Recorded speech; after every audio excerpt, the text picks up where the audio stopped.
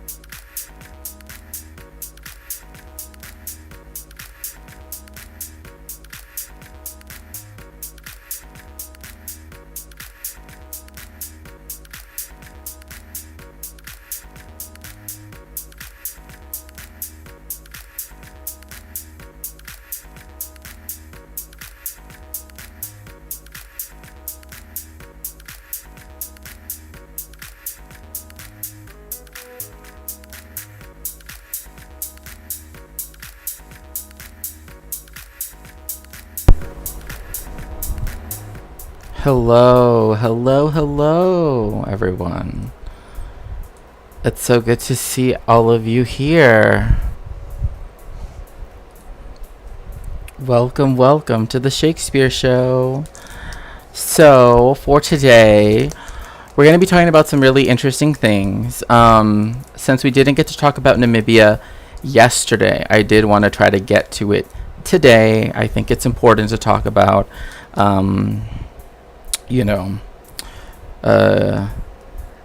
this fight. This Zweite Reich and all of that stuff, right? Because people always focus on the Third Reich, but they kind of forget about the second one, which was bad, very, very bad.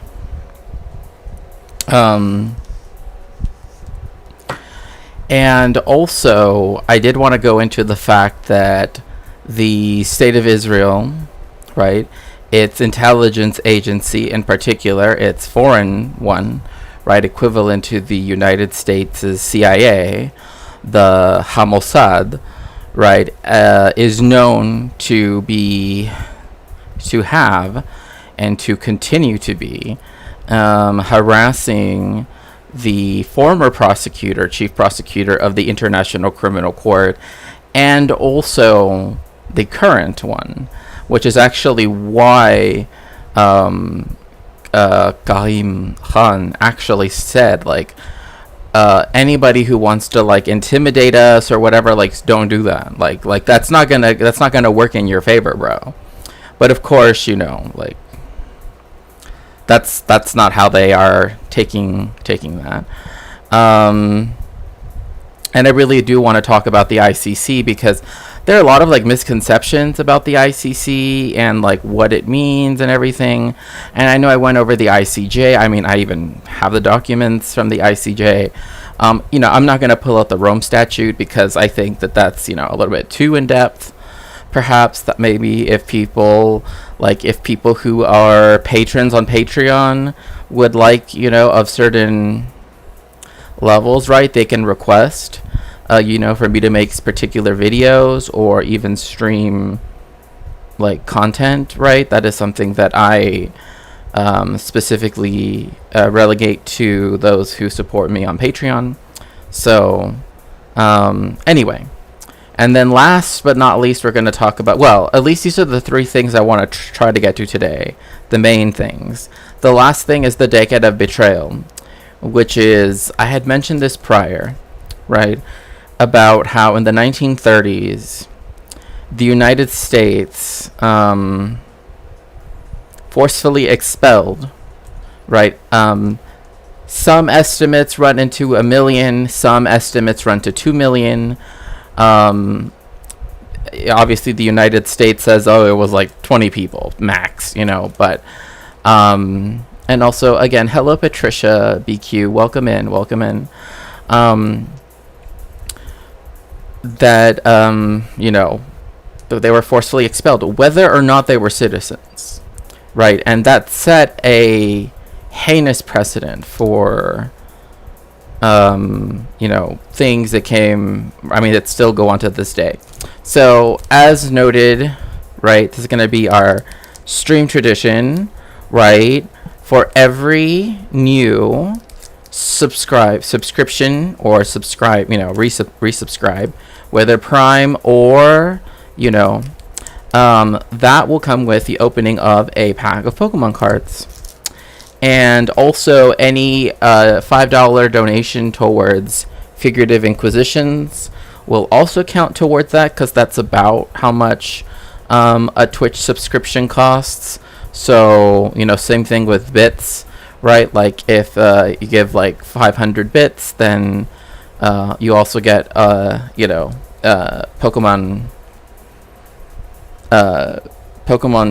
cards opened up.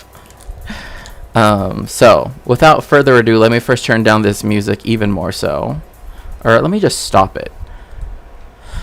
So, I hope everybody's doing well. I was really actually quite tired today, because I spent a lot of yesterday, like, writing and researching and just, I mean, literally living out, my own personal Pokemon card, right? Professor's research, right? So I was doing that. But then today I had to run like a whole bunch of errands, and like if driving in LA, how much of a hassle it is when it's like, oh, you thought we said this, well, we actually meant this place, and it's clear across the entire city, so have fun driving in traffic. So there was that. But dos is dos. I do have some snackaroonies with me, which are some cherries that I got. I love cherries, so. But regardless, yes, let's get ready to learn. And we've almost hit the sub goal for this week, which is 20. So 6 more, and then on YouTube, we are so close to getting to 500. Close enough, It's close. It's anything more than 1 subscriber is close to 500, right? So then that way we can do what's it called? Super stickers and super chats, right? This news is funded by viewers like you. Please support our work at democracynow.org/give. Early last week, the chief prosecutor of the International Criminal Court made headlines around the world when he announced he was seeking arrest warrants for Israeli Prime Minister Benjamin Netanyahu and Defense Minister Yoav Gallant on war crimes charges over the assault on Gaza. In his official announcement, Karim Khan also issued a warning. It is critical in this moment that my office and all parts of the court continue to conduct our work with full independence and impartiality. And I insist that all attempts to impede, to intimidate, or to improperly influence the officials of this court cease immediately. Khan did not specify what he was referring to regarding attempts to intimidate the court or interfere with its work. But a joint investigation by The Guardian and the Israeli news outlet 972 this week reveals how Israel has run an almost decade-long secret war against the ICC in an attempt to derail the court from filing war crimes charges against Israeli officials. The report details how Israel surveilled, hacked, smeared, and threatened top ICC officials, including Khan and his predecessor, Fatou Bensouda. The investigation reveals that the former head of the Israeli Mossad, Yossi Cohen, personally threatened Bensouda, telling her... So this is like something that I think is actually, quite frightening. And that is the fact that, there are people, right? There are people that think, oh, that this was justified, right? As if somehow it's ever okay to do something along these lines. And I actually do have the article from 972 magazine right here, right? Shikha Makomit, right? Local call, right? So for nearly a decade, Israel has been surveying illegally, by the way. This is illegal surveillance. International criminal court officials and Palestinian human rights workers as part of a secret operation to thwart the ICC's probe into alleged war crimes. So, what does this mean, right? It means that they literally, like, how they keep bringing up, well, like, Israel has its own its own independent court system, so that way it can deal with it with the rules of complementarity and the Rome Statute. Which, I mean, again, that doesn't really... Well, one, Israel is not a party to the Rome Statute anyway, so that doesn't matter. Like, if Palestine had its own court system that could handle such cases for the people who had their arrest warrants, who are Palestinians, they would be able to make that case. Israel really can't, right? And so this was done by 3 different news organizations, right? Plus 972, which is the international calling code for Israel, local call, right? So the multi-agency operation dates back to 2015. Remember, 2014 is when the state of Israel, right?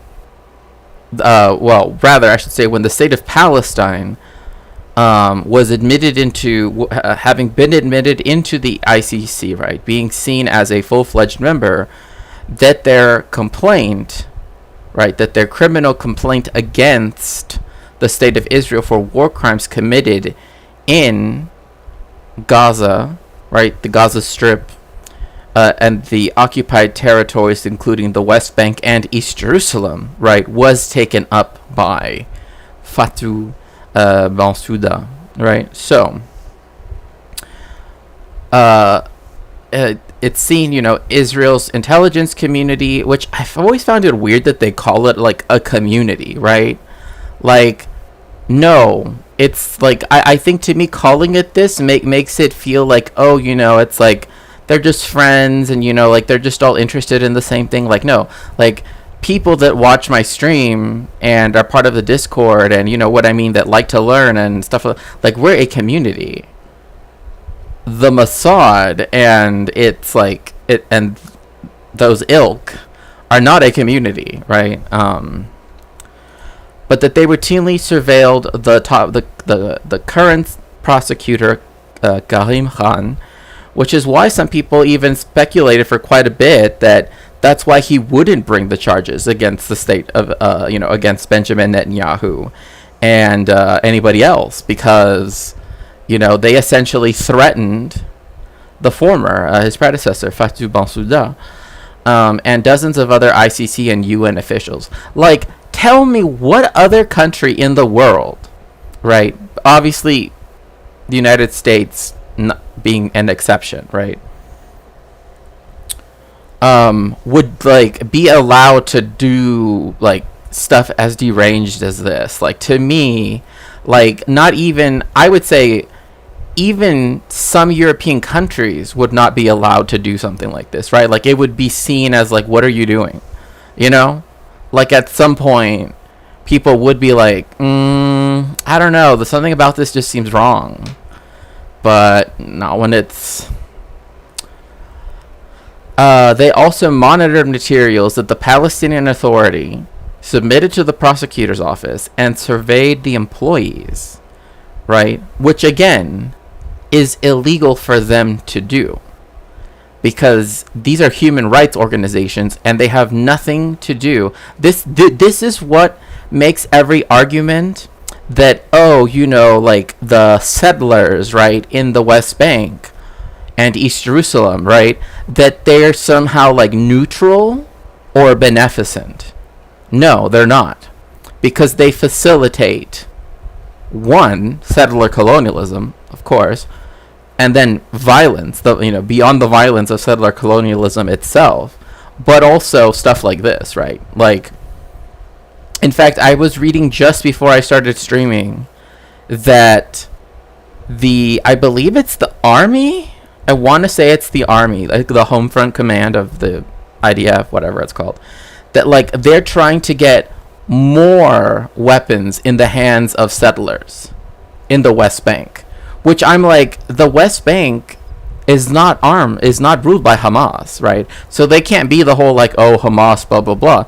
They're run by the Palestinian Authority, which specifically disarms people, right? Like, it tries to police the Palestinians. That's why many people see it as a collaborationist government, which in many ways, one could conclude that, right?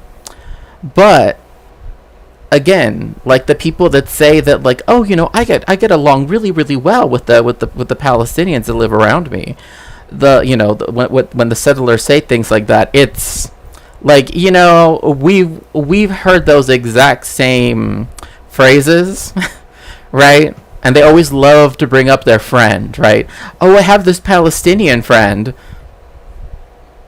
But for some reason, people are willing to give that credence just because it's like, Palestinians, I guess. According to sources, the covert operation mobilized the highest branches of Israel's government. To me, this should also implicate every single person involved in the security agencies and those that aided and abetted it, right? As, crimes against, one, war crimes for sure, and two, possibly crimes against humanity. But I don't know, because now I know people are going to come in here and be like, well, which specific one? I don't know. I would have to sit down and really consider it. But right away, I'm just like, this is obviously a violation of the law, right? Can we at least agree on that? Yes. This was a violation of the law, right? Just because I'm not going to cite you, chapter verse. I mean, I have the book, Genocide and in International Law, just over there, right? So I could cite you the precedent, but that's not the point, right? The point is that obviously this crosses a legal boundary, right? That's not supposed to be crossed, right? And not only that, but I think, and we'll go right back to the video in just one quick second. I just kind of wanted to show you, this article, and I'll put the article in the chat, goes in depth into what they did, right? But one thing I want to just kind of really bring people's attention to. Hello, Soul Life, welcome in. Hello. Tell Jen I say hi back, the anti-corporatist. I appreciate you being here. But what I think is most important is that, again, very obviously, it becomes a very, this is why we should be very skeptical of every single thing. I mean, just on, purely, obvious reasons at this point with the state of Israel, right? Whatever they say. But I want to quote you this part, okay? And this is before we get back to the video, okay? Quote, the intelligence information obtained via surveillance was passed on to a secret team of top Israeli government lawyers and diplomats who traveled to The Hague for confidential meetings with ICC officials in an attempt to, quote, feed the chief prosecutor information that would make her doubt the basis of her right to be dealing with this question, right? So this question dealing with crimes against, right, with the open charges by Palestine, right, against specific people in the Israeli government, right, for crimes against humanity, war crimes, genocide, etc. The intelligence was also used by the Israeli military to retroactively open investigations into incidents that were of interest to the ICC, right? Why did they do this? To try to prove that Israel's legal system is capable of holding its own to account. So they actually, but see, this actually proves the opposite. The only reason why they were even able to pretend to know was because they were trying to fool the ICC. Otherwise, they would have held no such trial. This is the reason why any defense that Israel tries to use this whole, the rules of complementarity, just, no. They can be, in my opinion, dismissed completely. Israel, the IDF cannot, this is what I don't understand. The IDF cannot, and I hope people, also understand that, how this is ridiculous. The IDF cannot investigate itself to find out whether or not it committed war crimes. Right? And if you want, I can actually, if chat wants, and we can do this, if we can fully fund the Figurative Inquisitions book, then I will bring up Tantura, that documentary, right? Where they're not only, right, willing to say, but they were willing to ruin the life of a historian who had them on tape. He still has the tapes. You can go to his house in Israel and you can listen to the tapes of them admitting and being proud of everything that they did. Okay?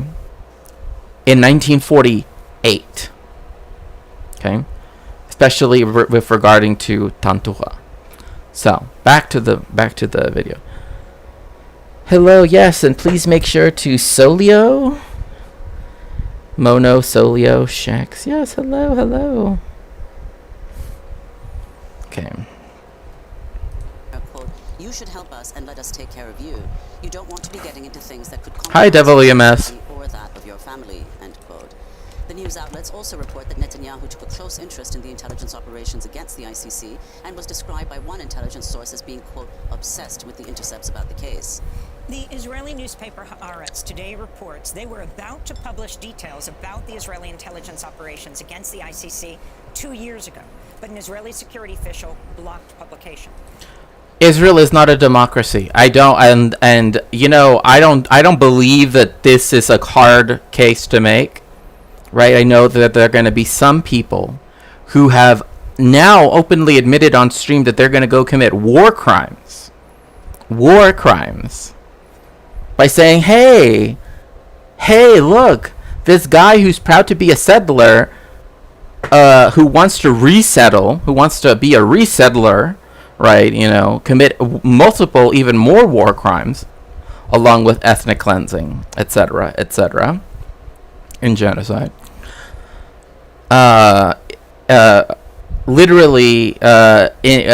This person was watching a debate between this settler and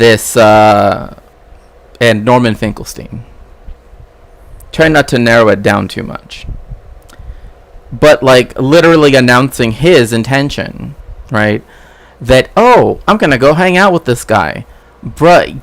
He is a war criminal. If you go hang out with him, that makes you complicit in war crimes. You know what I mean? This whole I'm a, that he just likes to debate. Fine, whatever.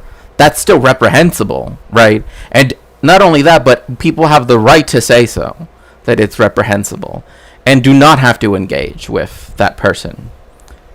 But now, literally, it's hey, I'm going to be shown around the sterile zone of Hebron by a war criminal. That means you're engaging in war crimes yourself. I hope you realize that. I hope somewhere down in your little, notes that you took down, when you were highlighting PDFs, hope that you figured that out. Reporter Germagido writes he was summoned to the office of an Israeli security official, was told if he published the story he would, quote, suffer the consequences and get to know the interrogation rooms of the Israeli security authorities from the inside, end quote. The arrest warrants sought by the ICC against Netanyahu and Gallant include starvation of civilians as a method of warfare and extermination of Palestinians in Gaza. Our first guest, Kenneth Ross, has a column in The Guardian newspaper published yesterday that begins, I should not be surprised at the lawlessness of a government that bombs and starves Palestinian civilians in Gaza, but I was still shocked by the shame.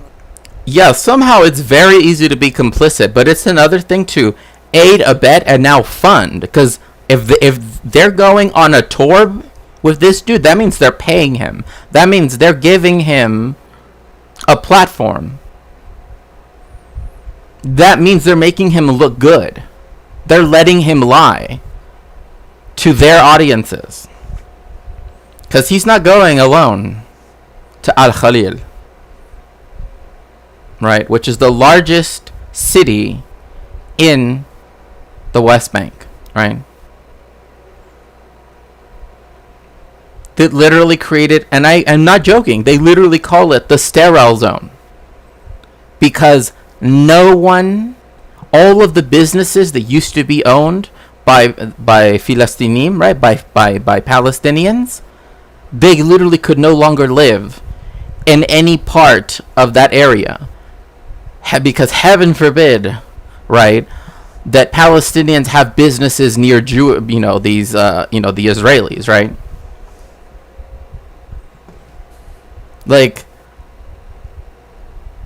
Like, what kind of meshugas is that? That doesn't even... But, of course we have to just accept it because blah, blah. No, we don't. We don't.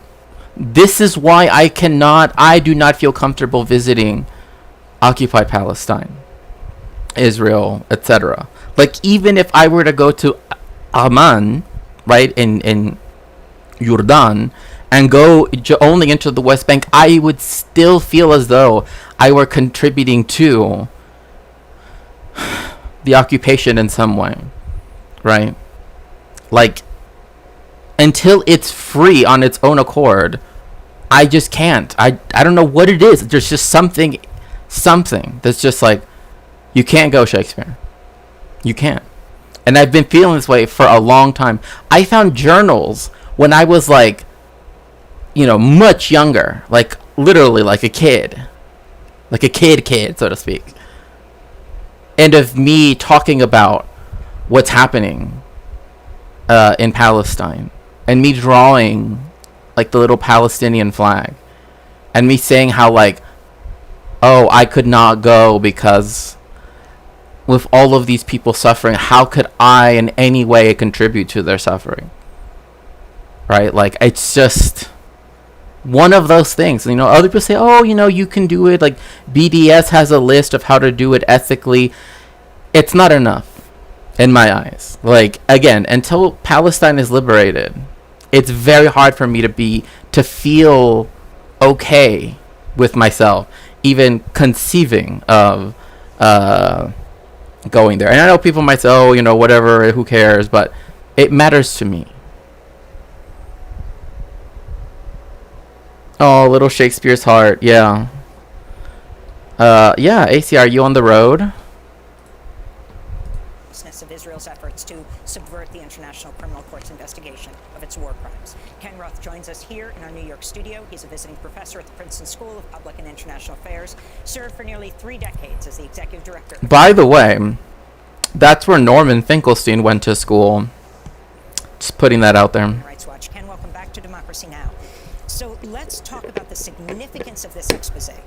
Yossi Cohen, head of Mossad, the intelligence agency extremely close to Netanyahu, for 10 years, leading this campaign to stop the ICC from bringing charges. Can you talk about the significance of this and how it affected what Fatou Bensouda did, the previous ICC chief, and then Karim Khan? Well, first, this is a crime. Karim Khan made that clear. I mean, when he issued that notice that any effort to intimidate or retaliate against prosecutorial staff will be an obstruction of justice, in essence, I thought he was referring to Republican senators who had threatened severe sanctions if Israeli officials are charged. But he clearly also had in mind. Okay, did people see when Lindsey Graham literally was talking about Hiroshima and Nagasaki?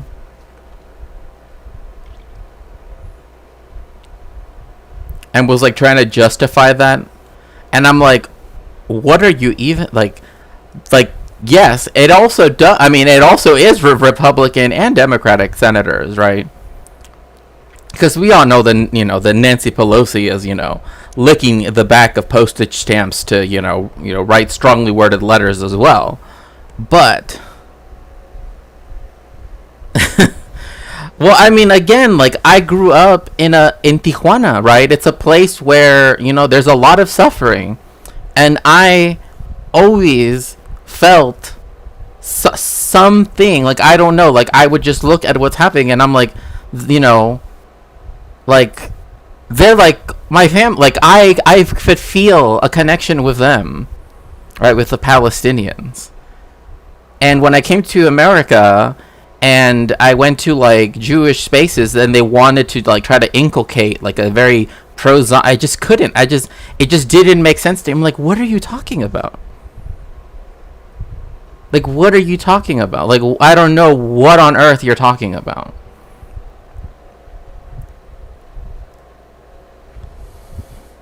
But anyway.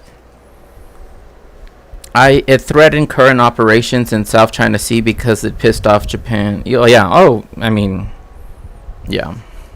What the Israeli Mossad had been doing, mainly to his predecessor. Now, what's interesting is the Israelis clearly misjudged Fatou Bensouda. One person is quoted as saying they thought of her as basically merely black and African, so who cares, as they put it.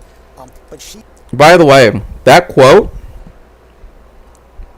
they really said that. Like, that's a direct quote. He's not Kenneth Roth is not kidding when he says that's what they thought of her. They said that she's, if we need to hear it again, the Israelis clearly misjudged Fatou Bensouda. One person is quoted as saying they thought of her as basically merely black and African, so who cares, as they put it. that's a direct quote from the Israelis. Remember, these are the same people that will literally bring out the token, Ethiopian Jew when they get the chance. Right? These are the people that will literally do that. And remember, as I've said before, when it came to rescuing, however you want to word what happened with Ethiopia, Sudan, right? All of that stuff that happened back then, right? There are two chief rabbis in Israel, right? There is the Ashkenazi chief rabbi of Israel, right? Washing dishes for a few. Okay.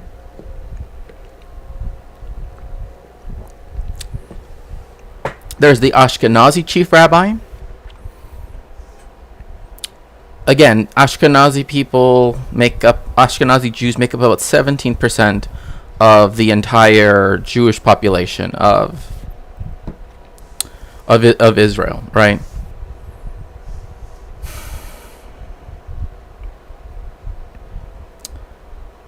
Right, and so they have their half of the power over the rabbinate is given to them, right? The other chief rabbi, right, is the Sephardic chief rabbi, and under his aegis, right, everybody else. I'm not joking. Everybody else. So when he makes binding rulings via the rabbinate, the Sephardic chief rabbi stuff, right, affects Mizrahi, which there is a contention about whether or not people should use that, right? But just here for summary's sake, right? Mizrahim, right? Beta Israel, right? People from Ethiopian Jews, Jews from India, Jews from pretty much anywhere else, right? They are subject to the Sephardic chief rabbi stuff, right? When it came to determining, right, when it came to the question, who is a Jew, right, for the Ethiopian Jews, that again, the almost entirely Ashkenazi, high command of the Israeli government, which it was founded that way, it still is pretty much that way. I think every prime minister in Israeli history, I'm pretty sure all of them have been Ashkenazi. I don't think there's ever been one that's ever been fully Sephardi. Because there might be some, like the mom, right? But your mincha comes from your father. But again, that's neither here nor there. When it came to the question of whether or not they should, admit them as, consider them Jewish people, and therefore extend, right, the right, one might say, of them being airlifted and being brought to, because essentially they were being held for ransom, right? That's part of the story. It's not the full story, it's part of the story.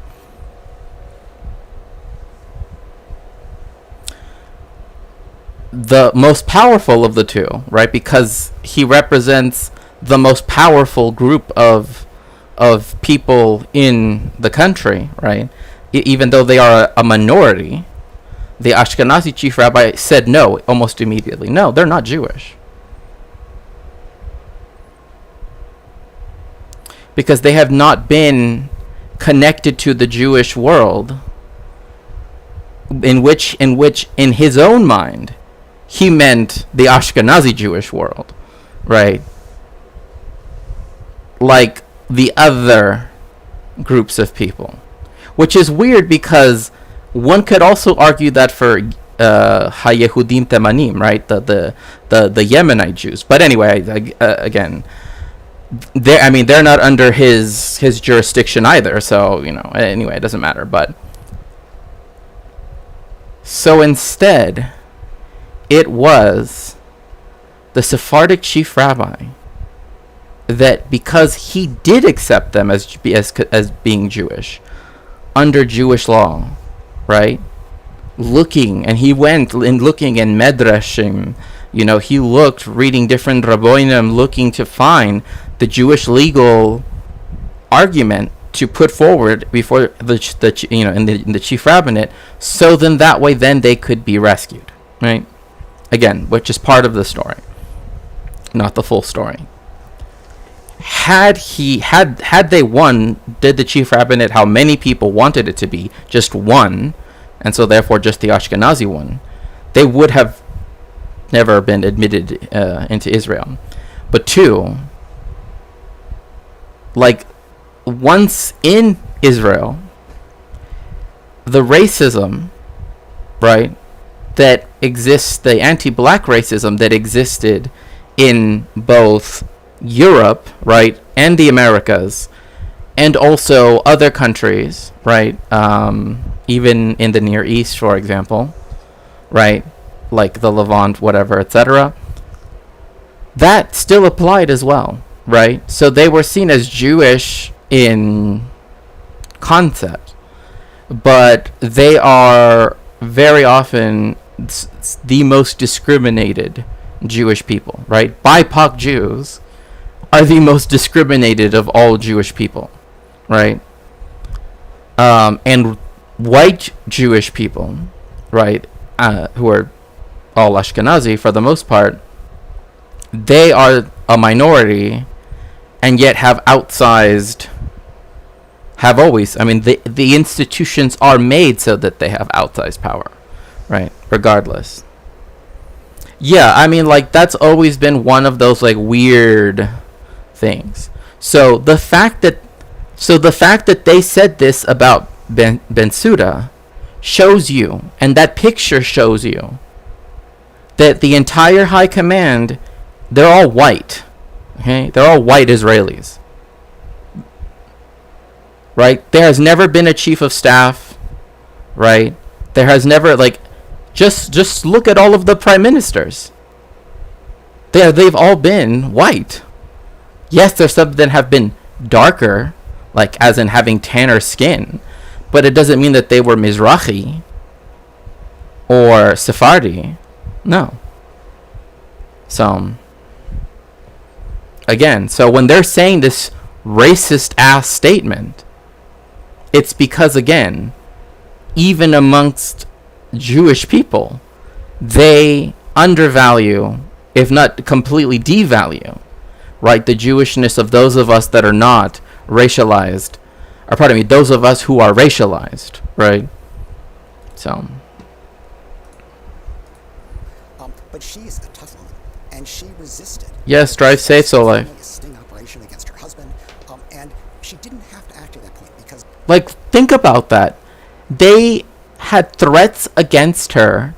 They did a sting operation against her family, against her husband. Like, imagine that. And again, this chief justice, this chief prosecutor, she is not from the United States, right? Where at least there's this supposed veneer of protection by the United States government against, officials in high places. She's from the Gambia, a tiny, tiny country that has no real political power, right? It has no real, and so, it literally was a British colony carved out because they wanted access to a river in French West Africa. Like, that's, like, it's tiny. So the protections that she could have had were not there, right? And yet this is the person whose family and whose own person, right, whose own, was being harassed, attacked, defamed, and threatened by the security community of the State of Israel. The court authorized the investigation to go forward in February 2021, near the end of Bensouda's term in June 2021. So she could have just sat on it and let Karim Khan, her successor, take over. She didn't. She actually opened the investigation a month later. And so this really speaks to her bravery, and this effort backfired.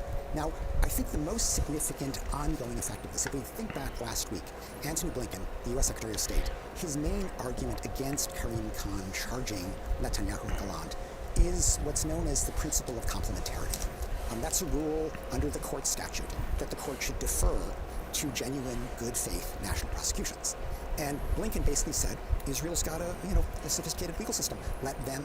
And no, it does not. It literally does not. Like, again,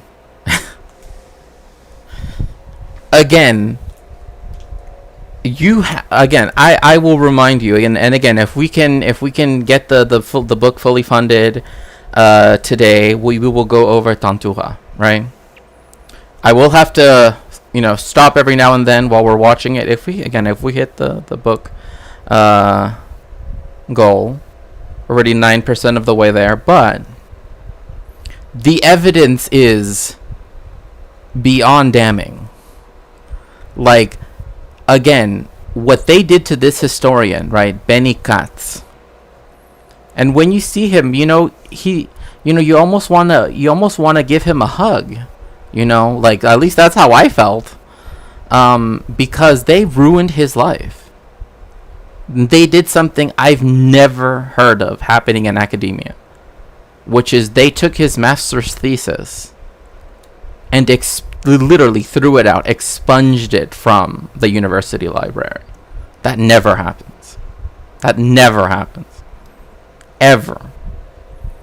I won't go into all of the details right now, but I'm telling you, like, the story of Tantura, it's bad, Handle it. What this shows is that very bad discrimination. Israeli investigations are not about securing justice; they're about obstructing justice. And we've heard about this for years from Betrayal, for example, the leading Israeli human rights group, that calls these whitewash investigations. Whenever there's some incident and there's international outrage, Israel announces an investigation, you then never hear anything further. But the announcement of the investigation pushes things off. They did something very... That is literally, again, this is what I was saying earlier. This is why, when we were looking at the article itself, is the State of Israel does that, and the way in which it was able to preemptively do so to try to get the court to stop its investigation, right, on the State of Israel, was by them listening in, right, eavesdropping illegally, right, trying to find who knows, like, we really do not know exactly the full breadth of this operation, insofar as, like, we know what we know, right, but we know that there's more, right?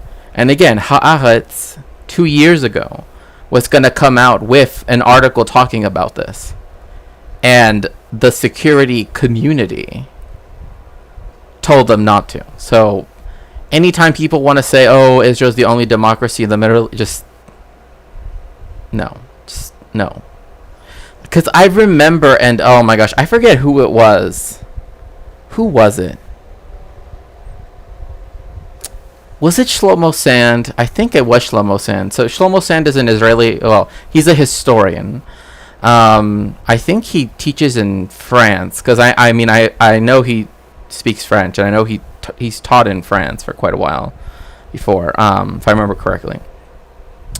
But no, I think he's at Tel Aviv University. Anyway, it doesn't matter. But the point being that once he said that, like, the reason why he got away with saying something, right, in whatever, right, was because of the fact that he was Jewish, right? That, like, because Israel is an Israeli / Jewish, quote unquote, right, supremacist society, right, that like him having written something like that, like because he's Jewish, that's why they wouldn't take it down, right? If that makes sense, right? It's kind of like in the U.S. if you're like an Anglo-American, right?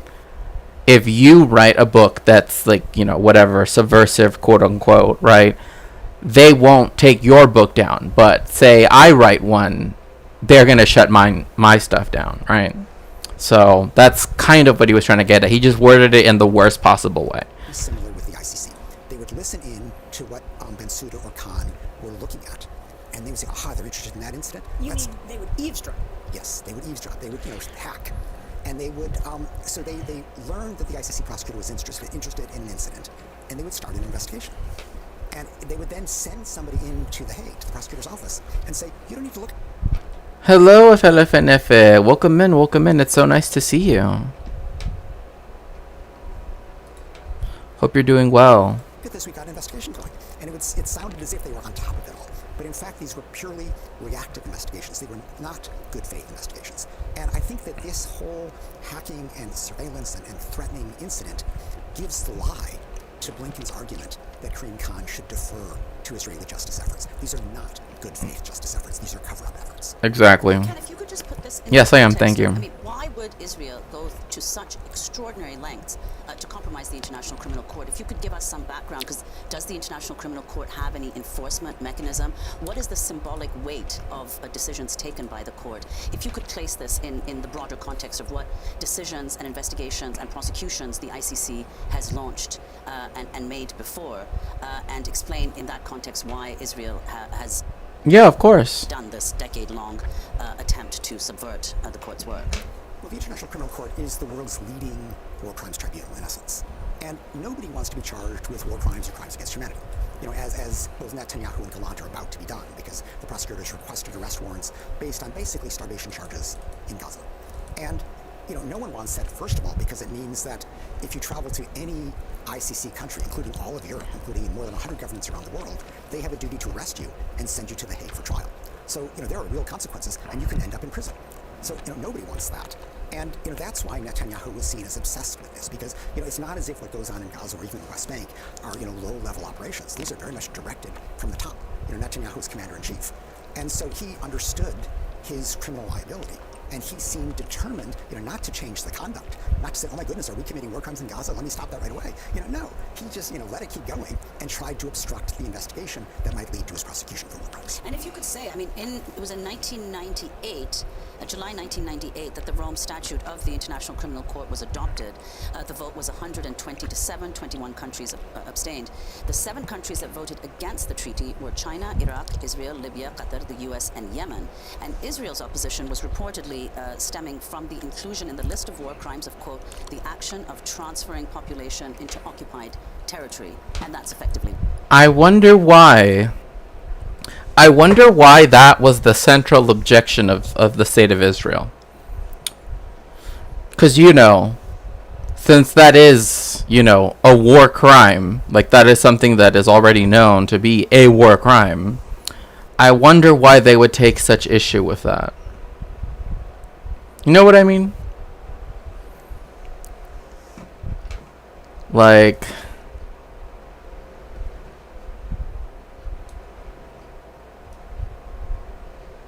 I don't know, it seems a little bit like they're kind of telling on themselves when they kind of say that. Like, oh, yeah, us doing something that is well known and well documented as being a war crime. Yeah, that's the reason why we don't want to join this court, because then we would be subject to it. What's happened? Well, what we're speaking to now is something that has been going on long before this Gaza war. The settlements are war crimes. They violate Article 49 of the Fourth Geneva Convention, which prohibits... Exactly.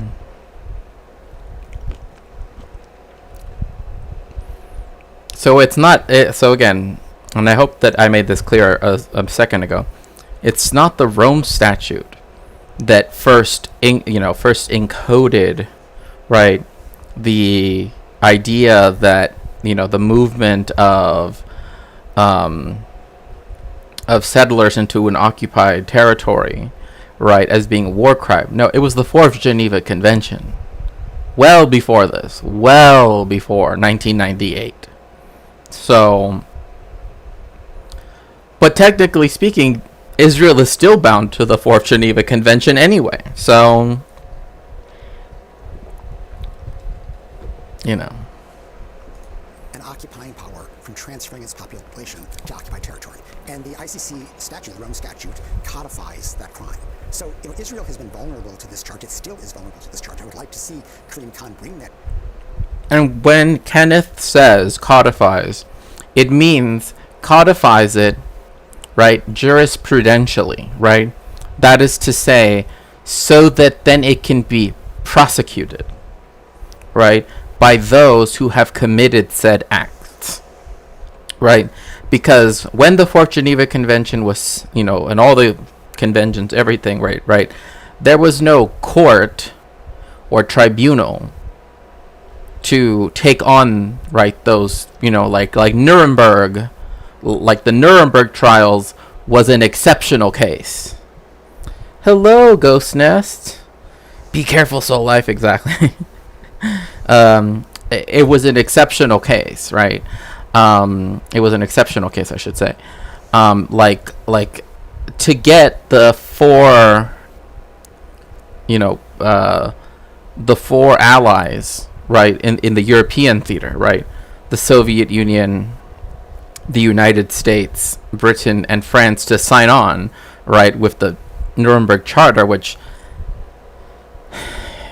was in November 1945, right? For them to all agree on what essentially would like how it would proceed, right, was to first create specific categories of crimes, right? Like crimes against peace, right, is like one of the categories, right? And that's one of the things that I believe the United States took on as its under its mandate, right? So different countries, right, different justices from the four different powers had different took on different roles, right? So like the French did, I forget which category it was. I do remember the United States did crimes against peace. So charge at some stage because it's a straightforward case. There's no complicated facts behind it. It's just happening out in the open. So that is a vulnerability. The U.S. opposed, partly because of that, but also the U.S. was concerned with what's known as territorial jurisdiction. The fact that the court has the power to prosecute somebody for crimes committed on the territory of a court member, even if the person's own country has never ratified the court's treaty. Now, the U.S. hated that because it could mean that Americans are vulnerable. And indeed, there was an investigation that Fatou Bensouda opened in Afghanistan that threatened Bush-era torturers. But the U.S. gave up on that objection because it was territorial jurisdiction that the court used to prosecute Putin in Ukraine.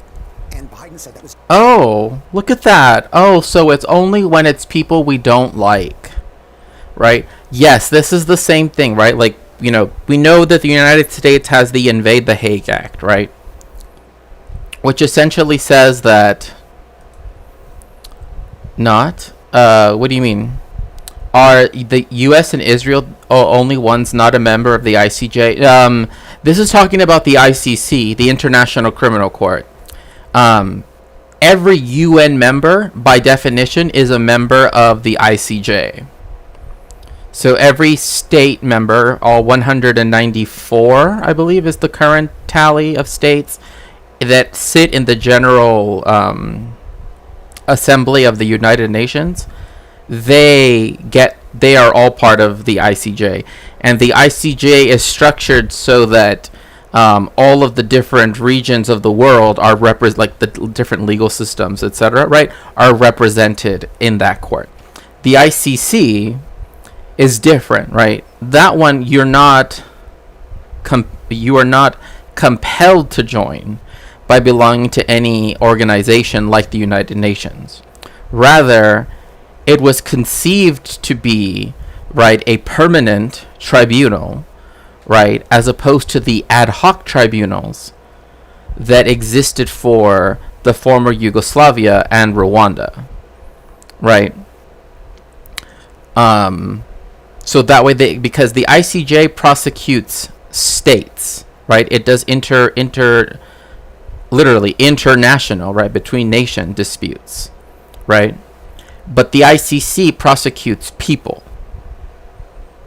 And that's the difference between them, right? Because like a person can be criminally liable, right? But et cetera, right? But yes, that they use that argument because the ICC, right? Exactly. But they use that argument because it means that yes. For example, my home, like Mexico, right? My home country, right? Is a member of the ICC, right?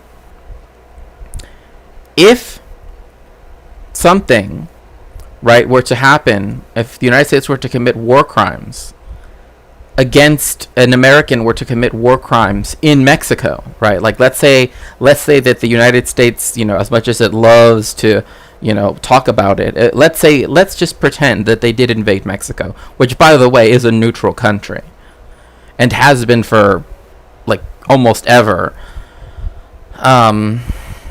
Let's say, right,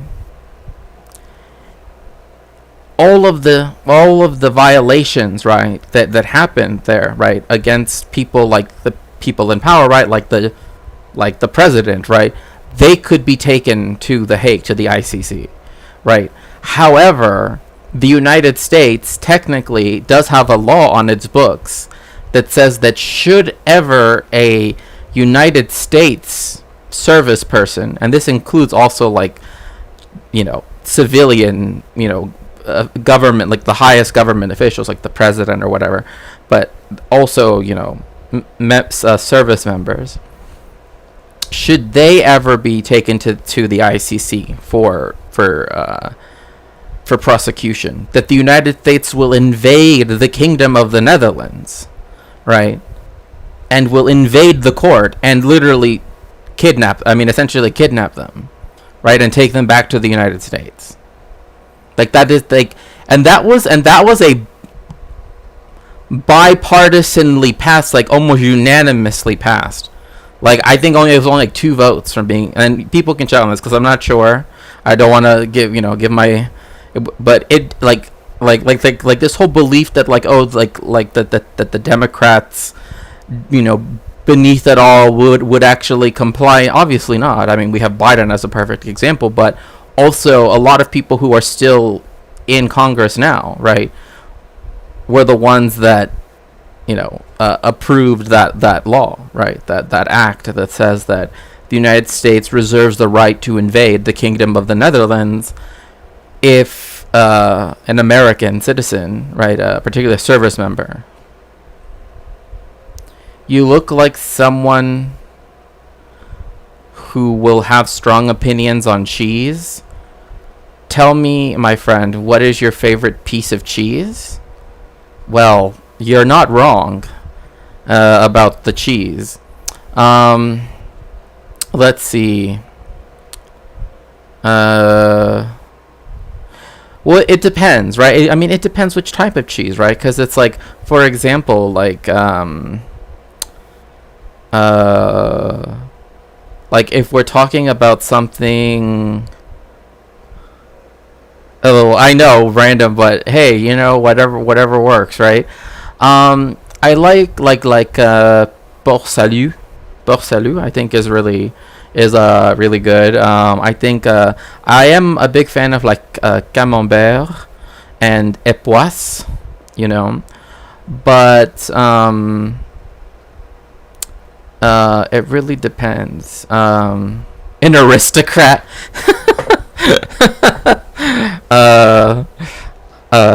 It's. I mean, you're asking me what are my favorite. I mean, I've had a lot of cheese. I don't know what to say. Like, because I like cheese. I don't know.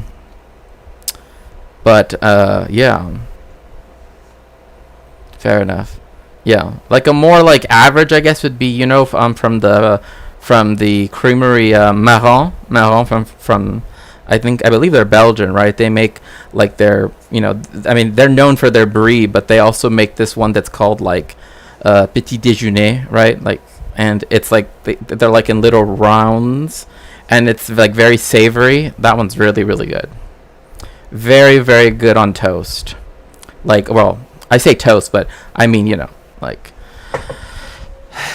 a slice of a batard or a boule or something, right? With some, I like myself good old mozzarella. Well, hey, that's always that. Mozzarella is one of those, like, you have to have it. Have you ever tried cotija cheese? That's like,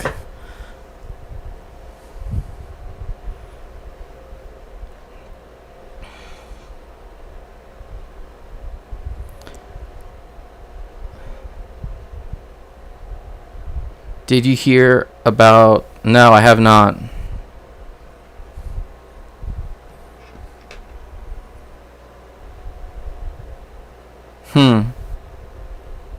Weird. Was it like one of those old ones? Like the one, because like if you're in Europe or something, like there are some places where it's like it looks like it should be. Oh, it's a dad joke. Oh. He couldn't see that well. Aha. Sorry. Took me a second. In fact, Lindsey Graham, the leading Republican senator, led a unanimous resolution in the Senate that affirmed this use of territorial jurisdiction. So that objection is gone. They still say, oh, well, Palestine's not really a state. But the court has addressed that already and said, the UN General Assembly found it to be a non-member observer state. That's sufficient for it to ratify a whole host of human rights treaties that we should welcome, as well as the Rome Statute of the ICC. So that objection is pretty much gone. And that's why Antony Blinken fell back on this principle of complementarity. You should defer to good faith Israeli investigations. And what this latest... Nothing Israeli is ever done in good faith. What about bread? Oh, so like I like to make different types of bread. I usually make like a homemade like boule, right? I like dad jokes. Yeah. No, it just took me a second. I was just like, I'm like literally thinking like, oh, like we're talking about cheese and and I'm for some reason I'm thinking about like Europe, and I'm like, well, I have heard of people that were like blah blah blah, thinking, and the like, yeah, there are people that actually have like tripped into wells, but they weren't that deep. Anyway, I'm not gonna go. What were we gonna say, Soul Life?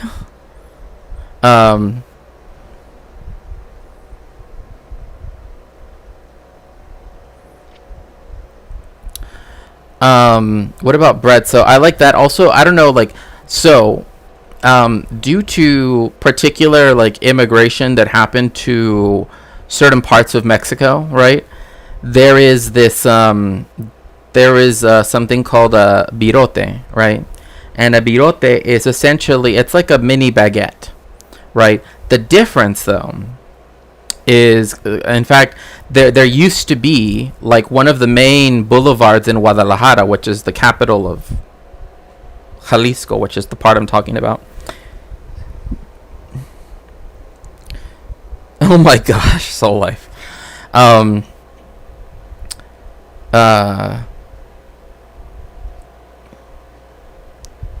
It's funny, Soul Life, and in the Philippines, I remember when I lived there, that there at McDonald's they sell fried chicken, and they don't give you unlimited drinks, right? Like, that is to say, you can't get refills, but you can get unlimited gravy refills. So there's that. So birote, right? It's baked, right? It's very much like more of a like a, and I would say this, like, si vives en Chile or in Argentina, right, where again the traditions are more generally closer to like Italian or French, right, styles, right? Guadalajara kind of has that element to it, because there used to be a whole area called La Colonia Francesa, right? And the main boulevard there used to be called Boulevard Lafayette. And right there used to be a lot of panaderias, and eventually they made like birote, and it's like, again, it's like a mini baguette. It's still, but some of them are still pretty big, right? And this is what you used to make tortas ahogadas, right? So torta in Mexico means like a sandwich, right? Not like in other parts of the Spanish-speaking world where it means cake. But anyway, and so but the difference between it and regular bolillo, which is what you see in the rest of the country, is that it is baked for a little bit longer, so it's more crispier, right? Again, because if you're gonna make the tortas ahogadas, right, you don't want the bread to get all soggy, right? Like you want it to absorb the spicy salsa, right? And it is very spicy, it is very spicy, and so you know what? Like I feel like after this we need to watch like a Mexican food tour and just like talk about it, if people want. Again, if with your donations, we can change subjects, of course. So the birote, right, and then it has le ponen sal, right? Le ponen sal arriba, right? And again, this is because its primary function, or not primary, one of its main functions is torta ahogada, right? So because since you're gonna put salsa on it and then eat, and usually like the filling is como lomo de puerco, right? So you know how like that needs like stuff to give it flavor, because that it doesn't really have a lot of flavor on its own. You know what I mean? So it's like that. Cheesecake. It's about to be the Jewish holiday Shavuos, and that sounds very good. Yeah, it is good, right? Like the only like if you go to Guadalajara, which I mean, if you're gonna go to Mexico, the two places people tend to go to are Mexico City, which we actually could talk about Mexico City in a little bit too. The other place is Guadalajara. I love Guadalajara. There's a lot of places that make tortas ahogadas. Again, it's like one of their unique dishes. But sometimes they give it to you, right? They give you gloves, right? Because it's like, porque están ahogadas, right? I mean, it literally means drowned sandwich, right? Like, right? So, but you eat it, right? And it has all like all of the salsa and everything, all the condiments and everything. It's really, really good. But for Shavuos,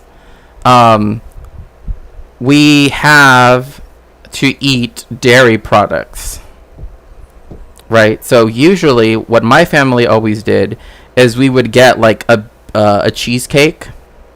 I mean, you can eat other things besides cheesecake, but my family is not a big, like I know some people where they make 7 different types of mac and cheese essentially. I mean, that's what it feels like to me anyway. It's just like 7 different Velveeta flavors essentially, But for Shavuos, you stay up and learn, like the different mitzvahs of the Torah, because it's supposed to be the day, right, that Moses, right, received the Torah, right? It was Matan Torah, the giving of the Torah, right? So we celebrate that by eating dairy products, because those are the ones that you can eat right away, right?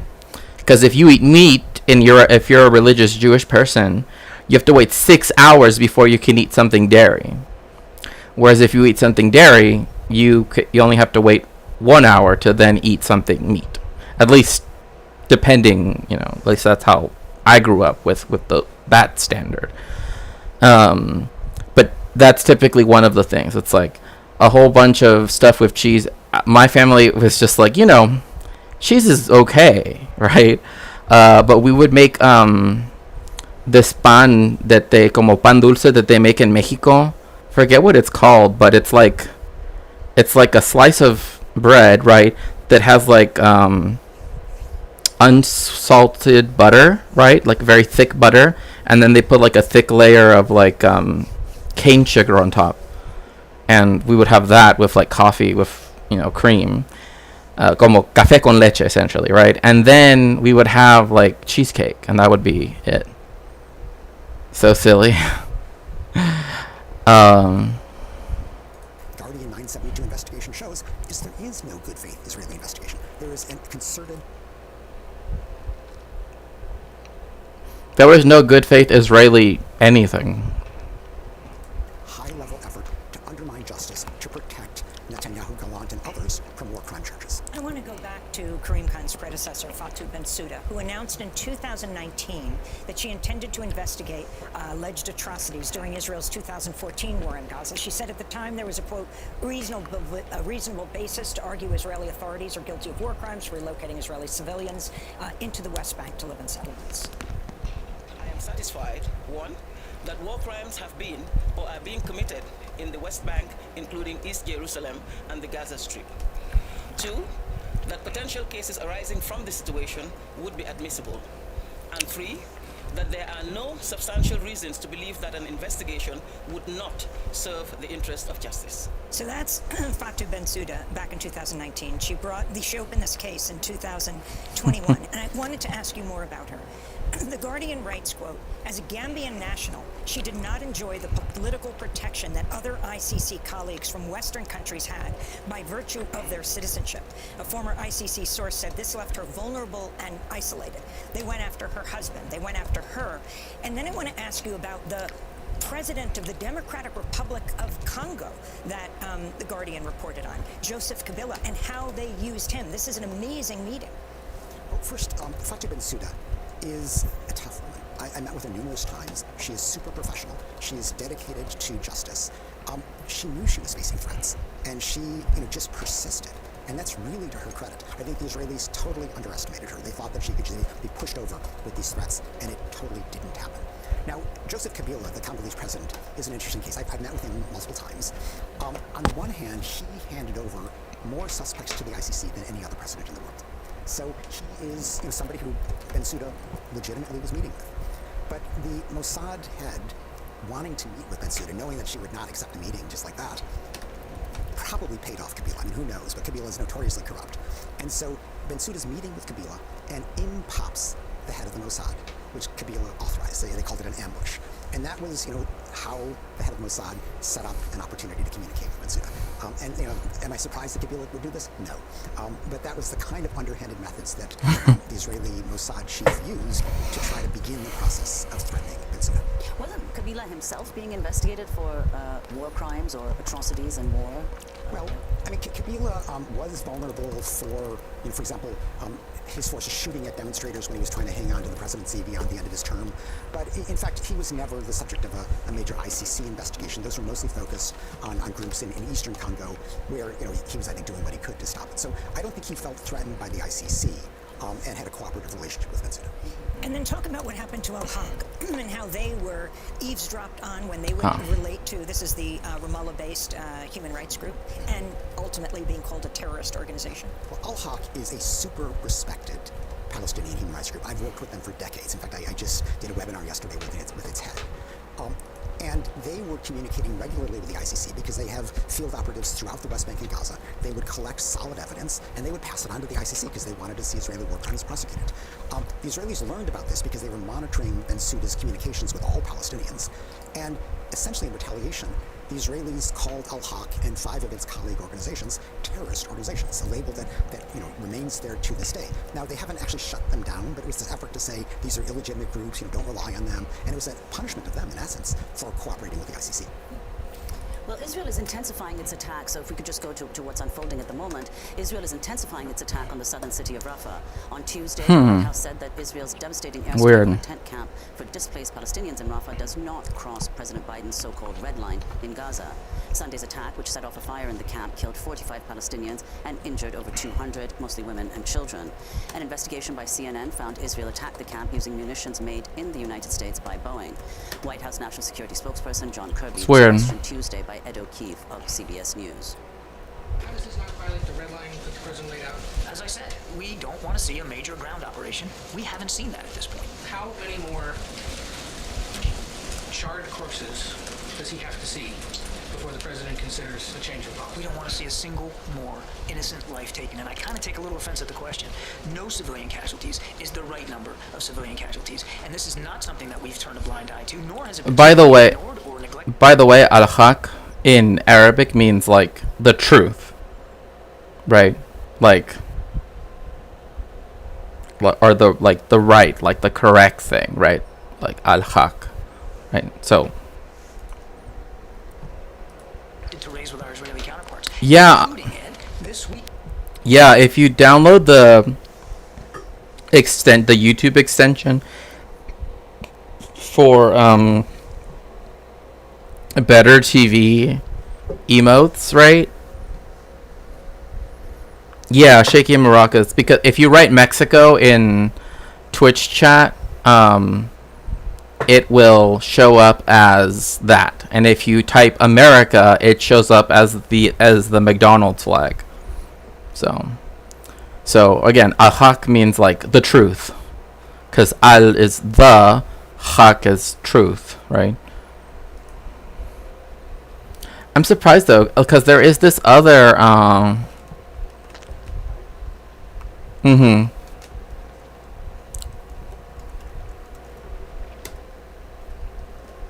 yeah, it's not working. I don't know. One of the things is not working. But oh well. It's fine with me. Again, as a result of this particular strike. Now, they're investigating it, so let's let them investigate it and see Yeah. what they come up with. So, Ken, if you could respond Uh, to Kirby's response. But if you download the BET TV, there's like an extension you can get for Firefox, and for it doesn't work on mobile though. It doesn't work on mobile, but if you have it, you can download it, and then all of the emotes I've chosen from BTTV will show up for you to be able to use in chat. Then overall, the Biden administration's position on this, and in fact on the ICC, which you referred to earlier. Well, Biden seems to have an endlessly movable red line.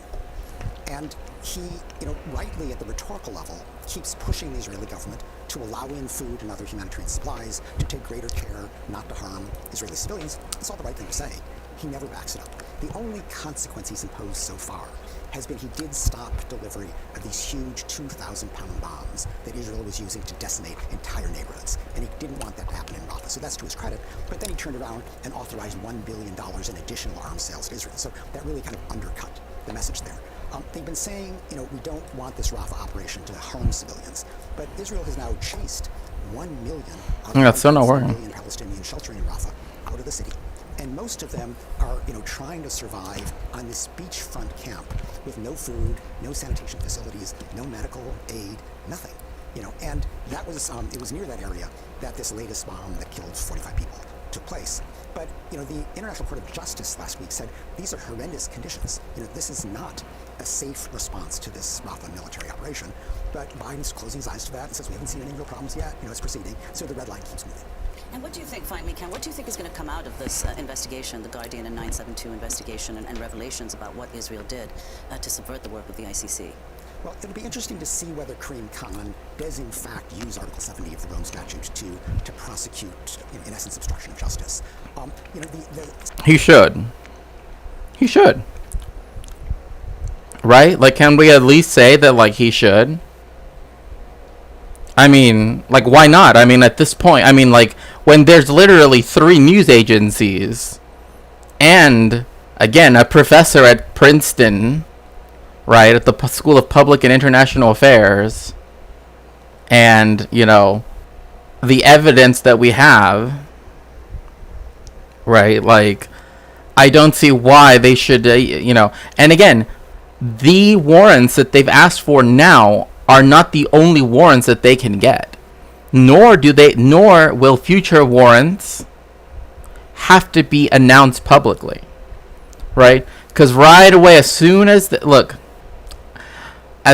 learned that they, like when I was listening to it, when I saw that they were doing both, right, the 3 people from Hamas, and then the 2 Israeli ministers, right, Benjamin Netanyahu and Yoav Gallant, I already knew. I'm like, they're going to try to spin this as they're trying to compare us to Hamas, right? Bruh, no. Like, if anything, right, it's Hamas that should be horrified. Like, you're trying to compare yourselves with us? Nah. Ain't nobody Netanyahu up in here. Like, no. Sense I got from his statement a week and a half ago was that he was not going to apply that retroactively, but if anything like this happens again, he would use it. I think the most significant factor will be that Israel is going to try to defend itself using this principle of complementarity, saying we're investigating ourselves. And I think the real effect of this investigation... I'm sorry, but do people also realize how ridiculous that sounds? We are going to investigate ourselves. Like, come on. Like, you know what I mean? Like, come on. Like, surely I'm not the only one that's like... So what should we watch next? Should we watch some crypto cringe? Let's watch some crypto cringe.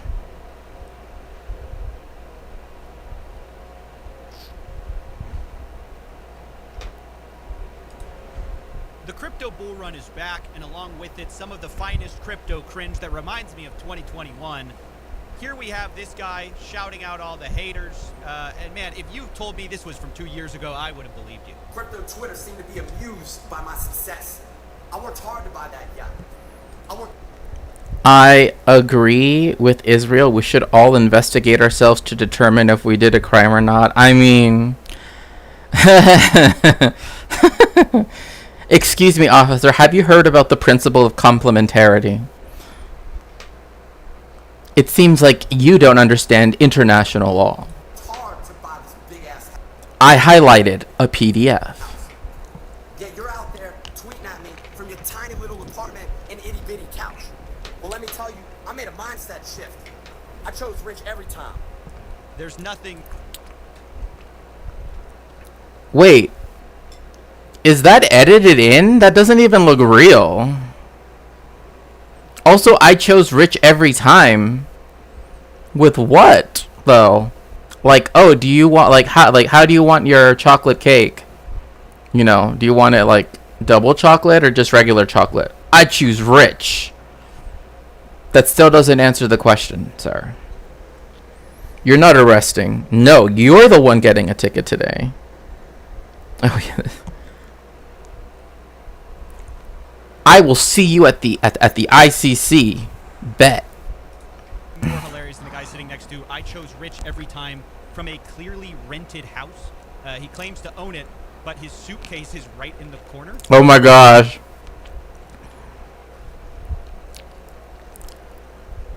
I mean, he's trying to make this his brand. I mean, but like, why go back to this though? Like, this is like not even like a current thing.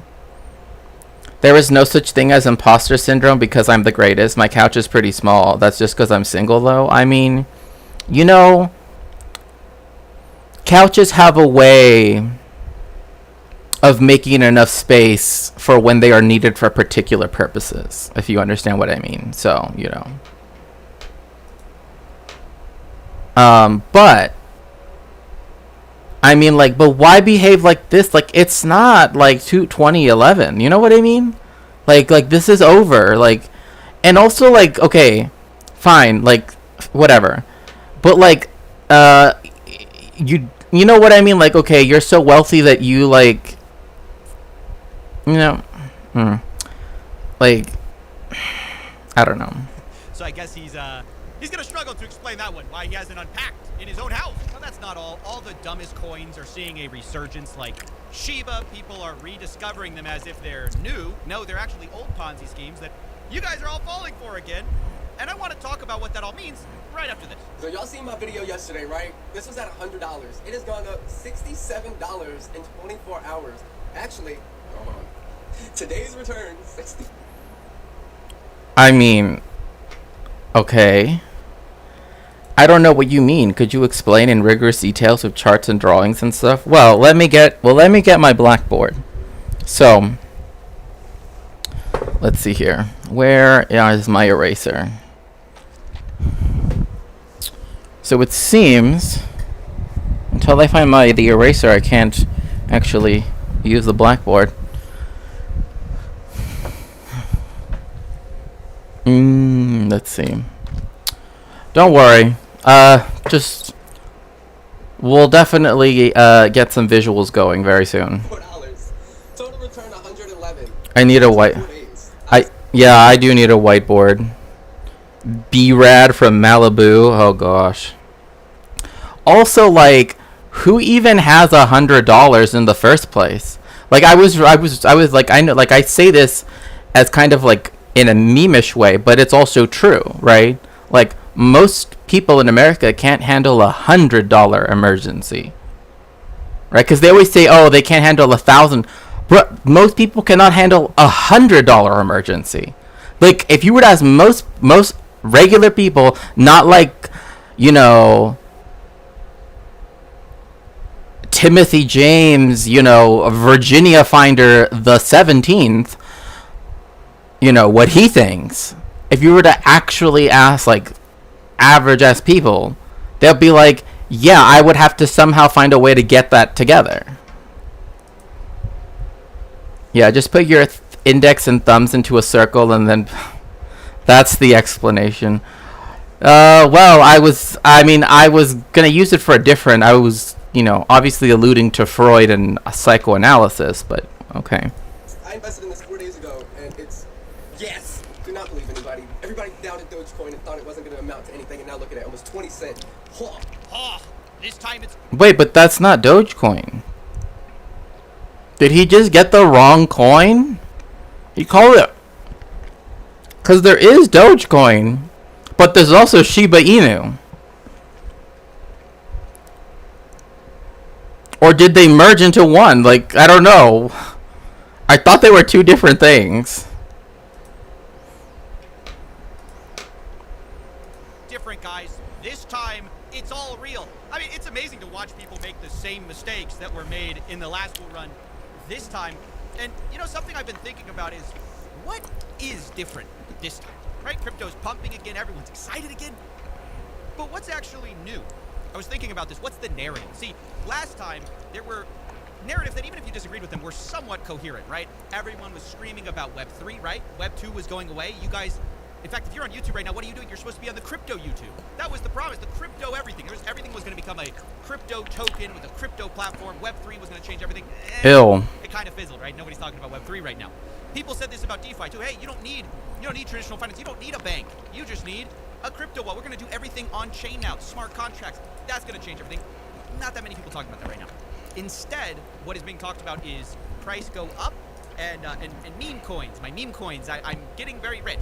That seems to be the last hope of the crypto narrative, which I find very strange and not. It's not encouraging. In fact, recently I saw this quote by Joe Weisenthal. He's a writer at Bloomberg, and he said, "There's not some new fundamental story that's being told this rally. There's not some new crypto use case that people are excited about that wasn't talked about 3 years ago. The only thing people are really excited about is flows. There's the new flows from the ETFs. And for that reason, he says, this rally is actually super refreshing. Usually you have to nod along as someone tries to tell you about the revolution in finance. This time, nobody's really pretending there's something else going on besides the price going up." And yeah, I actually think that's very true. Also, remember, for every subscription that we get on Twitch, right, we will open up a pack of Pokemon cards. Also, please make sure to like the stream on YouTube if you can. Of course, for every subscription, 500 bits or $5 donation to the book that's currently, which I'm trying to get on Throne, you will get one pack of Pokemon cards opened. If we get the book fully funded, though, we will talk about Tantua. So I've yeah. Oh.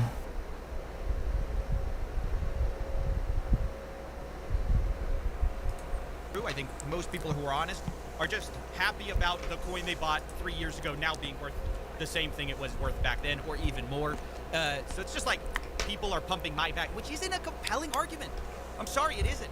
And these ETFs also, I don't think people are really thinking through. Like, okay, so there's this new Bitcoin ETF. That's why everyone's, Bitcoin shot to the moon. That's why all the other altcoins have been lifted as well. Usually when Bitcoin does well, all the others do pretty well as well.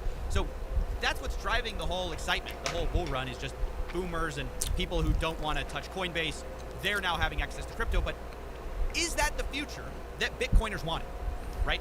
Because I thought the whole idea was self-custody. That's what I thought. I was told you got to have your own hardware wallet, you got to have your own crypto wallet that you control. Self-custody was the thing, remember? Now you're excited that the biggest asset manager in the world is holding your Bitcoin? What? I thought y'all were all about freedom, financial sovereignty.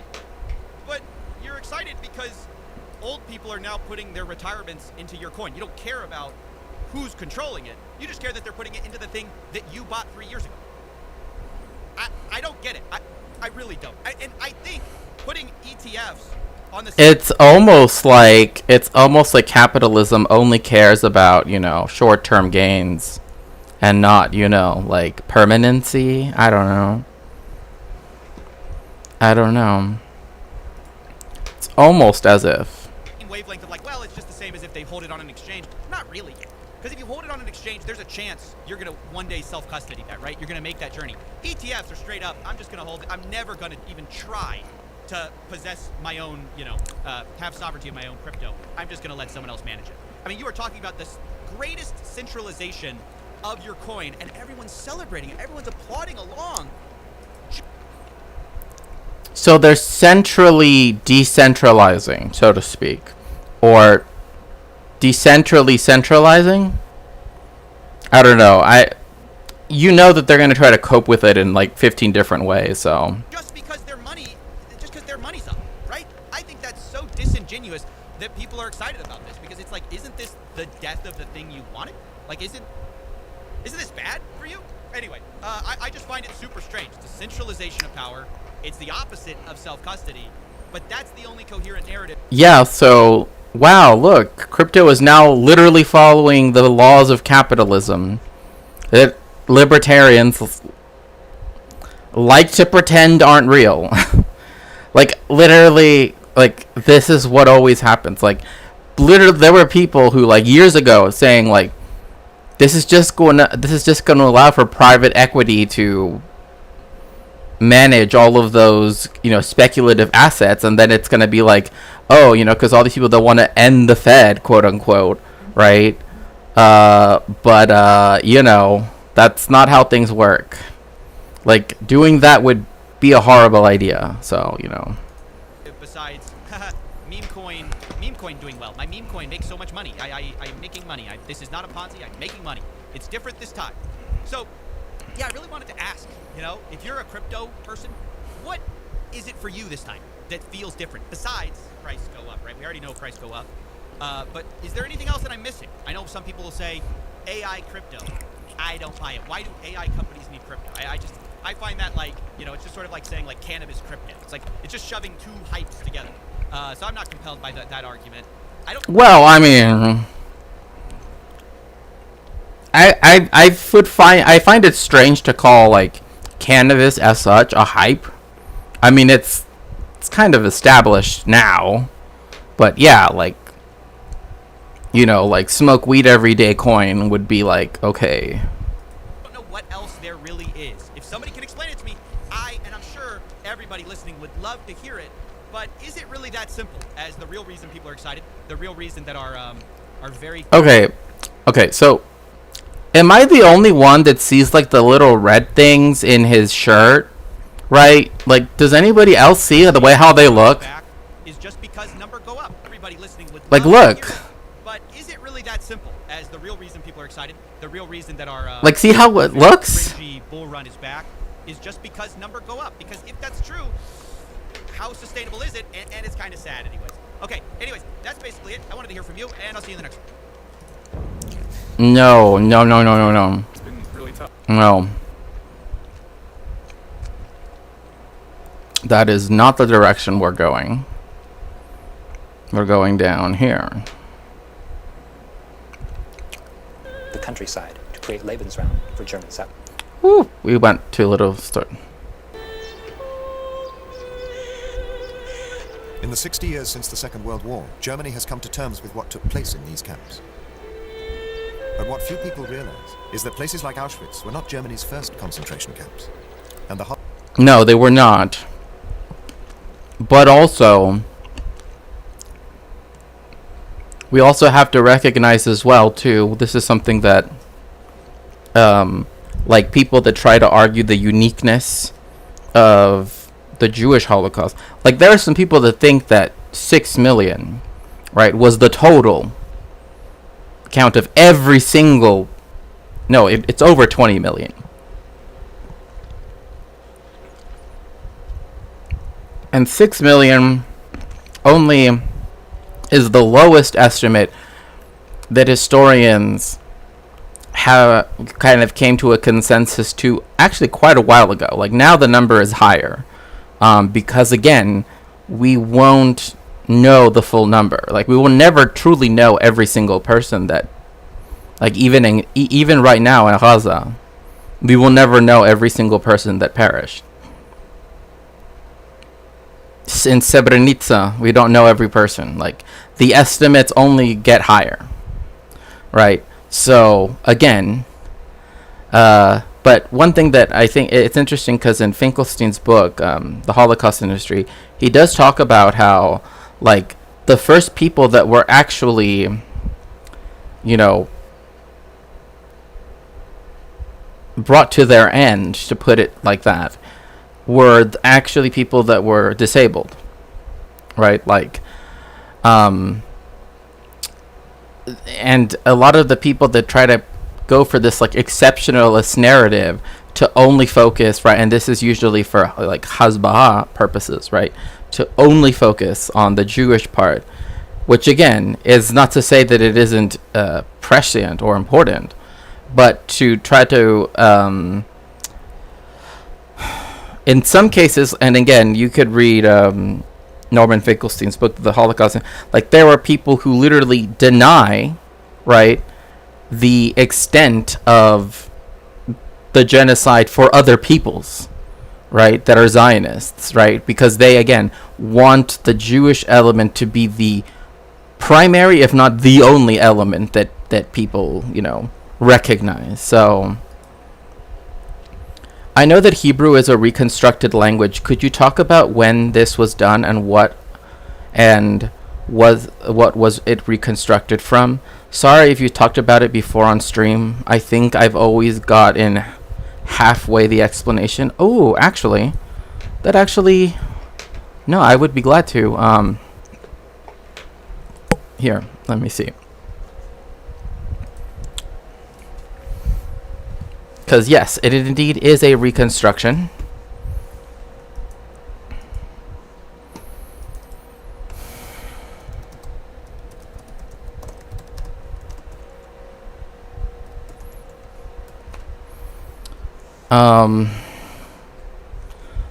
So okay. So do you mind if I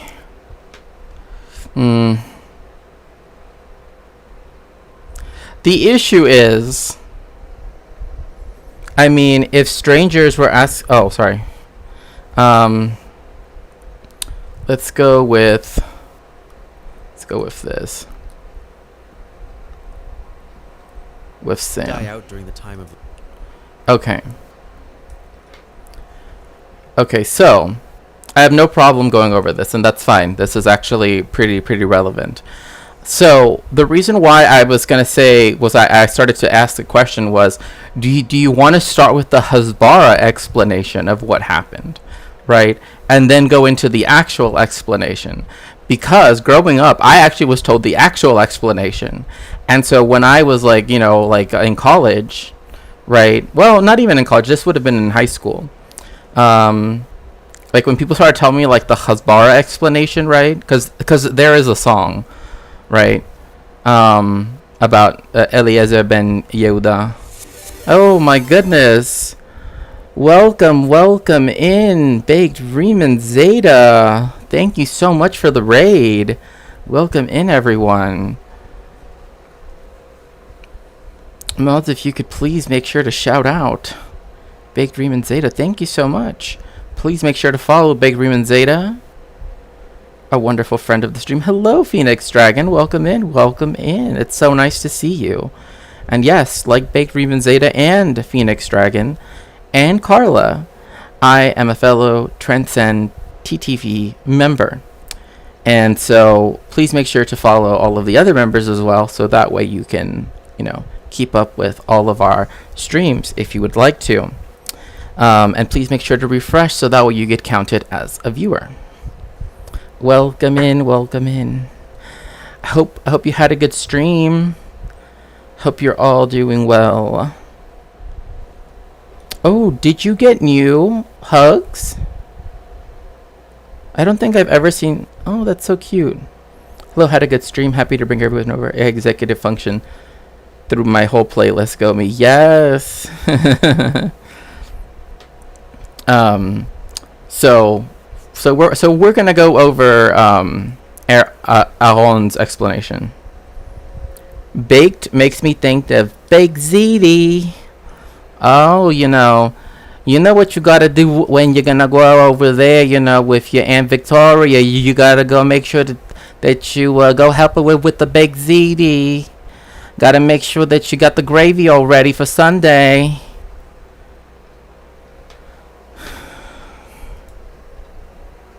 Back in 1999, I began a 3.5-year Hebrew course at my synagogue. By the way, Sam is like, okay, this is fine. I do not think that like this belief of you have to speak like in a specific way, right? Like with accents or whatever. I don't believe that. But I do find it kind of interesting that like Sam is from like California, right? He's from Pasadena. Right? But if you listen to him, you could almost think that he's like British or something, because he likes to kind of, and that's cool. Like, hey, that's fine. Like, I think if people want to do that, cool. I don't think people should be like, oh, but it's just like, one of those things. Yes, awesome. I just got home from work. Hello.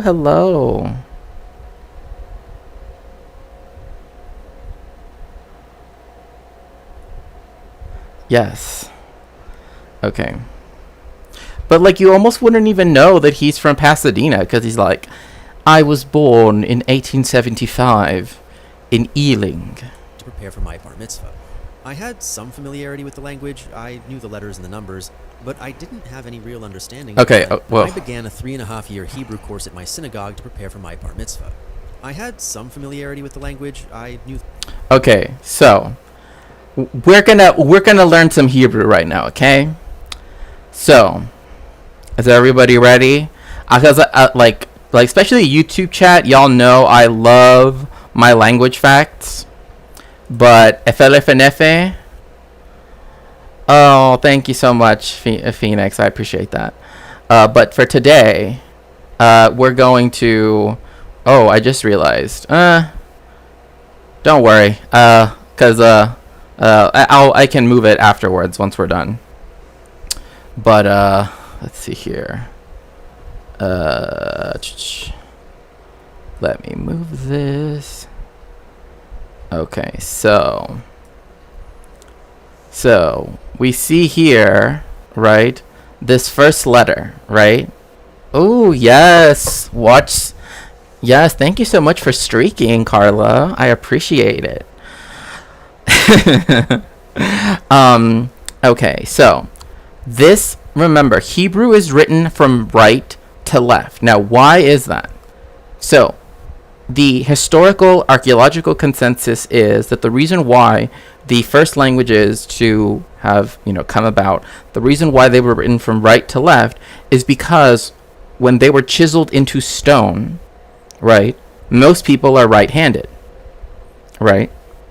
So usually you hold the, point, right, what the chisel, right, right, with your right hand, because that's your dominant hand, and then you hammer with your left hand, right?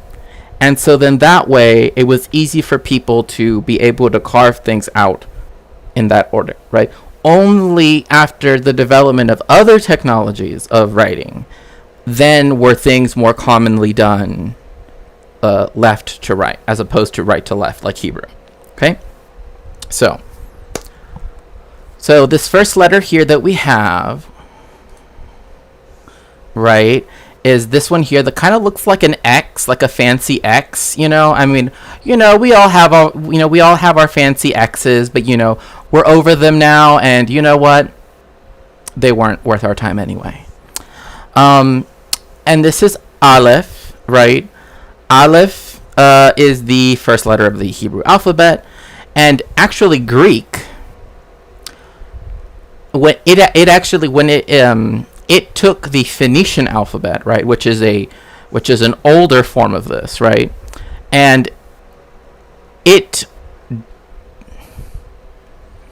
Hebrew, like a lot of it was done like in clay tablets, things like that, right? Because there once, so going further back into earlier history, right? Like in Sumeria, well, actually, no, Babylonia, right? Because we know like the Babylonian captivity, right? There was a, cuneiform, right? And cuneiform means wedge shaped, right? Cunei means a wedge, right? Cunei means wedges, and then form, form, right? And so Jewish people have always done this thing where we will write languages, right, using either the Hebrew alphabet, right, or use the alphabet of the culture around us, but write Hebrew words or Aramaic words or whatever it might be, right? So when it was still chiseled, when it was still put on tablets, it would have been done in that way, right? But when it was written out, it's very interesting that you actually asked that question, Nefe, because there are actually two forms of written Hebrew, right?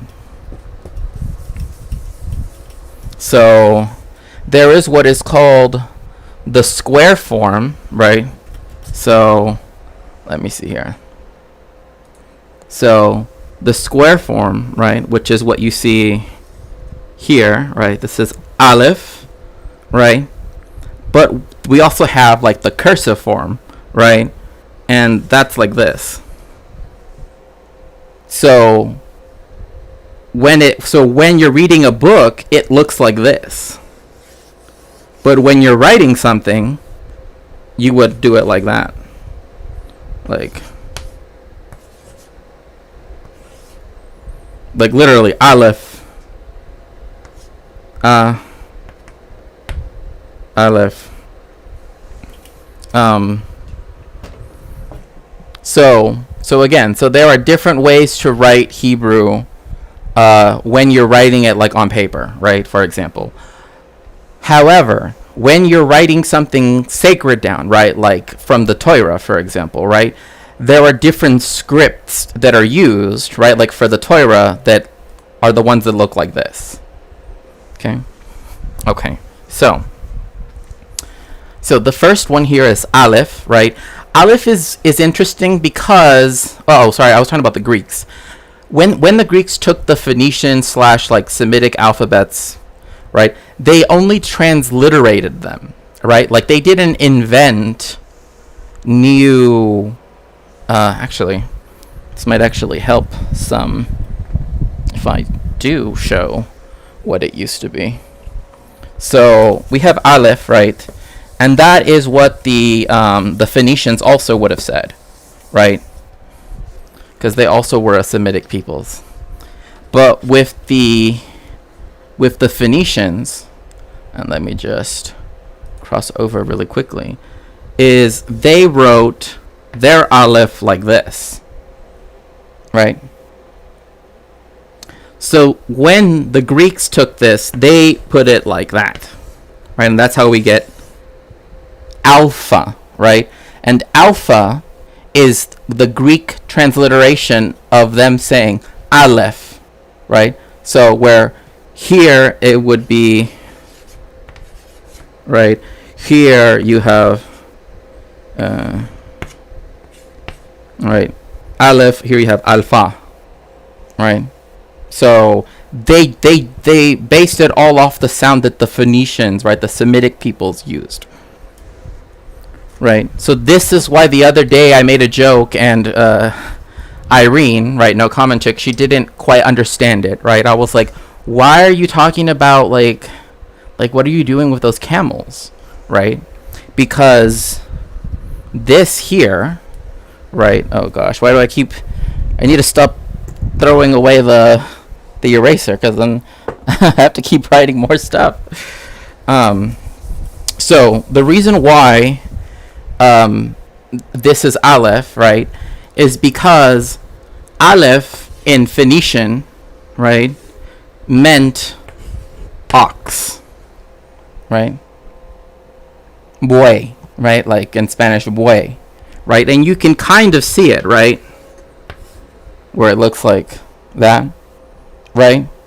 Looks like an ox.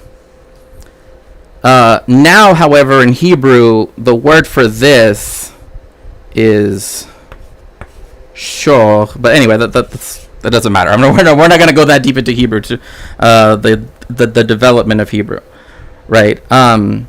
So there was a relationship between, right, the word, because this was the word ox, and this, right? Aleph meant ox, right? The second letter, right, was bet, right? Now, I know it might be a little bit abstract, right? But if you think of how people in the Middle East, back in the day, right, lived in tents, right, then you can understand why this is bite or bet, right? Oh, hello, Powerful Finger. Welcome in. Welcome in. We call ox vol. Oh, nice. Yeah. Now we say shor, but that happened because of the difference, like the species that were used. We started to use more the species they had in Babylonia, and the ones that were more indigenous to Egypt, actually, were climate change happened, right? Climate change happened. So this means house, right? So alphabet means ox house, right?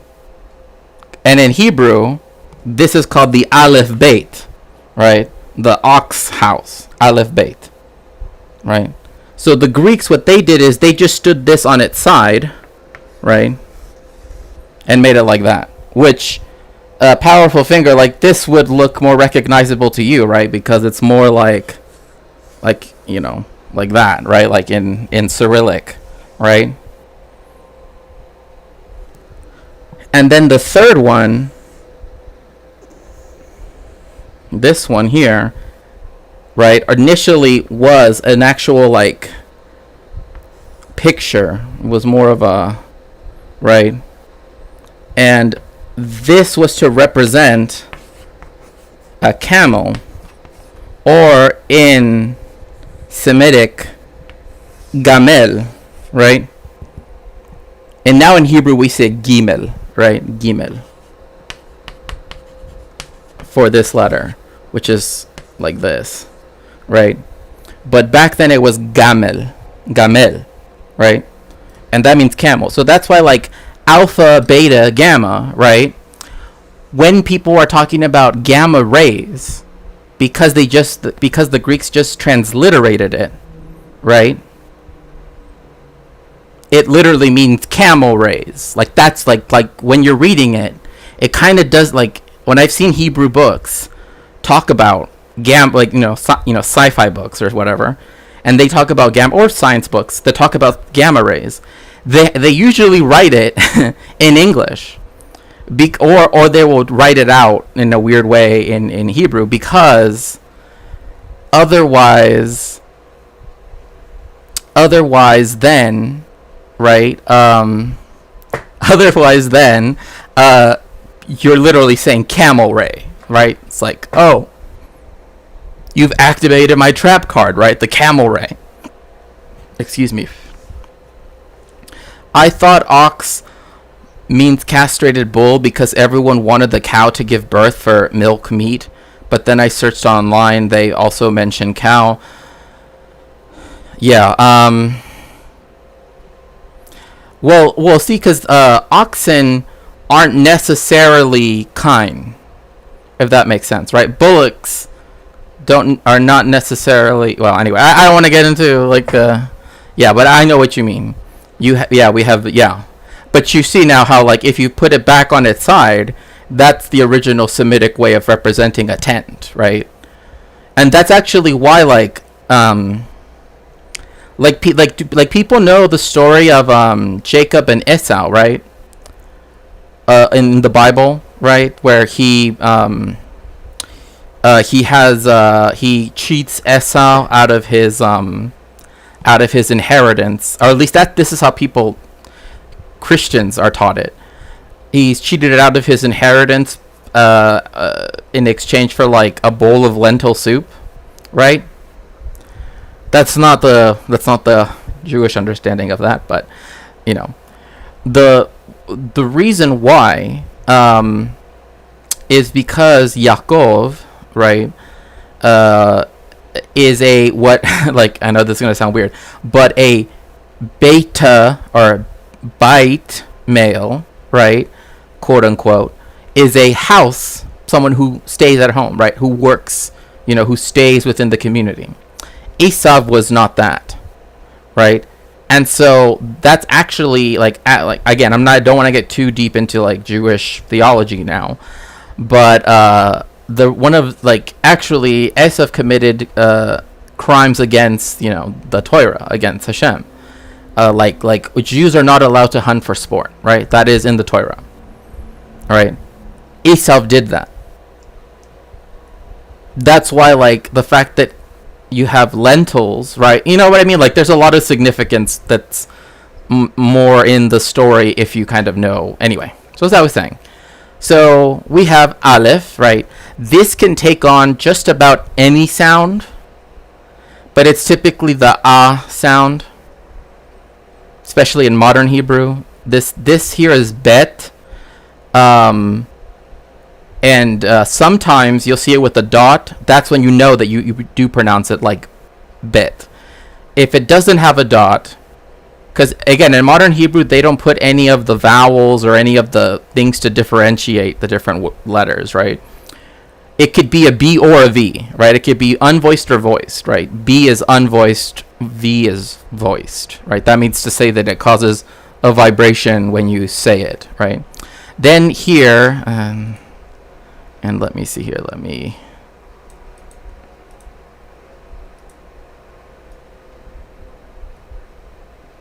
put chat away for just a quick second.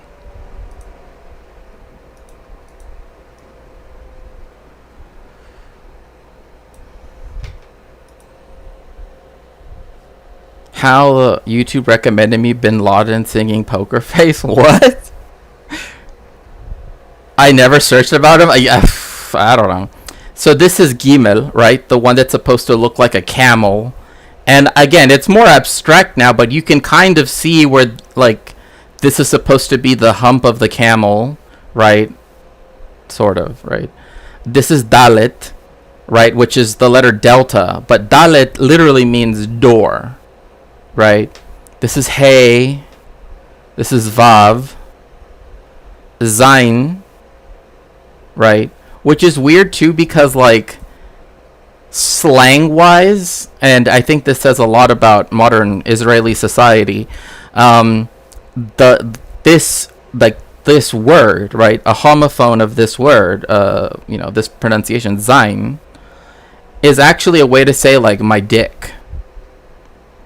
But what Zain means in Hebrew is weapon. So yeah, I'll leave that to you, chat. You guys can, you know, psychoanalyze that. This is Chet, which is the ch sound, right? You know, like you know how they're always wanting to add the Hamas, right? This is one of those. There are actually 2 letters. Well, 2 letters if you don't include final letters, right? This is tet, right? Which is one of the T's. All foreign words, now, right? All foreign words now, right? When they have a T sound, they use this as opposed to the other, because there's like 2 T's in Hebrew. Yud, which is the Y sound, or the I sound, like Israel, right? It starts with this, right? This can be either, this can either be kaf or chaf. So, and again, depending if there's a dot in it or not, which the dot isn't there if you read like modern Hebrew, it's never there. If the dot is not there, it's the ch sound. And if it has a long line at the end, if it doesn't have this, instead just has a long line going all the way down, it's ach, like in the possessive, right? Like babaitach, right, would mean his house, but babaitcha would mean her house, right? Mem, I should say mem, right? Which is the letter M, obviously. Nun, letter N. Samech, which is the letter S. Most foreign words that have the letter S, they use this one. So, okay. Then here you have Ayin, which also, I mean, again, a lot of these letters, right, exist conceptually in Arabic as well. So Ayin is also one of those, like Aleph, that can be anything, right? It can have, liberals don't want you to know this, but there's a legal rule where if you get convicted of exactly 34 counts, you're automatically exempt for, oh my gosh. Google Trump Rule 34. Oh my gosh, no, Raven. This one here that kind of looks like an ear. That's it's pe or fe. So either the P or the F sound. This is tsadi, which is the TS sound, right? Like cats, right? Or Zion, right? Like Zioni, like Zionist, right? Kuf. Yeah. Oh yeah, like this one here, like Shin, Sin. It's exactly like the one in Cyrillic for sure. This is Reish. Right. Yes. The Greek letters were inspired by the Semitic ones. Right? Like they took them and then modified them. But like we know from the fact that they transliterated the sounds, the sounds, as opposed to like making up new sounds, let's say, right? That they didn't take the content of what the sounds mean in Hebrew or Phoenician, right? So like Aleph, right, doesn't mean ox in Greek, right? You know what I mean? So there's Resh, which is the R sound, right? There's Shin, because Golitza and Cyrillic were made for the sake of not being forced to learn Greek. True. So this one, sometimes it'll have 2 dots, right? If it has a dot here, it has the SH sound, right?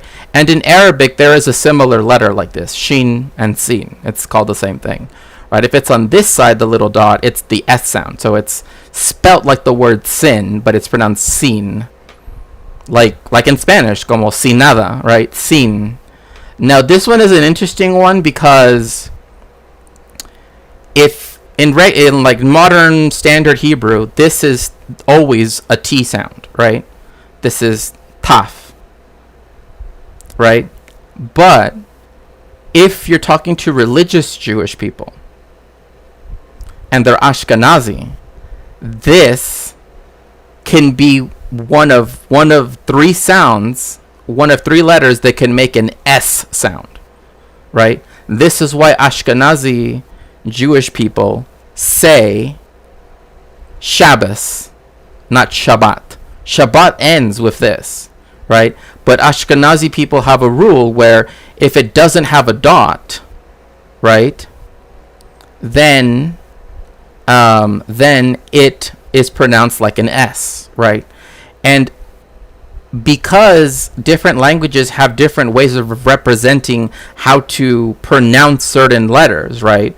Like Portuguese, right, puts an H next to another letter, right, when it's supposed to be pronounced differently, right? You know, Italian has like G's, right? It puts G's next to something, right? Like ligliare, for example, right? Etc., right? Vergogna, etc., whatever, right? However, English is interesting because sorry, I decided to explain like the Hebrew language, right? But I'm just trying to get to this one point about like English. English is strange because we also have the H to represent when the sound of the letter is supposed to be changed, but sometimes that changes, right? Like that is to say, sometimes that rule is kept, and we pronounce it as a hard T as it was meant to, right? Because we no longer have the symbol, right, that represents the TH sound, right? And that's why, like, you'll see a lot of like Jewish synagogues, right?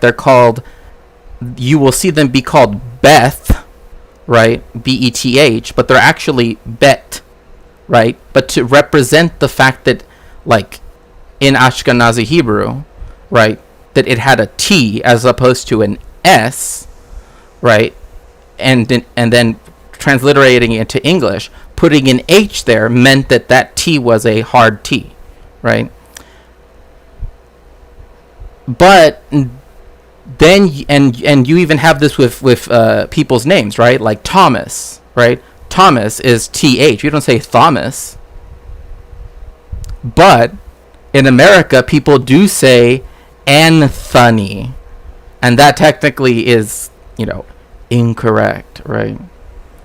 But that's one of the examples where like it did change, right, over time. Because in England, they still say Anthony, even though it has an H, like Antony and Cleopatra, right? Because like, and you can usually tell what it's supposed to be, quote unquote, right, by way of the nickname, right?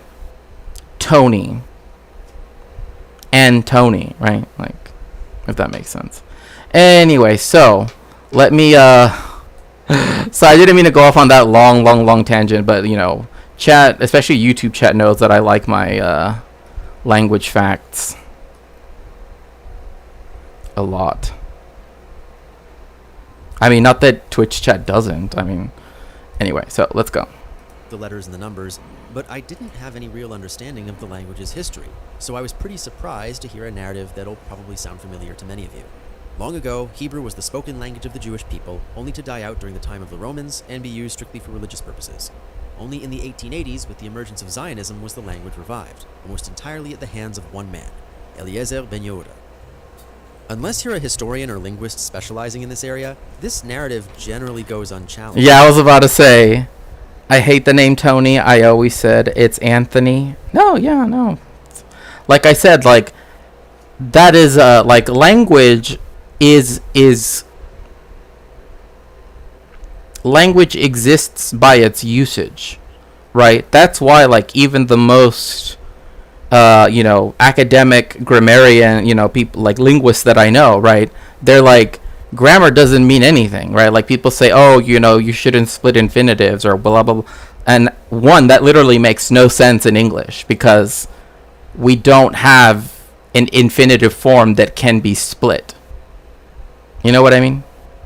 like for example, and the people that speak, Latinate languages, I'm going to give you the example, right? Correr. If you were to split that infinitive, you would have cor something else, rer. But in English, it's to run. It's 2 words, not 1. So, anyway, I don't want to get too far into linguistics today. But most of it is either childishly oversimplified or outright wrong. And to talk a little more about that, I'm going to turn things over to friend of the channel Yair from Che Languages. If you like this video, be sure to check out his channel. Shalom everyone. Archaic Hebrew, that is the earliest version of the language that wasn't just the dialect of Proto-Canaanite, had existed since the early Iron Age, as evidenced by the very oldest fragments of the Bible, such as Shir Moshe and Shir Devorah, and a handful of stelae produced by neighbouring tribes.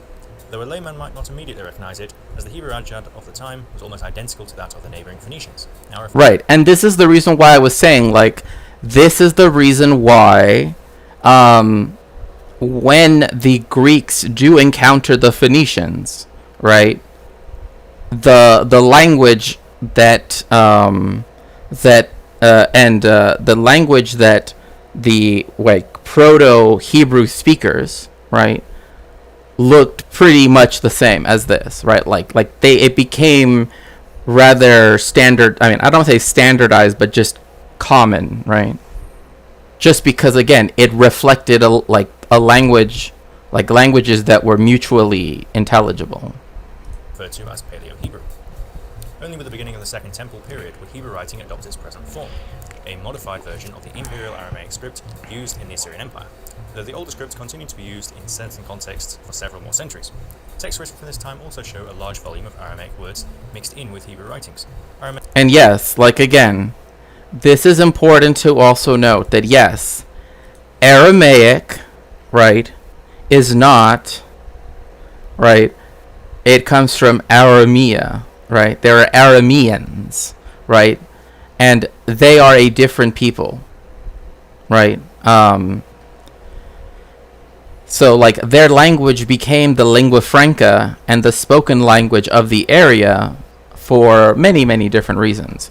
But what's important is that because they had a prestige form of writing Hebrew, of writing Aramaic or Arami or Aramai, different people try to say different ways, but it's Arami. That is what became standardized in even Hebrew writing, right? And again, they're still interrelated. All of the languages to the west of Iran, for the most part, right, from the current modern day Iranian-Iraqian border, right, are Semitic languages for the most part, right? So they're all interrelated to one another, and we know that Babylonian was a Semitic language, right? We know that was a Semitic language. We know that Elamite was not a Semitic language. It was a it was an Indo-European language, right? So it's related to modern day Iranian, for example.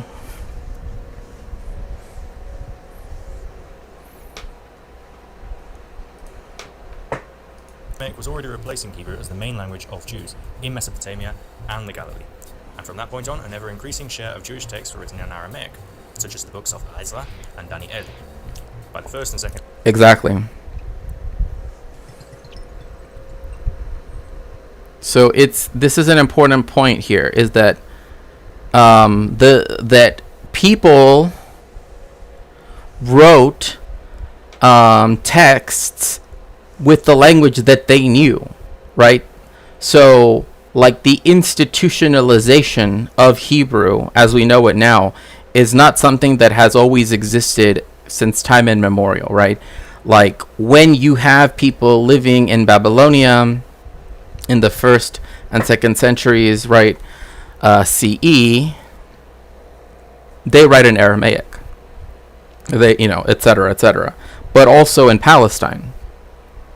And yes, Palestine is what Herodotus, whose book, The Histories, written in the 5th century BCE, since we went over what AD and, CE and BCE and BC stand for, he wrote that it was called Palestine, even back then. So almost 6 centuries before, like the destruction of the Second Temple, people called it Palestine. So just letting people know. In century CE, Aramaic had become the main language of most Jews, though spoken Hebrew still existed in the southern heartland of Judea. So again, this is something that I've mentioned before, right? So see right here, Aramean, right? This is where, right, you can, and here you have Aram Damascus, right?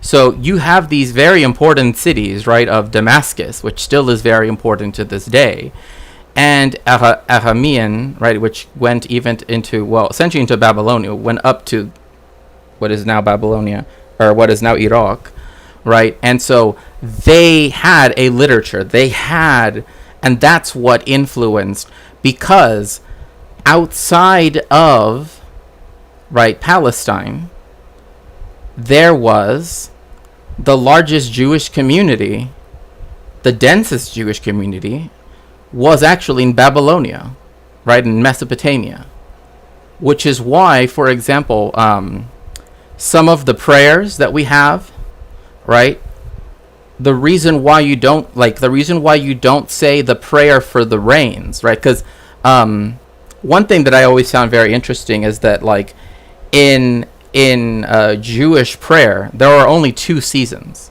summer and winter. But it's better to say the dry season and the wet season, right? But because we know that so many Jewish people lived in Babylon, right, in Babylonia, I should say, right, in Mesopotamia, you essentially have it so that there are certain prayers that are pushed back in time, right, in terms of in the year, right? So then that way you're not asking Hashem for rain until after they would have been able to return to Mesopotamia, right? So literally taking them into account. I've always found that so interesting to me. So like that's why you don't start praying for rain on the 7th of Heshvan, even though technically winter has already started, right? And again, something I mentioned yesterday too is there was never a united kingdom of Israel. That never existed. Every time in the Tanakh, or otherwise known as the Jewish Bible, right, or the Old Testament, if you want to say it like that, it will tell you it has a story that at one point these became united, right, under King David and King Solomon. That never happened. So when it does refer to Eretz Israel, right, the land or country of Israel, right, it's only talking about this kingdom that existed for a short period of time, which did not even include Jerusalem, for example, and not even Judea, which is where the term Yehudim, Judeans, comes from. But anyway, that's neither here nor there. I mean, that's a whole separate question, but it's worth mentioning that through each of these phases, Hebrew incorporated a lot of loanwords from the languages of neighboring cultures, not just Aramaic, but Old Egyptian, Persian, Greek, and even some Latin, with some other minor languages such as Akkadian. Yeah, like right here, this is etrog, right, which is kind of like a citron, like they're kind of like really big lemons, very fragrant, very beautiful, and they're actually called a very beautiful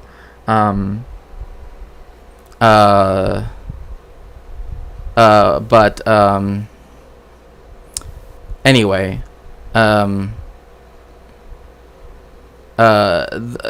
the reason why is because here you have this plant being introduced when you have Jewish communities in Babylonia, right, interacting and moving into parts of the Persian Empire, quote, as it would have been called at some point, right, and being introduced to this plant, right, etrog, right, and here you have musica, right, musica, right, which comes from the ancient Greek, music, right? So many of the recognizable loanwords in Hebrew today aren't neologisms, as some speakers may assume, but have been part. Oh yeah. Let's see here. Savon.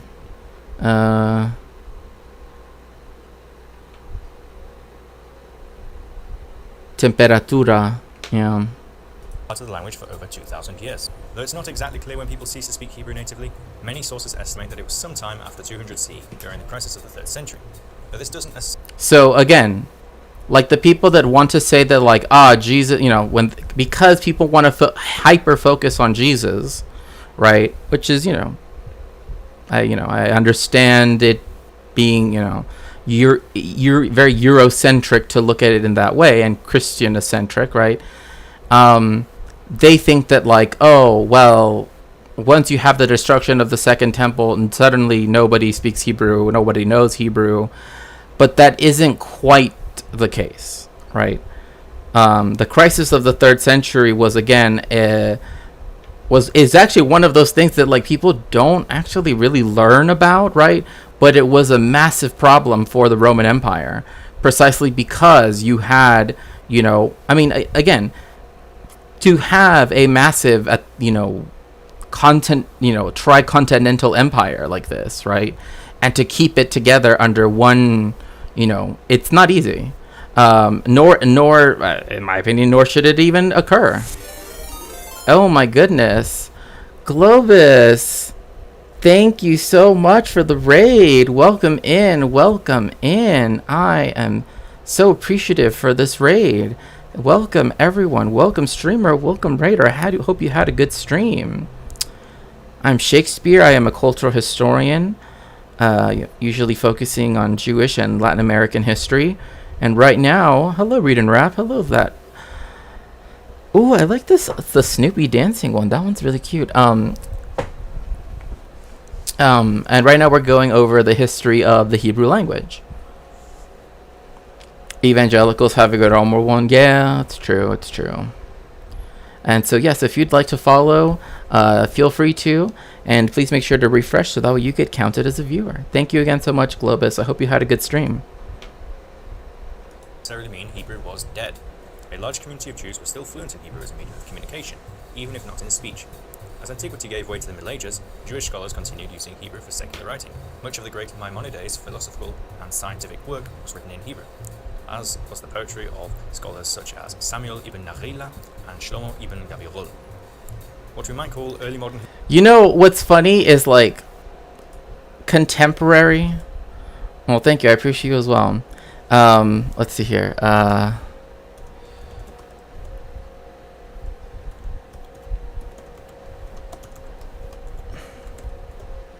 There we go. Please make sure to join us in following Globus the Elder. So like one of the things is that I found very, very funny is like modern Hebrew, right? Like the constructed language of Hebrew that we have now actually took something away from the Hebrew that it supposedly, is based off of. And that is that it actually made Hebrew a non-rhotic language. So what does rhotic, non-rhotic mean, right? Like in English, right, when we say R, or in French when you say R, right, it's not like a trilled R, right, like rojo, right? Hebrew and other Jewish languages used to, right, and in many cases still do, have are rhotic, right, where they do pronounce it with the trilled R. But because the people that shaped, the construction of modern Hebrew, they wanted it to sound more European.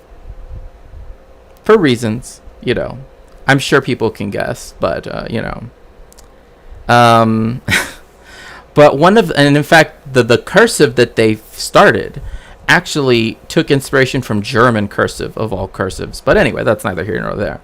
So they took the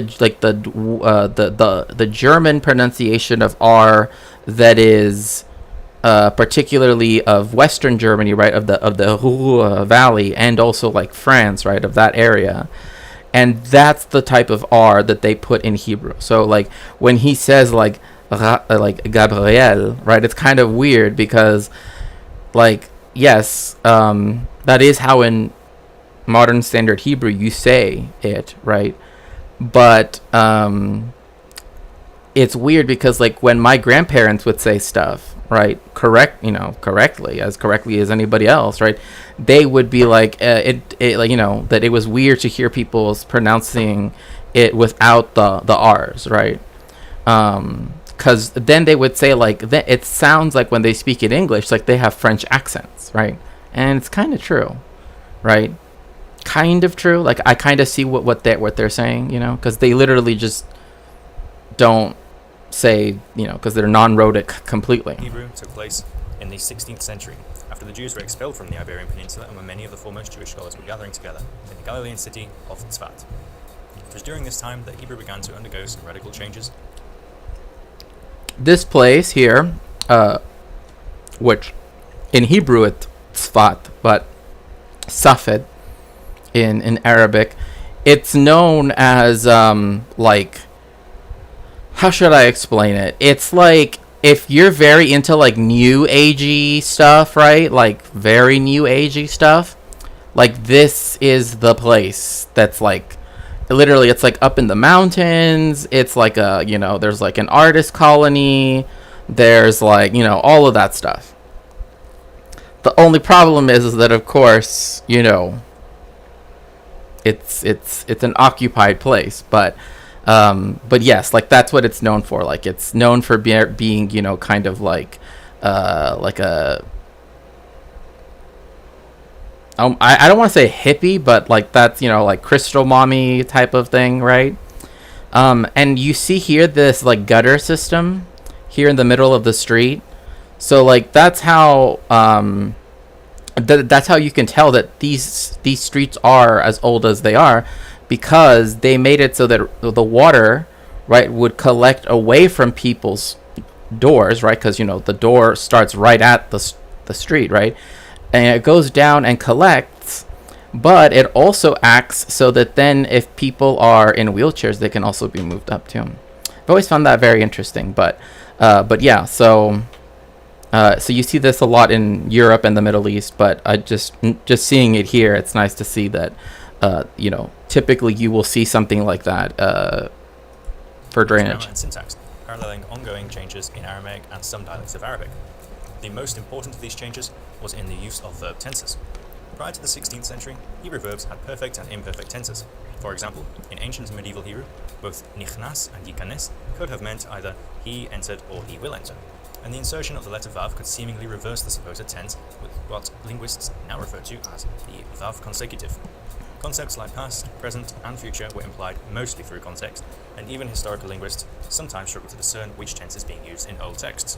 But starting in the 16th century, the perfect tense began to be used consistently as the past tense, the imperfect consistently as future, and the gerund form as present. To a modern Hebrew speaker, ancient and medieval texts are fairly intelligible. You know, it's funny that it says fairly intelligible, because I kid you not, in Israel, like you know, if you go to Tel Aviv, you have to buy. By the way, this is Masada, right? This is the place where, you know, people love to talk about, like with the Bar Kokhba revolt, right? That this was like the last stand against the Romans, blah blah blah. But this was actually built by Herod up here. So anyway, and over here is the kingdom of Jordan. So there's that. In the top left-hand corner. But anyway, so they actually cannot understand, right? Like when he says fairly, that's actually giving a lot of credit to modern Hebrew speakers, because there's actually a lot they don't understand, because the grammar has changed actually much more than they're kind of giving credit for, because they're only focusing on one aspect. But just the vocabulary, the sentence structure, like before in English, word order was not important, right? So you could say, hungry, want to eat, I am, and. right? That doesn't make sense, right? You know, you can decipher it, right? But that was because before English had the case system, right? Like German, right? And that's why, like, German, you know, they can say things, right? Like, kannst du mit mir essen, right? Like, can you with me go eat, right? Like, it doesn't, you know, like, that doesn't make sense. But because of how the tenses work in English, we have half of a tense, right? Which is the apostrophe s. We have half of the genitive case. Pardon me, not tense, case. So we used to have 4. You understood it? Good. But now in English, everything is about sentence order, right? So if you say, I want to go to the store, right? We know that everything is subject, verb, object. Hebrew now works like that. Ani rotze, right? Like, ani rotze, I don't even know. Le Chane Yehuda, or whatever, you know, just, anyway, it doesn't really matter, but you understand what I'm saying? Like, it follows more like European languages in that sense, right?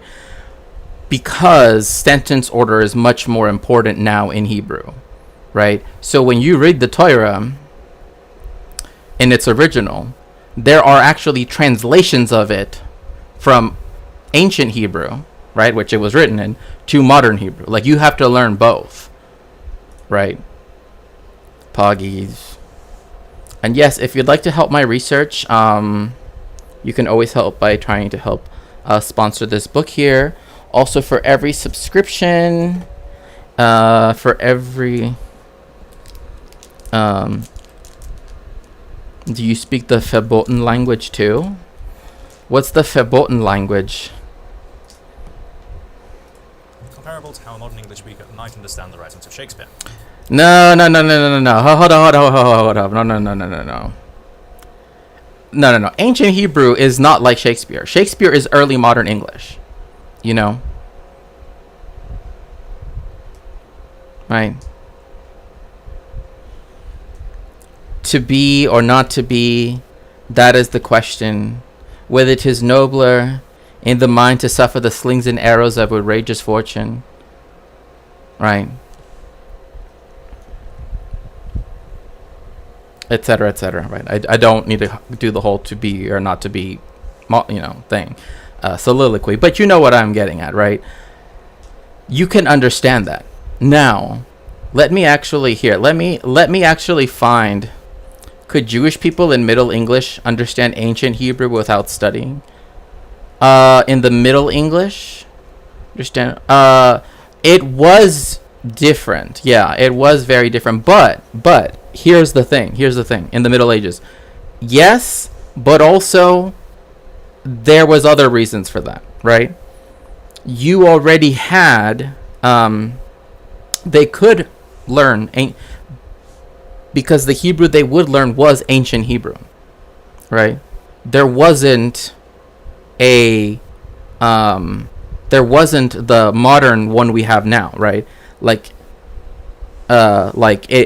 didn't develop like English, right? Where it had, right, a period of people who spoke it, right, in a community, right, for hundreds and, you know, over 1,000 years, right?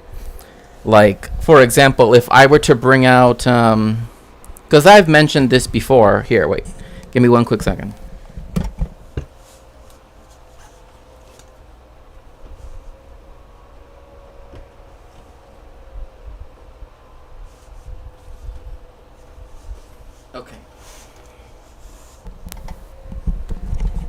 Okay, so I've mentioned... that I do translations, right? And I particularly do translations from Anglo-Saxon, quote unquote, otherwise known as Old English, right? So if I were to, this is just from 1,000 years ago. right? This is from around the year 1000, from the most comprehensible, like the royal dialect, right, from Winchester, right, which is the one that I know. On tham flotam waronsa fremestan hiofet men hiangwar unhuba Jan lahtathur diefol und he on Northimbralande Jelendon und Eschum und Aweston Thatland und Eode Osloyan da Jewende hingwar erst mit his Schippen and habe belaf an Northimbralande je wunenum sie mide wel creowenis he war thabe kom to istenglum roende on tham jare the Alfred Ethling an on 20 jare was. That's from the year 1000. How comprehensible of English is that to you? Because that's English, but it's of 1,000 years ago. Hello. I don't know. I have not gone over in Namibia. Right. You understood like 3 words? Probably the last 3, right? Because it does say an and 20 jare was, right? He was 1 in 20 years, right? Es tut mir leid. Aber du kannst überwinden mit mir. Du kannst überwinden. So anyway, so that the Hebrew that was preserved, right, in the writings, right, stayed pretty static, right, when it was taught in rabbinical circles. But you also have to remember is that in the 2nd, 3rd, 4th, 5th, and 6th century, so for that whole time period, right, you had the writing down of Hamishna, right, which literally means the repetition, right, and then the Gemara, right, which we now call the Talmud, right. So in the Talmud, in the middle is a Mishnah, and then you have different commentaries on it, right, and that's the Gemara, right. A lot of those are written in Aramaic, but the text could be written in Hebrew, right, because all of the Torah text is in Hebrew. So you see, like there was more of an intermixing of the different languages, but the language of liturgy was Hebrew, and was that ancient form of Hebrew, right? So that is why people who were Torah scholars, who were rabbonim, who were like rabbis that actually learned those things, they could understand the Hebrew, but the average person, maybe they would learn how to read Hebrew, like the letters, right? Kind of like we went over, but they wouldn't know what it meant. Like, I mean, again, I have a friend. Well, I probably shouldn't even claim him. That close. We once were very good friends at one point, but it's been a while since we last spoke for many reasons.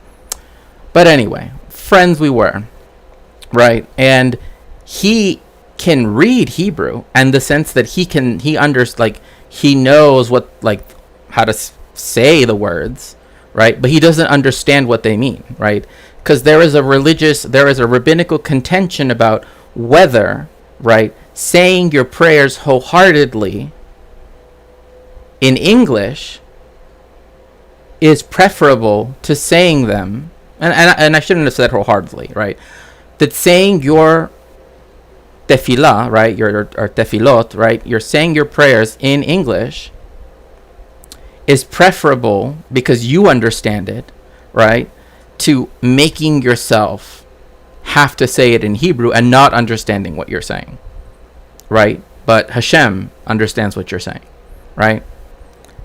And so that is a religious contention that still happens to this day. Like, I've known rabbis literally back when I was still a Hasidic Jew that they were like best friends, but they were of opposite views, right? And I've always been on the, if you don't understand what you're saying, right? And okay, this was my rabbinical reasoning, right, at the time. Hashem, right, if we're going to take the whole Chal Bavel, right, the whole Tower of Babel thing, right, let's, whatever, right, as a lesson or whatever you want to do, right, he obviously created all of the languages, right, so therefore it doesn't matter whether you speak in one or the other, because what matters is that the intention is for Hashem. Right, that was my rabbinical reasoning, right? And, I had my citations and everything. But again, it's still contended to this day. But the language certainly did continue to evolve organically, from its supposed death in the 3rd century to the beginnings of its revival in the 18th. See, that's the problem, is that when they say revival, that is not that is not what actually happened, right? Like, there wasn't a revival where, like, suddenly one day, like, everybody in Switzerland or whatever started to suddenly speak Latin, right? Because their official name is not like the Helvetican Confederation, it's the Confederatio Helveticae, right?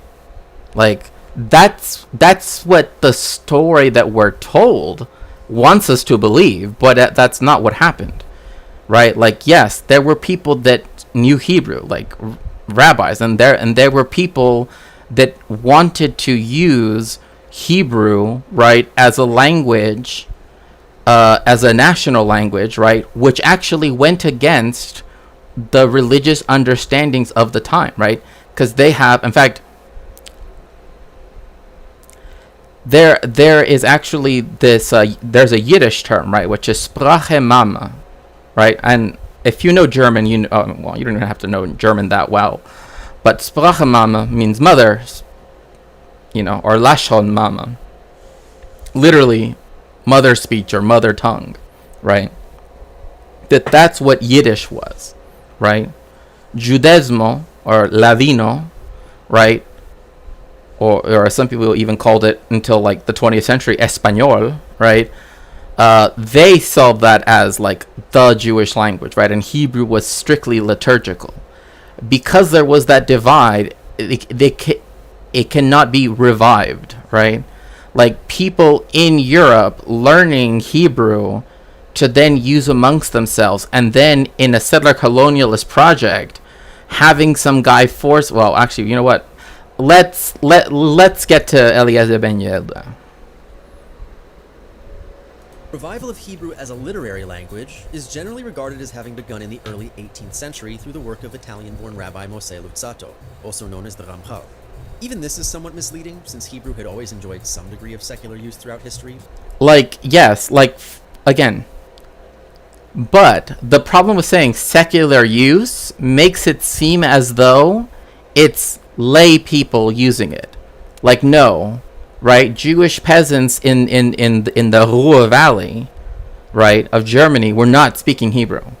It was well-educated, right, in terms of Jewish education, right, rabbis that, like, for example, a lot of people don't know this, right? And I don't know, maybe a whole bunch of people already left chat because they're like, you know what, Shakespeare, this is really, really boring. I don't like this. But anyway, there's actually an Arthurian legend written in Hebrew. It was actually written in Hebrew from the 13th century. It's called Artus HaMelech. Literally, one of the King of Arthur stories, right? But it's in Hebrew. But it wasn't written for like a common audience. It was written for educated audience. That's the thing, right? So when they say, so he's being misleading when he says that it's misleading that it didn't have a secular use. Yeah. However, we know that most of medieval romances were made for, knights, right? For king, for aristocrats in a similar fashion. So too was Artus HaMelech, right? Which means, or King Artus. Right? Oh, I'm on TV now? Oh my goodness. So that is the problem with that, right? It's like very educated people who had to learn Hebrew because it's a liturgical language could use it for secular purposes. That doesn't equal secular use widespread, right? And that's the problem, is they're trying to equate those two things, right? And again, not that they did not write books of philosophy like Hakuzari, right? Like Hakuzari, you know, by Yehuda Hanassi, right? It's written in Hebrew, and it's a book of philosophy. It's literally Jewish people's, like, trying to assimilate the works of Aristotle, right? In fact, there's some Jewish texts that even claim Aristotle was Jewish. I mean, they also claim, Alexander the Great was Jewish, but, I don't know. But it is certainly true that the Ramchal's use of Hebrew was much more prosaic than that of his predecessors, reflecting a broader shift in European literature at the time. This attitude was fully embraced later in the century by Rabbi Moses Mendelssohn, who published the first Hebrew language magazine, Kohelet Musar, and whose disciples in the Jewish Enlightenment continued to promote Hebrew revival. See what I mean? Like it's not so much that, that there's a revival, but like, if you have to induce it in this way, right? Like, they're learning Hebrew and then creating the spaces with only intellectuals, by the way. And again, Rabbi, he knows Hebrew. You have to know Hebrew. I know Hebrew because I have to know Hebrew, right? Because I am a rabbi as well.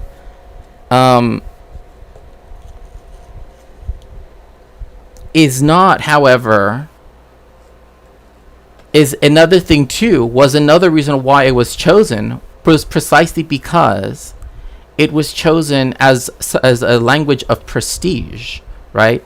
It is Lashon Halashon HaKodesh, right? The holy tongue, right? But also, it is a tongue that is very difficult for the average Jew to learn, because they don't just use it every single day, which goes against the premise of this video. So instead, it was a well-educated, right, salon, kind of like, like in Paris or something, right? They used Hebrew. They began to use it purposefully, not naturally, right? That's the problem of calling it a revival, because the revival would be people used to speak it, right? It existed in some cultural undercurrents, and then all aspects of society went back to using it. That did not happen, right? It became a liturgical language, stayed a liturgical language, and then became one of academic, aristocratic interest, right? But one of the main reasons why was because they looked down upon Yiddish, right? They didn't see Yiddish as... That's the reason why the Zionists banned Yiddish, even after the Second World War.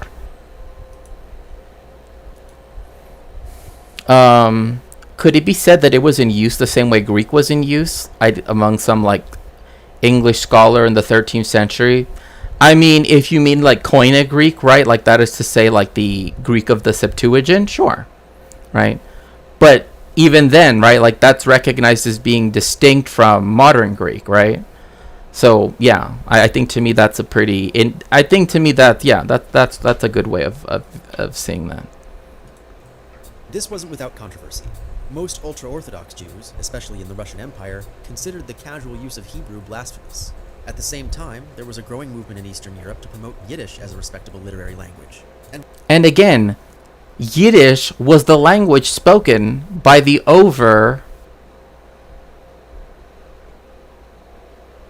by the millions of Jewish people that lived in Europe, right?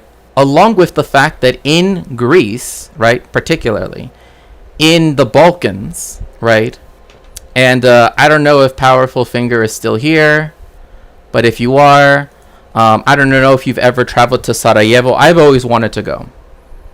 But, I mean, I know that there's not exactly a lot to see vis-a-vis the Jewish community there, because it was, essentially destroyed, twice over. But regardless, But yes, I actually think FLF, that's a very good way of putting it, right? Like, there once was actually this British aristocrat, right, who, when he went to Antarctica, right? Here, let me switch to full view, right? When he went to Antarctica and started to record the, I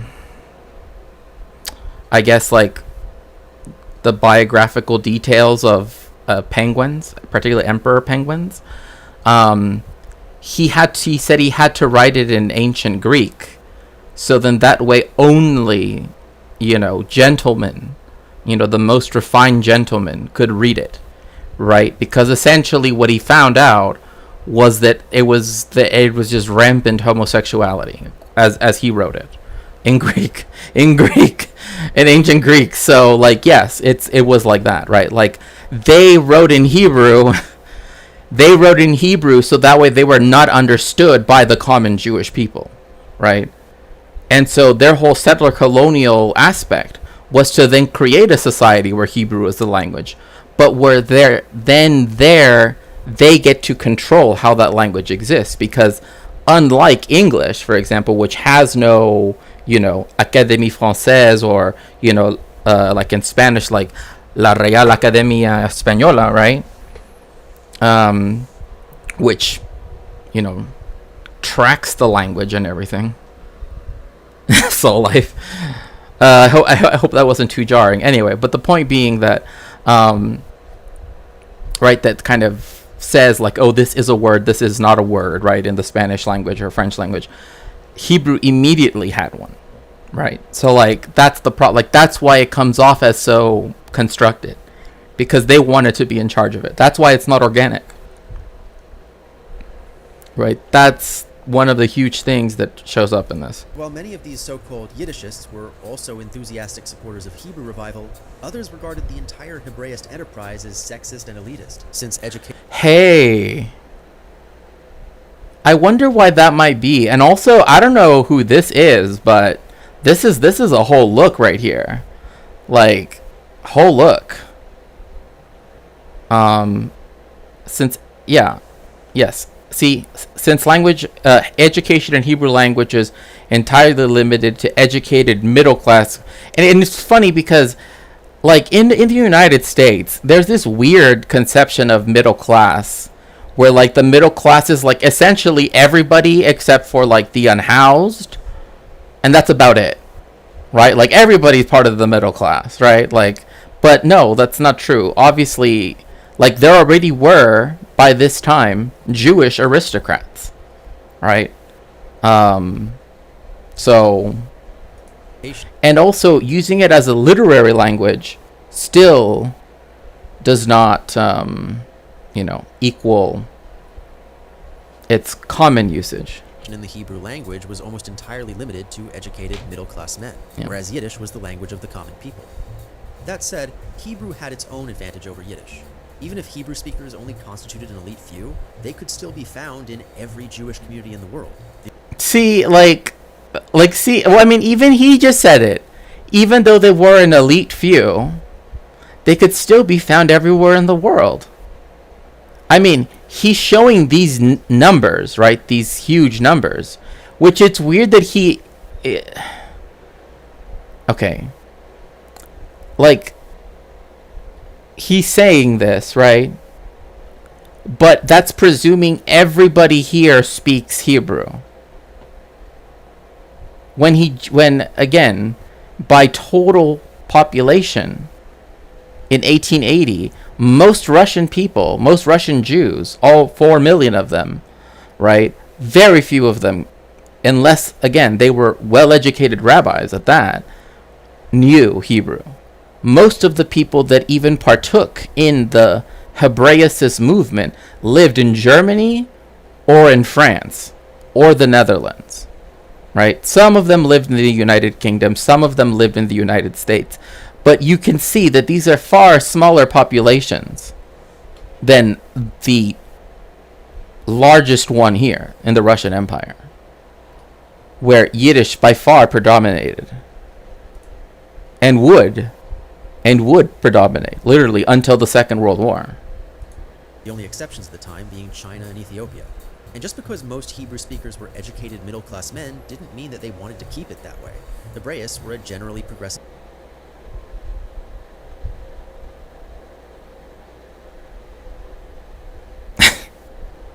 They didn't want to keep it that way. Okay. So that's why they created an academy that, you know, that governs it, of course. A bunch who had long promoted education for all classes and genders. What? Okay, that's just... all classes and genders? You really wanna say that? Yeah. Sam, you really wanna say that? No, that's not, that doesn't even make sense. All classes. Yes. Of course, yes. Back in the German Empire, Hebrew education for NBs was their top priority, of course. Like, Yiddish, though spoken by more people, was very geographically limited. no, it was not. What are you talking about? Yiddish was literally spoken everywhere from the Ural, I mean, even beyond the Ural Mountains, all the way. Also, why... oh, it's Portugal, never mind.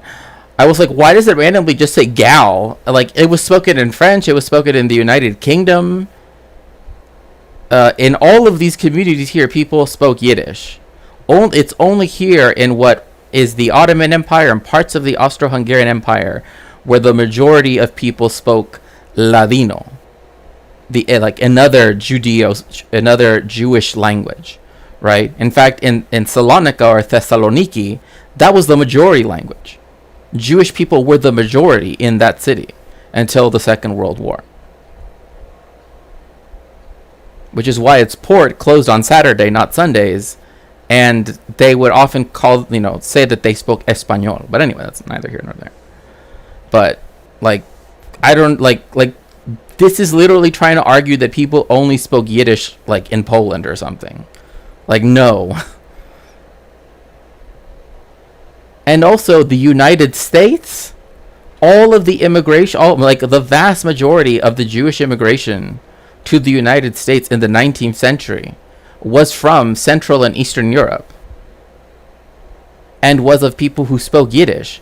That where literally, okay, the racial anti-Semitic slur against the Jewish people that got started by way of the immigration police, which is why ACAB is ACAB, including the Border Patrol, right, literally started because of the Yiddish word for circle. Because when Jewish people arrived to the United States, if you were not literate and thus could not know Hebrew, as most people were who were Jewish and moved to the United States or lived in the Russian Empire, most people would put an X, right? But they said, but that is like a cross, like a Christian symbol, right? So they did it with a circle, which, as I said before, in Yiddish is pronounced keikel, right? That's the word for circle, right? That is from where that word, that slur against Jewish people like myself comes from. Because the people that didn't like the fact that Jewish people were immigrating to the United States in particular, right, began to associate, right, the fact that Jewish people would say, don't put a cross, put a circle in Yiddish, and then made it into a racial slur.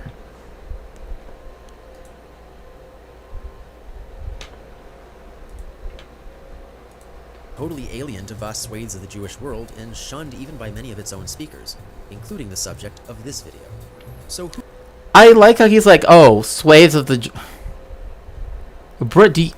even to this day, Yiddish still is spoken in it's one of the most spoken languages in New York. There are entire neighborhoods where the majority language is Yiddish There isn't one where the majority language is Hebrew, though. Like, this is what I hate about, like, the people that try to, like, make somehow all the pieces fit for the whole, like, Zionist narrative.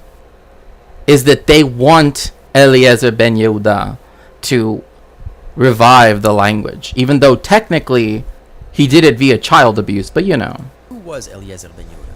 And what did he actually do for the Hebrew language? The early life of Eliezer Ben Yehuda was very typical of first-generation Zionists. He was born Eliezer Yitzchak Perelman in 1858 to a Chabad family in what is now Belarus.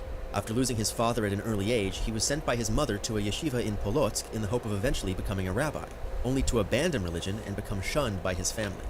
Homeless and alone at just 14, Perelman was soon taken in by a wealthy entrepreneur named Shlomo Naftali Yonas, who taught him Russian and encouraged him to pursue a formal education in the West in order to marry his eldest daughter Dvora and provide her with a better life outside the Russian Empire. Thanks to that encouragement, Perelman began studying medicine at the Sorbonne in Paris, which he paid for by... I mean, okay, the fact that they're gonna try to be like, because this is another thing too. He paid for it by working as a Russian translator. Yeah, because you being married to a very wealthy person's daughter gave, you know, that wanted her to be able to live in the West, right? Certainly that played no part. That played no part in getting you into the Sorbonne and paying for the education you received. By working as a Russian translator for the world-famous Jewish aid organization Alliance Israélite Universelle. There he met the Ottoman-born linguist and explorer Joseph Halevi, who presented Perelman with his own solution to a problem that had been plaguing Hebrew since the days of the Ramchal. For almost 2 centuries by this point, Hebrew language media, and especially newspapers, had struggled to articulate modern concepts that hadn't existed in antiquity. See, this is exactly something that still has been an issue with modern Hebrew. That's why it's modern Hebrew. Because using biblical Hebrew and then just putting like potato, you know what I mean? Like that does. So instead, like they made choices. Like this is the to say it's a revival means it has to happen more or less, right, on an organic basis by the masses, not by a very small group of very, very well educated, right, elite people, right, and definitely not settler colonists like, you know, Eliezer Ben Yehuda, who essentially like tortured his kid like by forcing him to only, he literally made, so anyway, what I mean by this is he forced everybody in his household, because of course he had servants, you know. I mean, you know, he had to give Dvora, you know, that perfect life, you know, outside of Russia, right? So of course they had servants, and he essentially decided to do what I just think is just horrific: forced everybody to learn Hebrew, right? And then when they had their first child, their son, they could only speak to him in Hebrew. Why? Because he wanted his child to be the first modern person to have been born and to have had Hebrew be their first language in 2,000 years. He tried to force that on his kid. And, yeah. Usually this was overcome by repurposing an antiquated term with a similar meaning. So during the American Civil War, Hebrew media began referring to President Abraham Lincoln as Hanasi, a term originally used for the leader of the Great Sanhedrin in ancient Judea. Oh my gosh. Which is funny too, because like Judah Hanasi or Yehuda Hanasi can also mean prince, like Prince Lincoln.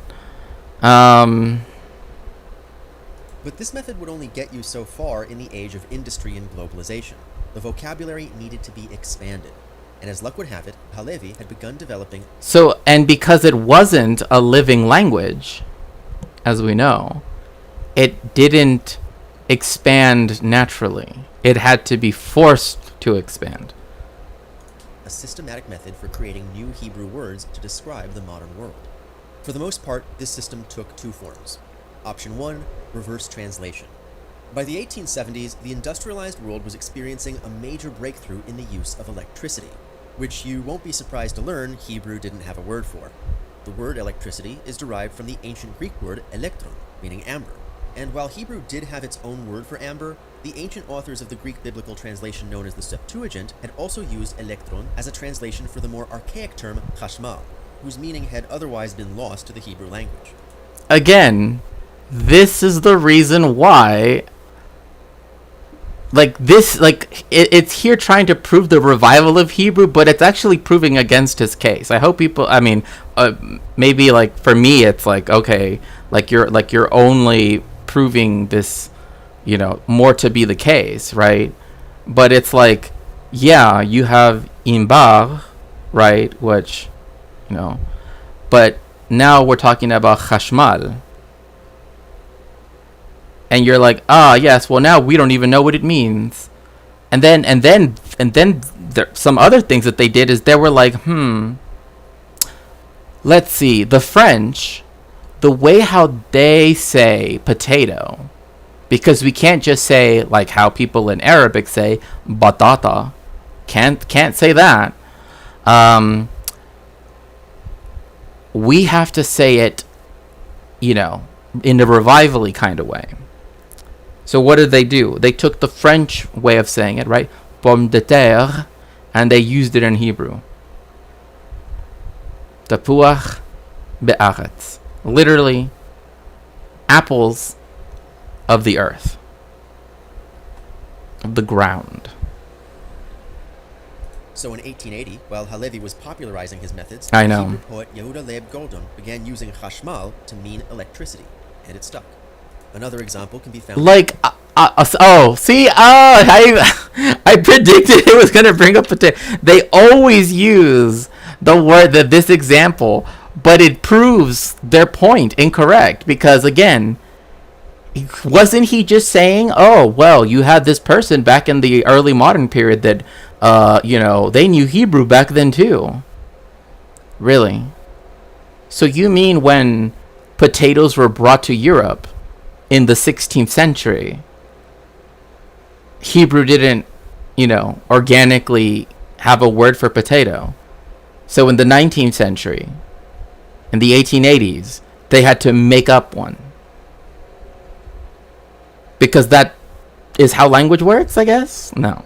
In the word potato. Reverse engineering from ancient Greek is one thing, but how do you deal with a New World plant that was totally unknown to the Oh, hey, look, FLFNF, I see you in this picture. No, I'm just kidding. Well, in French, which was the language Perelman and Halevi were mostly speaking to each other, the word for potato... let's see. What a mess. I'm gonna cook the next Zionist I see speaking how they talk Hebrew just like their ancestors. Yeah. Yes, the word for pomme de terre is an earth apple. Yes. Yes. Is pomme de terre, literally earth apple. Therefore, potato in Hebrew became tapuach adama. Right. Well, yes. That is one way of saying tapuach adama, but you could also say tapuach haaretz. You can also say that too. It just depends. But yes. So there are actually two ways of saying it. But yeah. And also, by the way, this is where the word Adam, like Adam, comes from. Adama. It's also where the word blood comes from. So, because dam means blood. Adam, means man. Adama means ground. But Adom means red. So anyway, we're going too deep. Option 2. Reverse engineer from the Hebrew root. Most pre-modern Hebrew words are derived from around 8,000 tri- or biliteral roots. Okay, so yes, I have spoken about this before. Arabic functions in the same way, right? And I've explained this then as well, very similarly, right? That, oh gosh, where's the eraser? right? That if something has the same root consonants, right, in Hebrew or in Arabic, right, then you know that it has that word in it, right, that it's related to that, right? So we can take, right, the word shalom, right, and its root consonants are this, right? So, right, when you have the name of a place called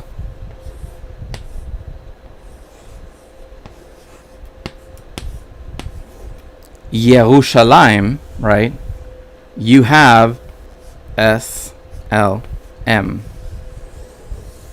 meaning the place or the city of peace,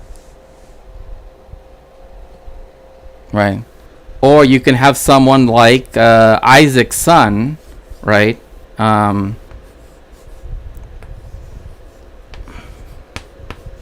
Right? Absalom, right? But in Hebrew it's Avshalom, literally the father of peace. So, now you know. Now you know the secret. Anyway, but it's the same thing with this, yeah, because Knessia, church, mich. It's funny. I have seen this used like for the word like trousers, but now I just see the word pants. Like, how in American English you would use the word pants. Pants, like. Prefixes and suffixes, or inserting different vowel sounds, can allow the roots to take the form of nouns, adjectives, or 7 different types of verbs on a spectrum from most active to... Oh my gosh, yeah. So this is why I tell people, look, if you want to learn Hebrew, right, just know that like the fact that it doesn't have vowels, right, and the fact that everything is gendered, which I mean, like, there are 2 numbering systems, one male, one female. It's interesting, but I kind of like this lekunas, right? Like anachnu beYerushalayim lekunas, right? Like, we were to be assembled in Jerusalem, right? Let's say. I mean, I know that sounds kind of biblical, but anyway. But I always liked the, like, when should I make the joke? Yes, I'll make the joke. When I would hear this phrase, intensive passive, I would just be like, oh, it's the power bottom version. Anyway, that's my one joke. Most passive. So sometimes the easiest way to develop new Hebrew words was to fill in gaps in the existing system or combine Hebrew roots to mean something new. Take remez, meaning hint or clue, and combine it with or, meaning light, and you get ramzo, a traffic light. Then there's option 3. If all else fails, embrace the loan word.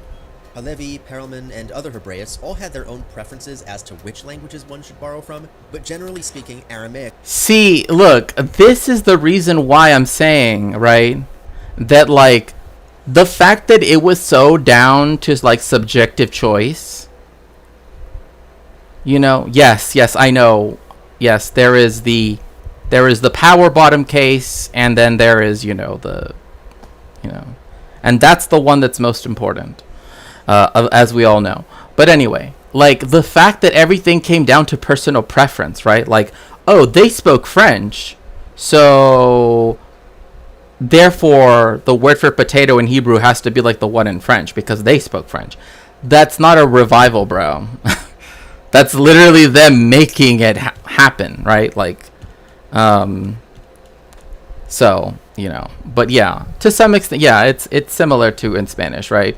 But yeah, it's funny that they say Aramaic was their first choice because, yes, Aramaic is still spoken, right? There are still Arameans, right? Some of them even live in, the state of Israel. So some of them live in Palestine, and they're being oppressed by, the Israelis, which is just, But it, like, when it comes to Arabic, they did that actually on purpose. And I think you can guess why they chose, right, Aramaic and Arabic, right? Like, in their ranking of, like, what languages are we going to take words from, right, to form our words that don't exist in our language because it isn't alive, right? It's because they wanted to pretend, right, that it is as if it had been existing in Palestine since time immemorial, right? That essentially the past, 2,000 years, right, Hebrew grew organically, right? Oh, hello, Quack Quack. Yes, it's Holy Lazy Dog. It's so good to see you. So they did that on purpose, right? That's why they will besides stealing everything else from Palestinians, right? They would steal other things, right? But they couldn't do potato. They were like, no, batata, no, that's a little too much. And another thing too is that now so much just comes from American English. Like, I'm not even joking. Just like everything now is just was the first choice, then Arabic, then Greek, then Latin, and then... So, yeah. Oh, look, we have otters, we have bears, and we have sharks. So, let's see here. Yeah. Well, Yalla exists in Arabic. I don't know why. Oh, yeah, this was Egypt. Okay. Yeah, so Yalla, right? Basa, disappointment. Ahlan. Yeah, that didn't... Literally now, the Hebrew word for, like, hi is hi. Hey, yud. Like the English hi. Letaren, kimia. Wait, but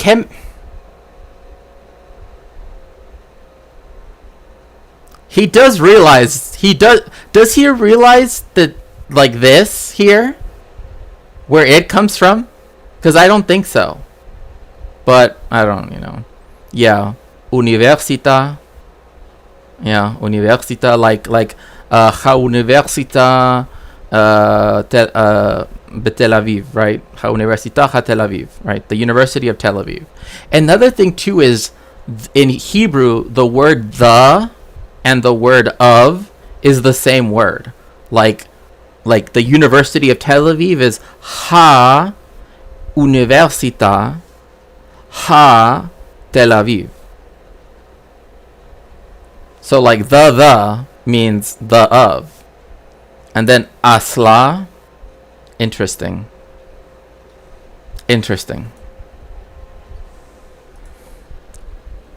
I don't like the word steal. I like the word co-opt. Oh, well, I mean, I was mostly, like, joking because of the fact that, like, they appropriated so many things from the local Palestinian population at a time when they were trying to convince the local Palestinian population, right, that they were non-threatening, right, that they did not want a settler colonial relationship with the land, right? So that's the reason why, like, I use that term. But no, you make total sense, Quack Quack. Like, to say it, decontextualize, but no, you're absolutely right. I shouldn't use the term steal because then people can, yeah. And it's really a matter of what catches on. Sometimes you'd end up with loan words replacing existing Hebrew words, like the Latin-derived historia instead of the Old Hebrew toledot, with the two terms... Which is funny.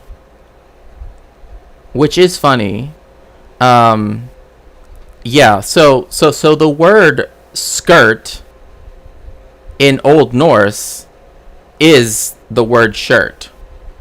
So, like, when guys are like, cis guys are like, oh, you're wearing a, like, to people that want to wear skirts. It's like, you do know that the word berserker, right, means bear shirt-er, but the technical term would be bear skirt-er, because in Old Norse it's skirt, not skirt, not shirt. And yeah, you scatter, and this is something I've noted before, like when it comes to these two sounds, the k and the h sound, right? This is the fricative unvoiced and h is voiced, right? So Carl, Earl, right? Yeah. Taking on slightly different connotations, similar to the presence of Anglo-Saxon and Danish cognates in English. As with most languages, loanwords became much more popular among ordinary speakers than among literary scholars. So spoken Hebrew today tends to incorporate a lot more Arabic, Russian, and English than is actually in the dictionary. In 1879, while working with Halevi, Perelman published his first article in Hashachar, an honorable question. While the Zionist movement hadn't officially begun, proto-Zionist thinkers had begun to emerge over prior decades. Oh gosh. Berserker shirtless energy can confirm, including Perelman himself. And in his article, An Honorable Question, what nationality and what does it mean? What is nationality? Are those who speak one language a nation? Do all the people in the nations of America, Belgium, and Switzerland speak one language? I mean, if you want to consider, Flemish, Wallonian, French, the four languages of Switzerland, and American English all one language, why not? I don't see no problem in that. All three nations speak one language. But another thing too is, like, America's not really a nation, right? It's a prison house of nations. Yeah, good question, wrong conclusion. Like, see, like this, like, shouldn't the whole thing of, like, Belgium, right? Like, yes, you have the Flemish people and the Walloons, and you've artificially constructed the Kingdom of Belgium. But does it really work, though? You know what I mean? But again, it's this whole, like, nationalist thing. And that's why, like, it being called an honorable question is just... Perelman appears to have been the first to propose the revival of Hebrew as not merely a symbolic national language. It is not even true of us Hebrews? Okay. I've been sitting on this fact for quite some time. It's time I pull it out. That's it. Since he decided, Eliezer,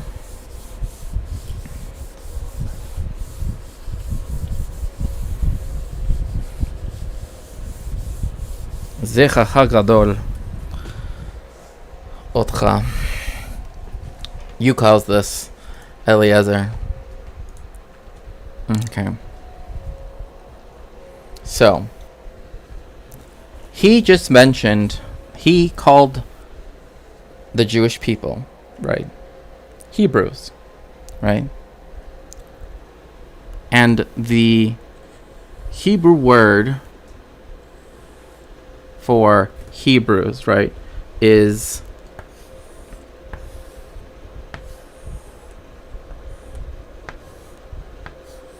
for the people, let's say, right, is Ivrim. Okay?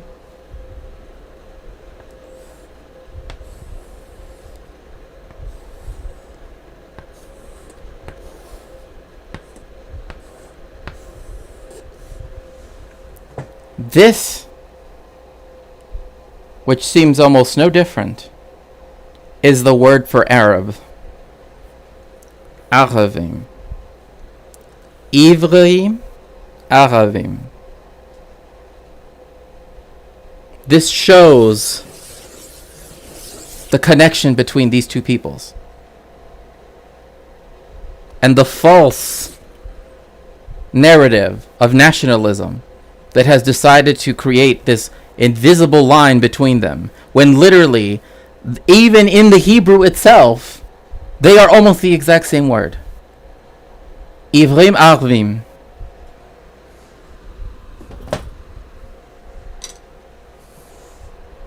Literally the same letters. It's just two that are transposed. That is literally the difference between Ivri ve Arabi. That is the difference. A single slight change. So I'm actually glad that Eliezer Ben Yehuda decided to, But this is the reason why every time I hear Yishai Fleischer and all those other people, we are literally... Like, if you want to go with the whole, like, oh, blah, blah, blah, connections, the proof is in the Aleph Bet pudding, okay? If you want to claim to be an Ivri, then the proof is in the language itself, exactly. Arvi, Ivri. Arvi, Ivri. Same. No difference. We should be fully equal. Because the issue has never been Jewish people living in the land of Palestine. The problem has always been Zionists not wanting Palestinians to live in their ethno-state that they want to have. Because they literally do not understand, not even the basic of Hebrew, apparently. And yet they dare to say that they have revived the language. If only they knew. As proposed by Hashachar's editor, Peretz Smolenskin, but as the primary language of the Jewish nation in Palestine. It's no coincidence that he chose this moment to discard his Gentile name Perelman and live entirely by his Hebrew name, Eliezer Ben Yehuda. Before he could finish medical school, Ben Yehuda was diagnosed with tuberculosis and sent to recover in Algiers, whose Jewish community would prove the first great test of his noble experiment. Isn't it funny? Isn't it funny that he's like, oh, I'm sick, right? And I'm, he's a French citizen, right? So, they're like, vous avez besoin d'avoir une période de relaxer et finalement avoir de récupération, right? And so the place where they send him is literally a settler colony of the French. Because I'm sure, that won't come back to, to haunt the Hebraicist movement.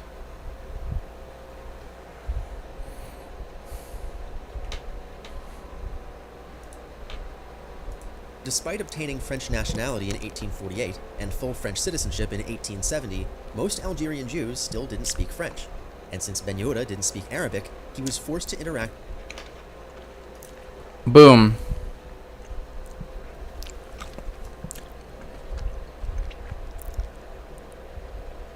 They all spoke Arabic.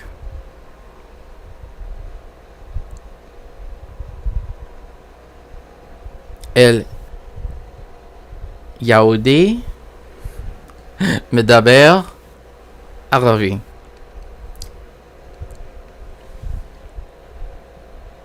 He went to a French settler colony as a French person. Right.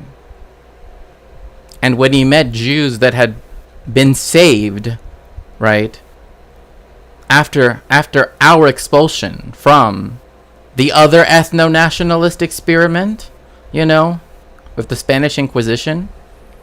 Wait, Ben Yehuda did not speak the native language? But the Jews did.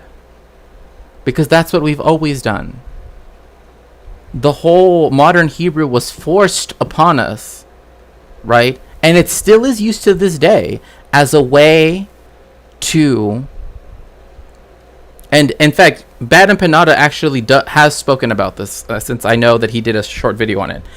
They do this for many reasons, right? One of which is they will say their more genocidal statements, right, in Hebrew, but in their English media, knowing again that most Jews in the world actually don't speak Hebrew, which again disproves this whole line of reasoning here. What's the point of being in an empire if you have to learn the local language, right? It's like, imagine him encountering Jewish people. And by the way, I have a picture, and if you knew my cousin, I obviously don't want to say her name or whatever, but of the connections that we have also to this area of the world, right? Pictures, whatever, I don't want to get too detailed, right? like the ancestral, like the physical connection, I guess one way could say, right? Like the way how she looks, right? Looks just like an ancestor lived in this part of the world at one time. Like exactly, like they could be twins. And it's funny because she also, for her, like going to Jewish events, they would always want to treat her as though she were a convert. And it's like, you do realize that her mother's family, right, which is from, again, this part of the world, you do realize that like Algerian Moroccan Jews look like Algerians and Moroccans, right? You do realize that not everybody looks like, the exurbs of Dallas, But anyway, that's a whole different point. So he didn't speak Arabic. He was forced. Again, this just proves the whole revival thing. Because why did none of the other communities, why did none of the other Jewish communities feel the need to revive the language? Because we already knew it. We already knew it for our liturgical practices, right? 8 days after, if you have an AMAB child, right? You have to know the prayers, and you have to give them a Hebrew name, right? Like that's a tradition that goes back, thousands of years in Jewish tradition, right?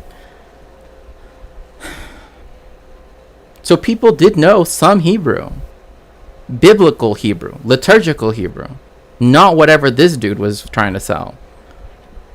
And he was mad. He's like, I can't speak French in French Algeria.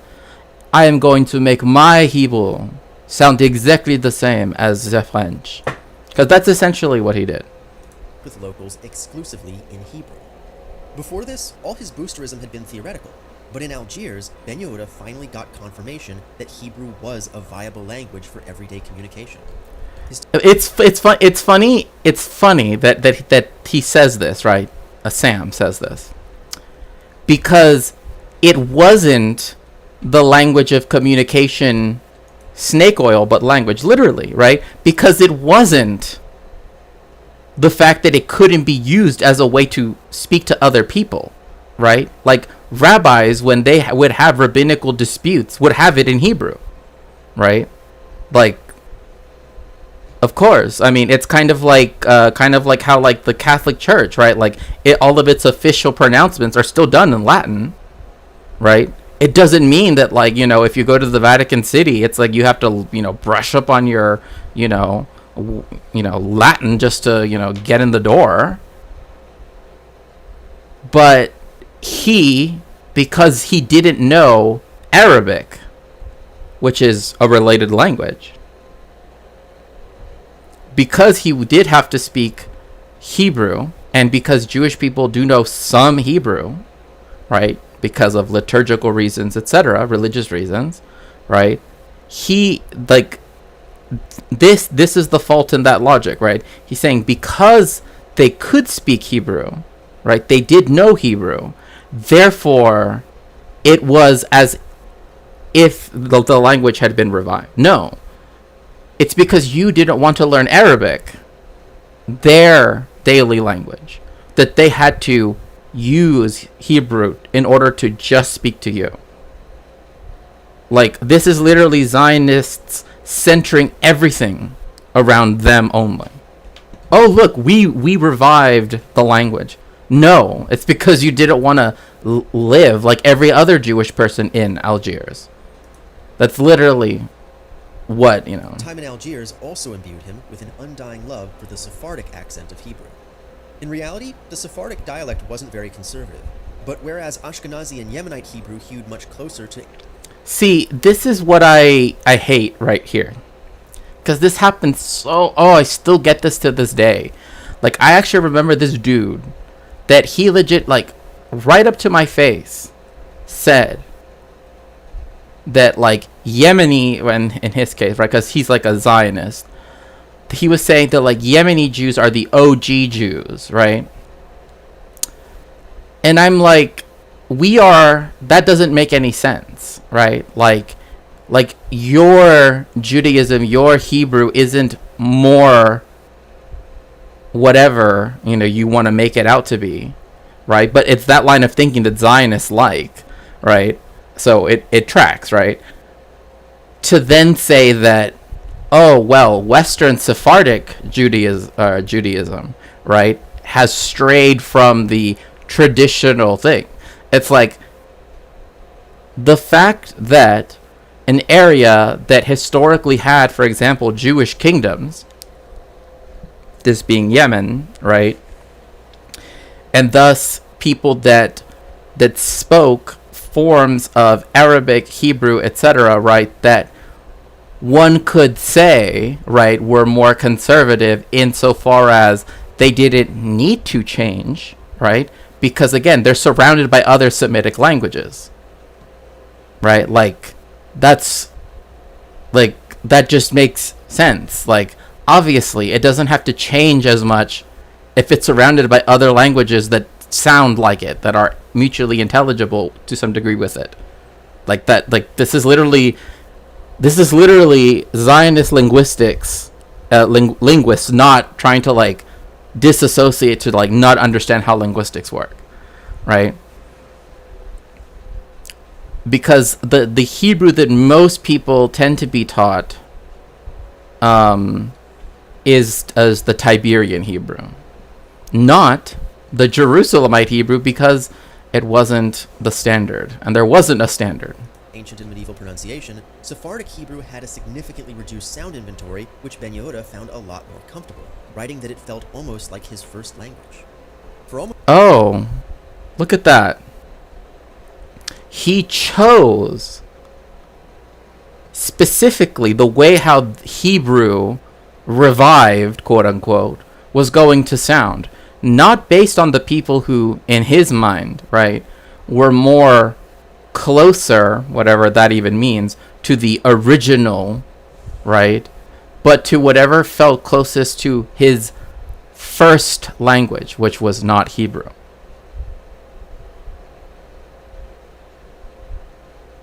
Does does that make sense? Like, I don't know, like maybe it's just. And also this whole thing about Sephardic Hebrew being in vogue, the reason why it was in vogue was because this was at a time that, again, the Jews of particularly Germany, but also like the Netherlands, parts of Austria, of the Austrian Empire, Austria-Hungary, right, France, right, even in England, right, they began to, they saw Sephardic Jews, right, in an Orientalist manner. So this kind of vogue was them Orientalizing us, right? In fact, a lot of the music that people associate with the Middle East actually comes from, like, for example, Samson and Delilah, right, which is from the Bible, right? But it's because they, again, began to Orientalize the Sephardic people, right? Because we no longer lived in Sepharad, right, in Spain or Iberia, right? And the places where Sephardic people did live were not part of those places, right? It was not Germany, it was not France, right? Again, a large part of it was still in what at this map here would have still been the Ottoman Empire, which again is the only country, as far as I know, that still has a national organization for the Latino language, right? So unless you were like from newly conquered Balkan territories in Bosnia and Herzegovina, in like Sarai or Sarajevo, only then you would encounter. But what you also encounter a lot of Muslim people, right? So this is why if you go to Germany, right, and you see all of the famous synagogues being built in the 19th century, right, these really, they're beautiful. I'm not going to say, oh, they're ugly. But they began to fetishize, right, this idea of Sephardic people, one, no longer being European, right, of being the other, right, and also of them being connected with like North Africa, right, which is again a historical area where most Sephardic Jews have some connection to in some way, and the Levant, right. So at this time, architecturally, you begin to start seeing synagogues being built. In fact, there's actually a book about this. Let me see if I can find it. Let's see here.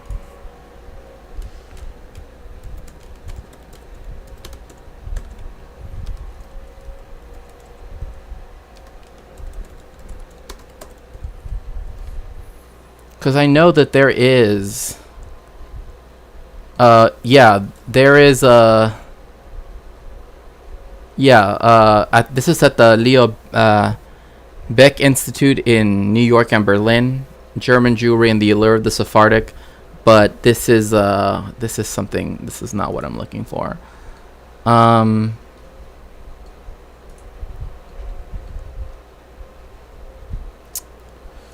Here we go. Trying to find like a really nice image that kind of showcases exactly what I'm talking about. Okay. Okay, so this is the Jubilee Synagogue in Prague. Right? It's nice, right? But you can see from the windows, from the arches, the colors, that it is, again, this is in Prague. These are Ashkenazi Jewish people.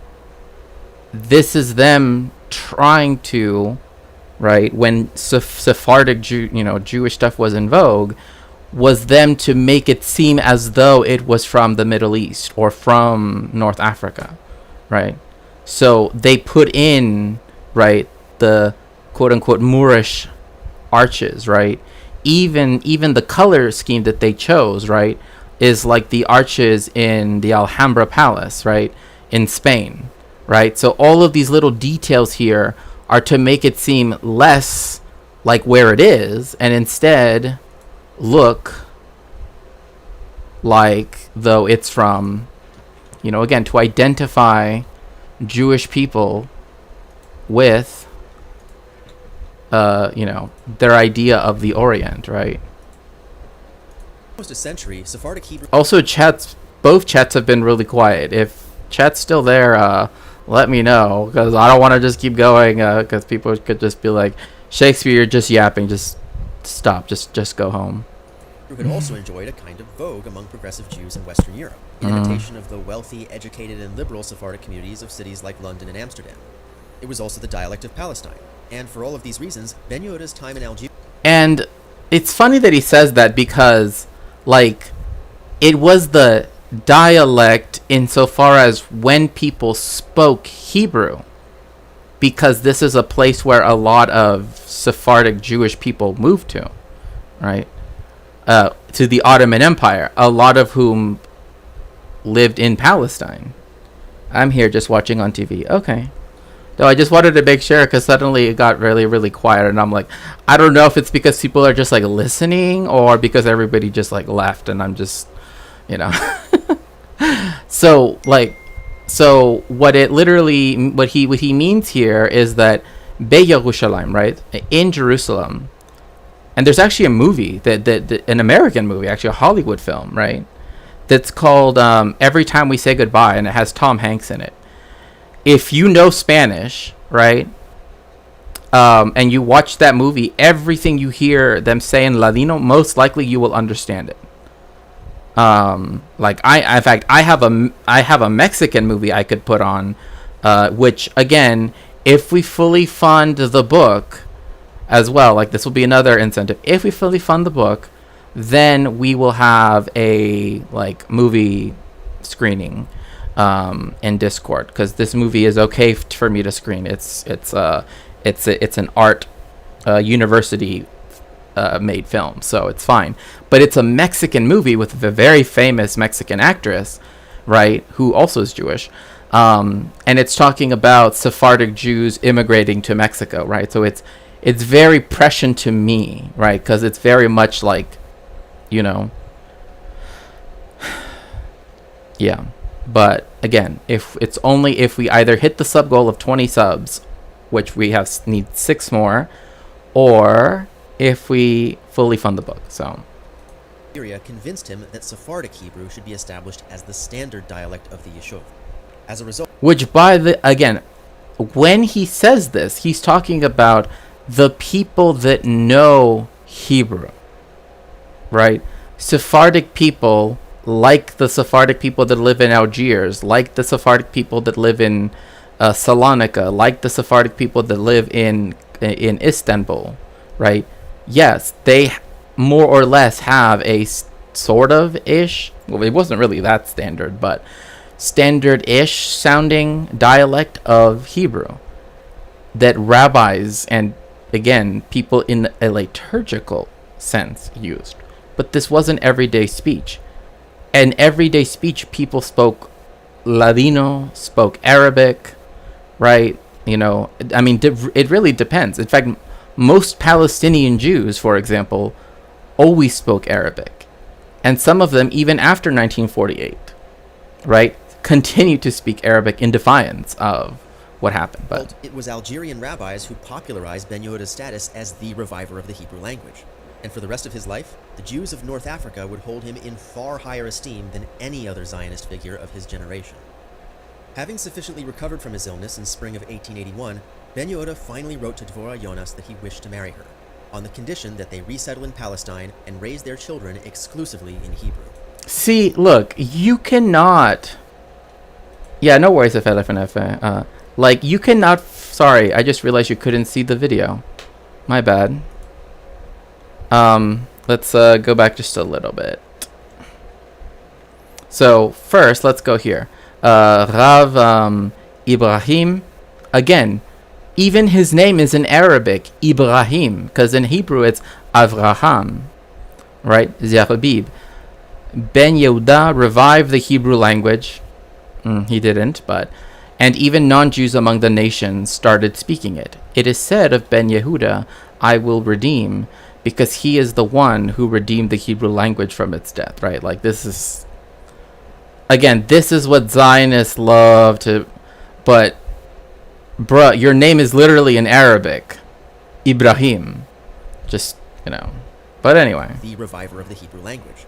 And for the rest of his life, the Jews of North Africa would hold him in far higher esteem than any other Zionist figure of his generation.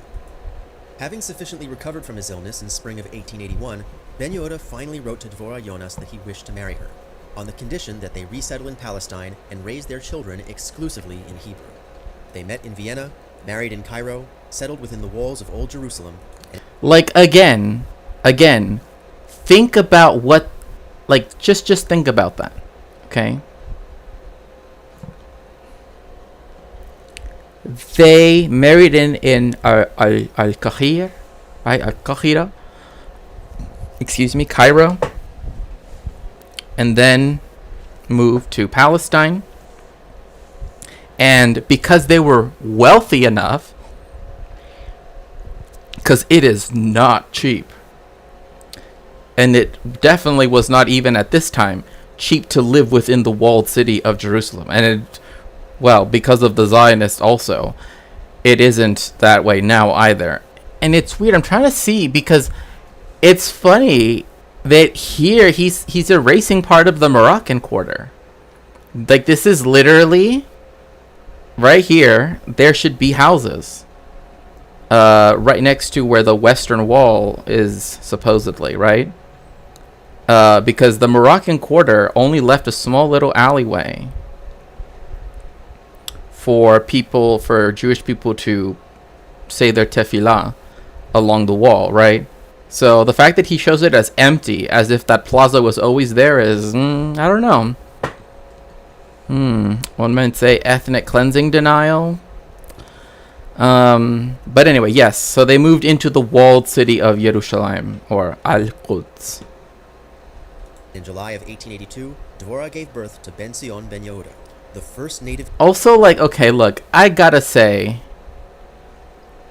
naming someone son of this, son of this, son of this, like in Hebrew, like Zionists do better. Like, come on. Ben Sion Ben Yehuda, son of Zion, son of Judah? What?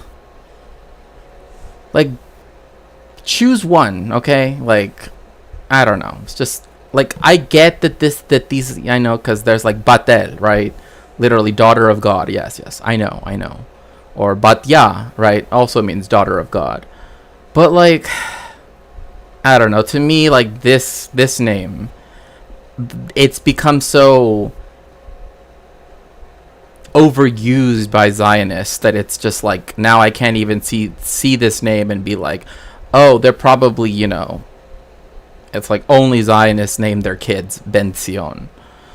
But you see here how he says that he was the first native Hebrew speaker since the crisis of the 3rd century. He did not, thus far, did not provide the context of how that happened, right? Because that was definitely, right?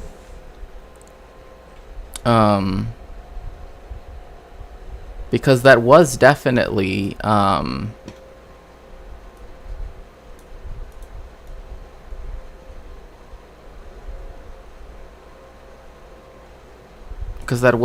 the intention of, wait a second.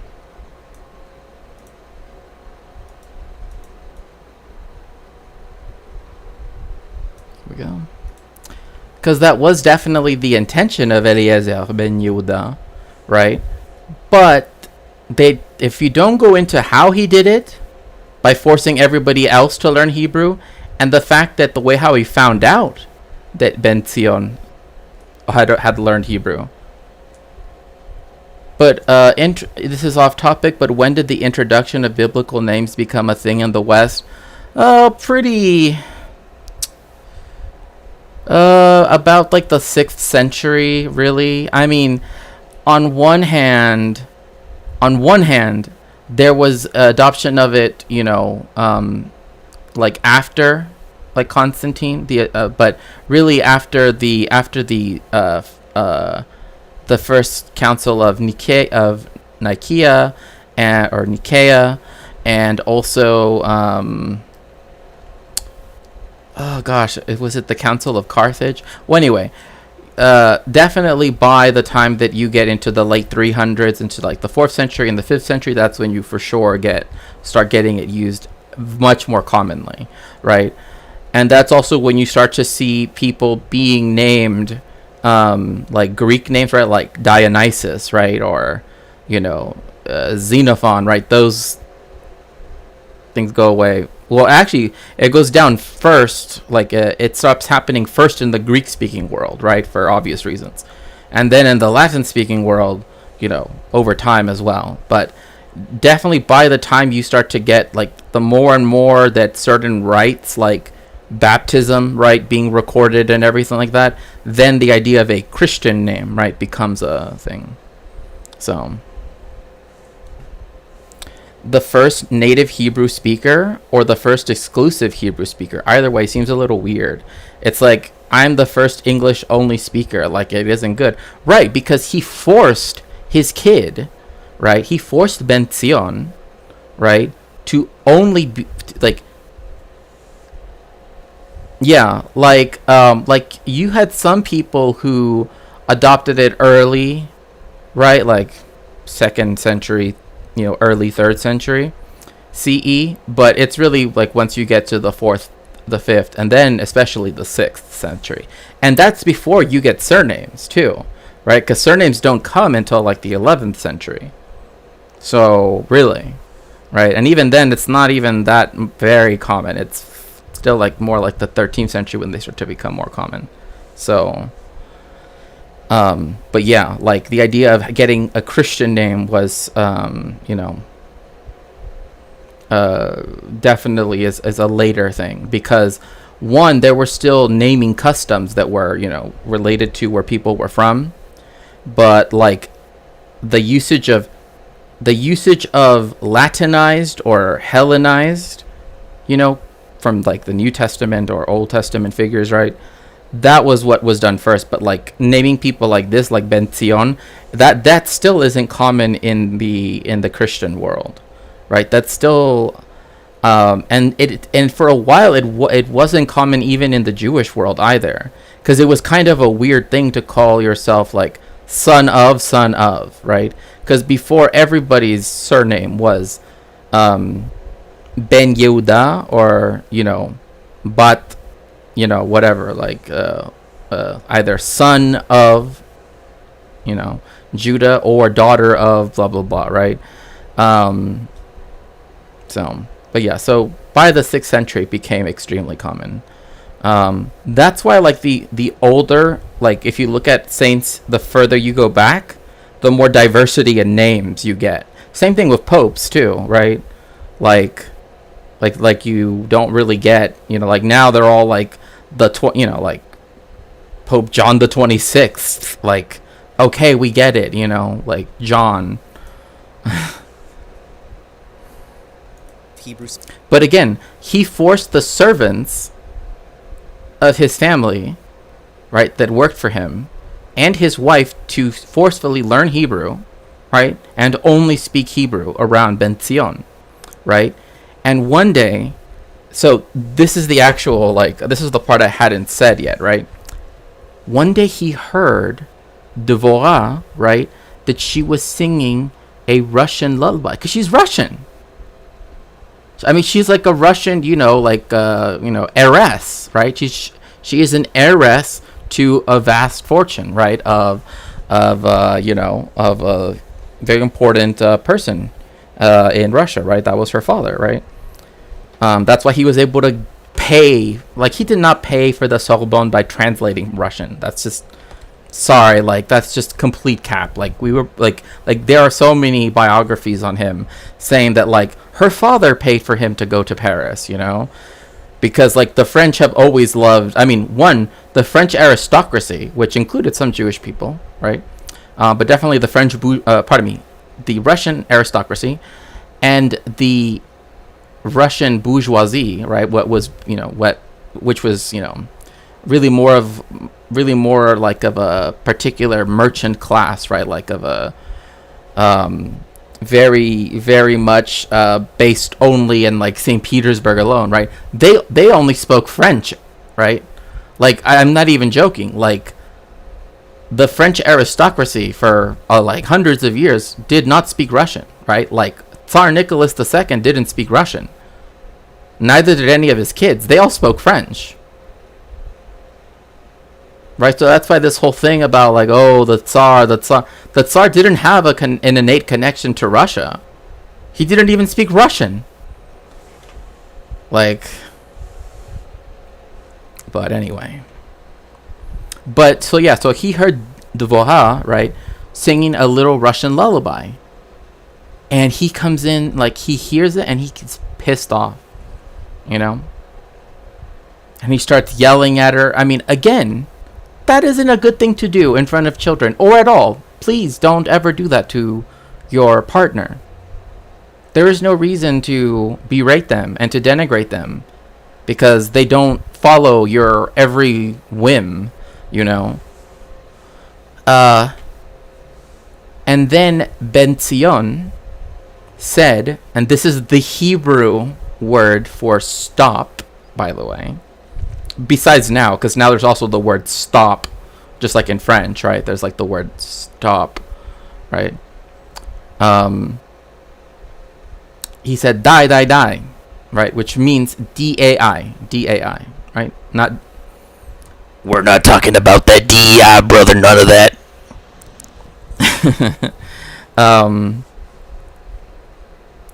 he said die, die, die, right, which means stop. And that's how, miraculously, right, they figured out that bendición, right, we're not talking about that woke DEI, we're talking about that MAGA DAI. That's how he figured out, that's how they found out that bendición was the first native Hebrew speaker in 2,000 years. Yeah, I know. Speaker since the crisis of the 3rd century. Brother. After acquiring Ottoman citizenship, Ben Yoda then established a Hebrew newspaper, began... Did they just put him they just gave him a random fez? I like how he already lived in a place where people wore fezzes, right? But like only now that he got Ottoman citizenship, he's like, oh, you know what? You know, this looks kind of like kind of looking. I'm kind of, you know, like I'm kind of digging this look right here. Like, teaching Hebrew to the children of recent arrivals, producing Hebrew language textbooks, and crafting a Hebrew curriculum for schools, culminating in... Wait, but wouldn't that mean though that the revival wasn't an organic revival?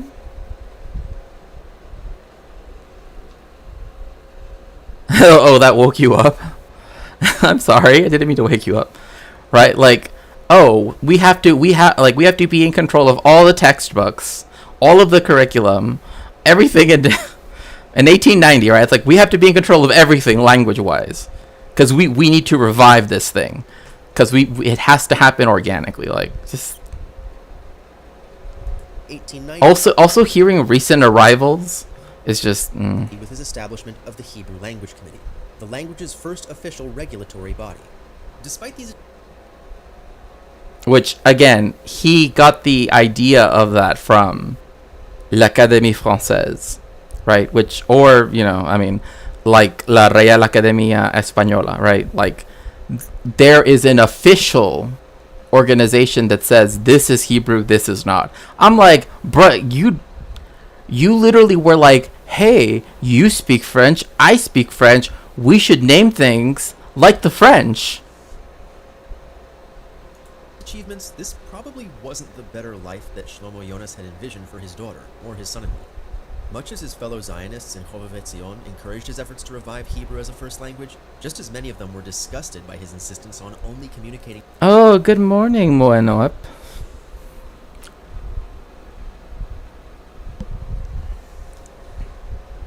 Yes. Many of them were deceived. Why wasn't this emphasized? Fancy... Who? Devon?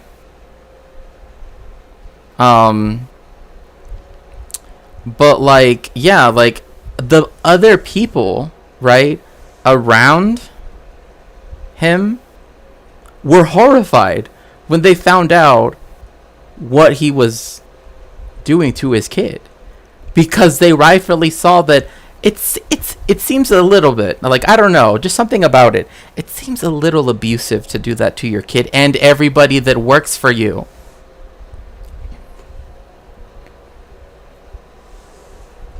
Like, could you imagine, like, you could be fired, right, if you don't speak this ancient language that nobody uses, because I want my son, Ben Zion, to be the first native speaker in 2,000 years of it, because I'm reviving it, because it happened totally organically. Totally did not happen because, you know, bourgeois Jewish ethno-nationalists decided to, you know,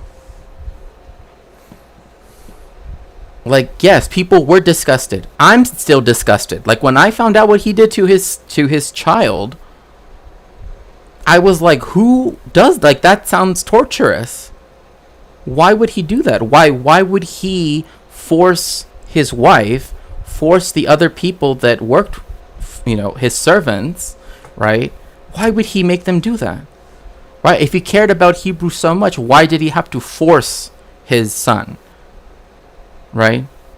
And it literally is, and Zionists love to make it all, oh, you know, try to give it this almost like hagiographic type of, thing about Eliezer ben Yehuda. But again, it's so much of it is so subjective, like what they ended up choosing, what they ended up doing, that it's not a revival. Like it's too orchestrated. It's too controlled, right? Like, oh, I'm going to create the curriculum, right? All your kids have to go to my school and they have to learn my Hebrew, right? Because that would be reviving Hebrew? No. To this day, I'm still disgusted.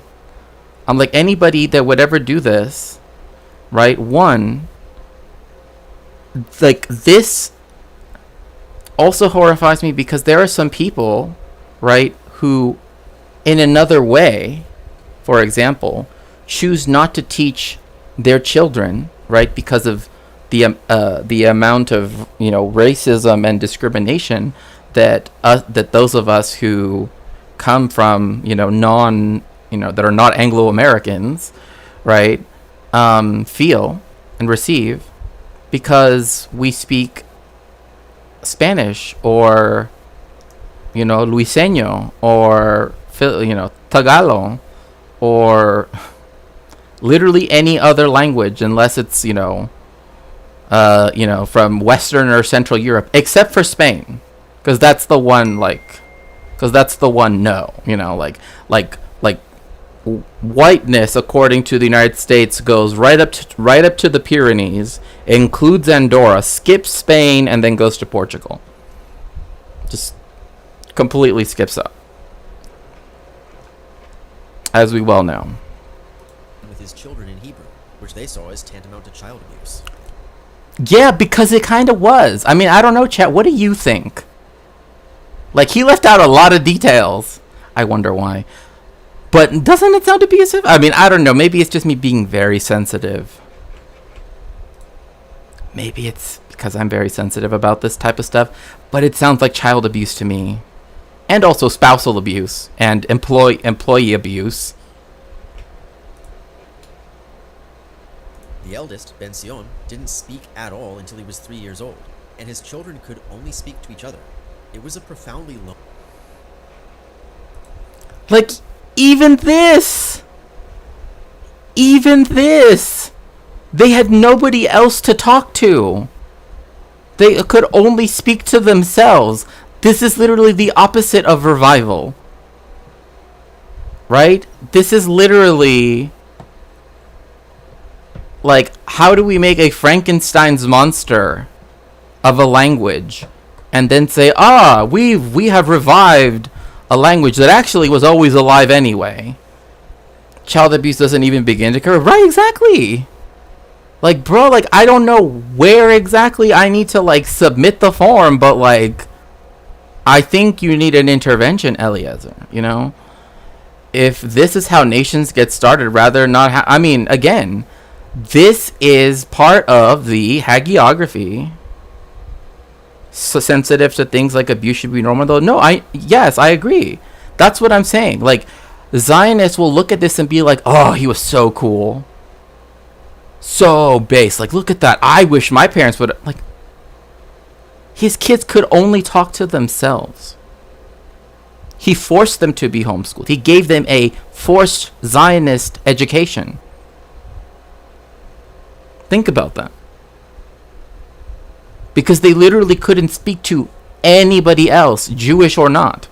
Because everybody else, including Palestinian Jews, spoke Arabic. Or Yiddish.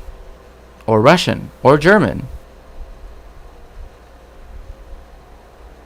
But they were the special few that were forced to learn a constructed language that literally was made up by two dudes that were like, I speak French, you speak French, so let's make Hebrew sound like French. Again, this is why people who only know modern Hebrew have to learn biblical Hebrew. This is why if you want to read a Torah, you have to get a translation copy from modern Hebrew, from biblical Hebrew into modern Hebrew.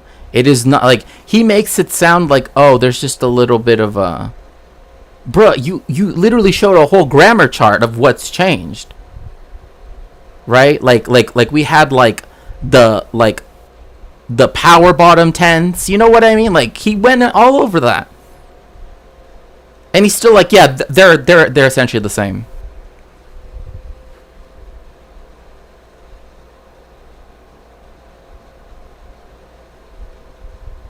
אנחנו לא בבלגן. Zich. Like, yeah, literally, IDK, I'm gonna raise my child in a basement learning only classical Latin. Literally. That's literally what he did with all of his kids. And Ben Sion couldn't speak till he was 3. That's why his mom took special care of him and would sing him lullabies to calm him down because he could not speak.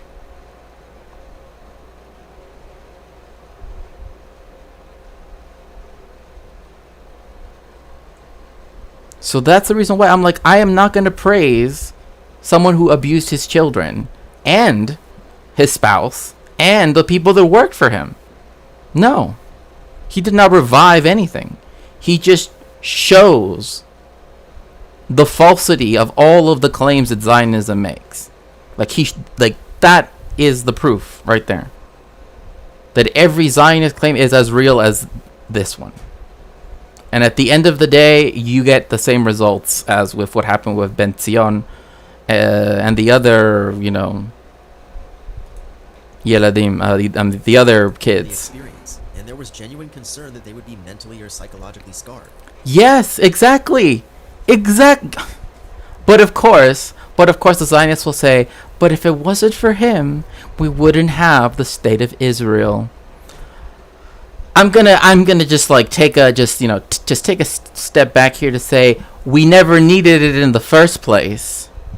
And 2, are you literally gonna start to say that it's founded off of, among other crimes, what Ben Yehuda did to his kids? Like, you want to be proud about that? No.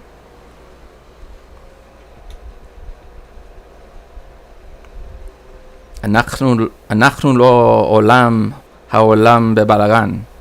No. That is not a world that I want to live in, where we have to praise people that are like that and say they're actually the people that kickstarted the Zionist movement. Then that movement is abusive. I don't know what else to tell you. And yeah, mentally or psychologically scarred. Yes, because he couldn't talk till he was 3. He should have been receiving therapy. He should have been receiving help in whatever language, right? In whatever language his mother wanted to, not forcing his mother to speak to him only in Hebrew.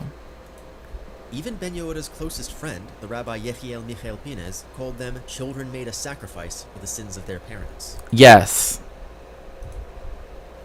I remember reading about Rabbi Yechiel and agreeing with that his children were a churban, right, a sacrifice, and for the sins of, and the problem is I don't like the idea of him blaming the mother, right? Obviously Devorah, right, was not expecting to be, shuttled off to Palestine, right, to then control the entire education of all Jewish people, right, of all Jewish children that came from Europe, right? That wasn't what she thought she was going to get, right? Her father promised her a man who was very intelligent, who was studying medicine in Paris, who would then presumably have them live in France. Then he decided to do God only knows what, all of this. And I've always felt a particular, like, don't blame both parents. Yes, I do know that the mother, partook in it, but obviously, knowing the story, the fault falls on Eliezer ben Yehuda and all those who to this day hold him up like a hero. Right? Because they even try to excuse him arguing with his wife, which I'm just going to put it like that. They were arguing, right? I don't need to add any more details to that, right? They actually act like that was a good thing because it got Ben Zion to speak in Hebrew, right? Think about that thought process. Like, honestly, chat. Like, really think about that. Justifying the abuse of a child who didn't learn how to speak until he was 3, right? And praising the fact that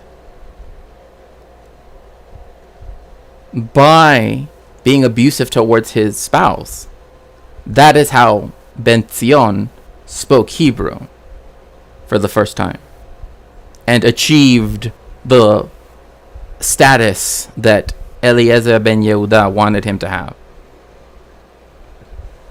This is why, again, like I keep saying, when you know these things, you don't want to be around people that are like super, that are in this, that are partake in this ideology.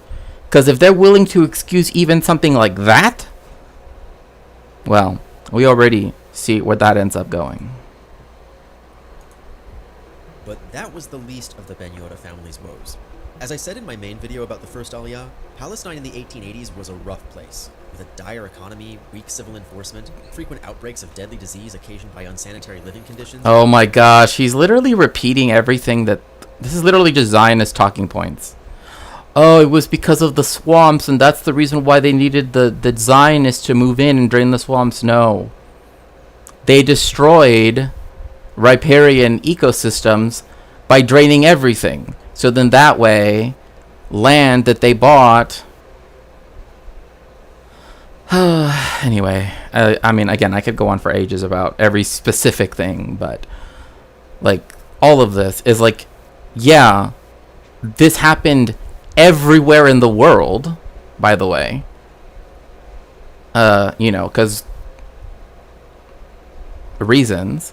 But also it's acting like, oh, if you crossed over to British occupied Egypt, oh, everything was fine. It was just here. Like, no. No. It was happening in Europe just the same. In London, right? If anything, the only thing that these types of conditions did was to then... I'm not even going to go into that. Not even... Equally frequent banditry and ever-increasing religious violence. Oh, there we go. Of course. Banditry. I hate how they always try to... This is the thing with Zionists, right? They love to say, oh, well, they stole a shovel, right? They stole my great-great-great, grandfather's shovel. So, I guess 1948 is justified then. The Nakba was justified because of the shovel. Like, hello, there was banditry on both.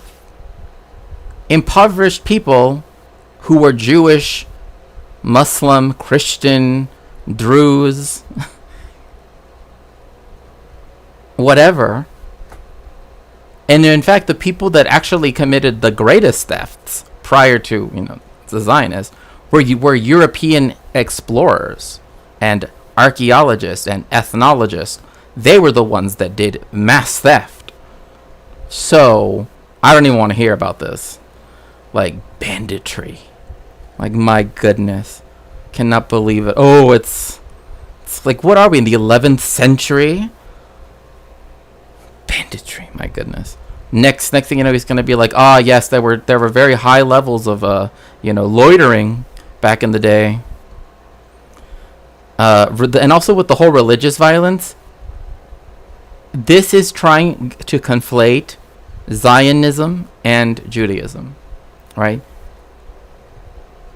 never in Palestine was there ever anything. Actually, you know what? I'll actually explain it in slightly a different way.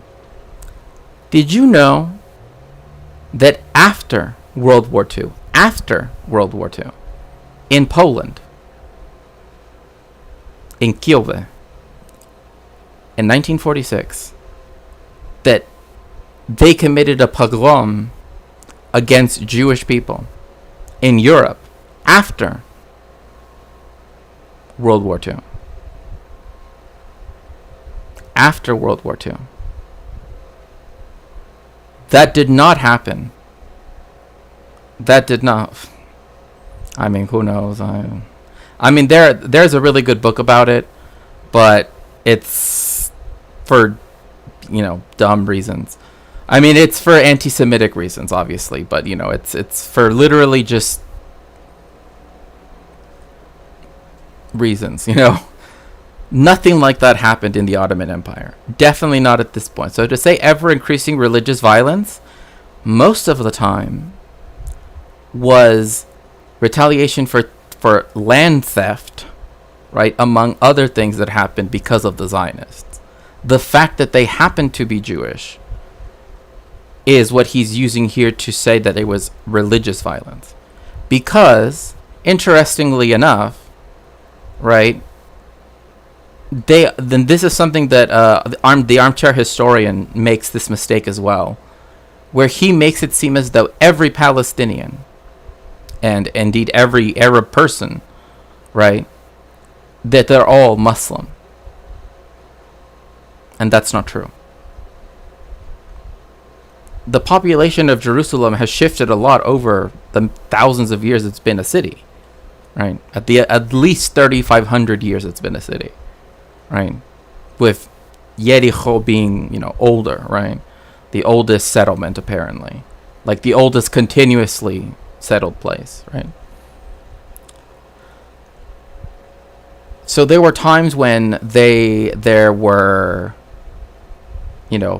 Jews made up a third of the population, which is typically about how much it's been historically after, both Christianity. Because again, the Jewish people were not expelled from the land of Palestine by the Romans. There was no expulsion act. The Romans didn't do that. The Zionists did, but not the Romans, interestingly enough. There was never an expulsion. There was the siege of Jerusalem and the destruction of the Second Temple, yes. But they didn't. And when the siege was over, right, and that was the only place where then they said, you guys cannot live within the new city that we are going to build on top of it. Iolia Capitolina, right? But eventually, things changed, whatever, and Jewish people did come to live. They lived everywhere else, right? And again, the vast majority of the Jewish population at this point didn't even live in Palestine. It lived in Babylonia. So, anyway, trying to put this down as religious violence is again right. It's instrumentalizing Judaism as being inextricably linked to Zionism and vice versa, right? Like it's trying to see one in the other, when most Zionists in the world are not Jews at all. They are mostly white evangelical Christians, and most of them from just one country. And we all know which country that is. Canada. No, but again, like Babylonia sounds made up. Did their language even have the B sound? Sorry, just saw some really bad hasbaha about how Palestine is fake. Well, yeah, what's funny, because Babylonia actually did have, it did have B, but it's interesting because, like, the reason why we know so much about, like, Babylonia is because Jews used a cuneiform based off of Middle Babylonian, right? That they then used to write Hebrew words, right, or Aramaic words, right? So anyway, but yeah, no, I hate that too, because they're like, oh, there isn't a P in Arabic, right? And it's like, so there's no Palestine. But then it's just like, well, there isn't a J in Hebrew, so I guess there's no Jerusalem either, and no Jews either, I suppose, by that. Yeah, there's no J. There's no J. Also, there was never a United Kingdom of Israel, so, I mean, we put the P in Palestine. I mean, I'll just leave it at that. No, yes, but it just sounds kind of funny the way how that sounds. Like we put the P in Palestine, right? Like P is stored in, never mind. Well, the reason why I feel like we're gonna go off on so many tangents since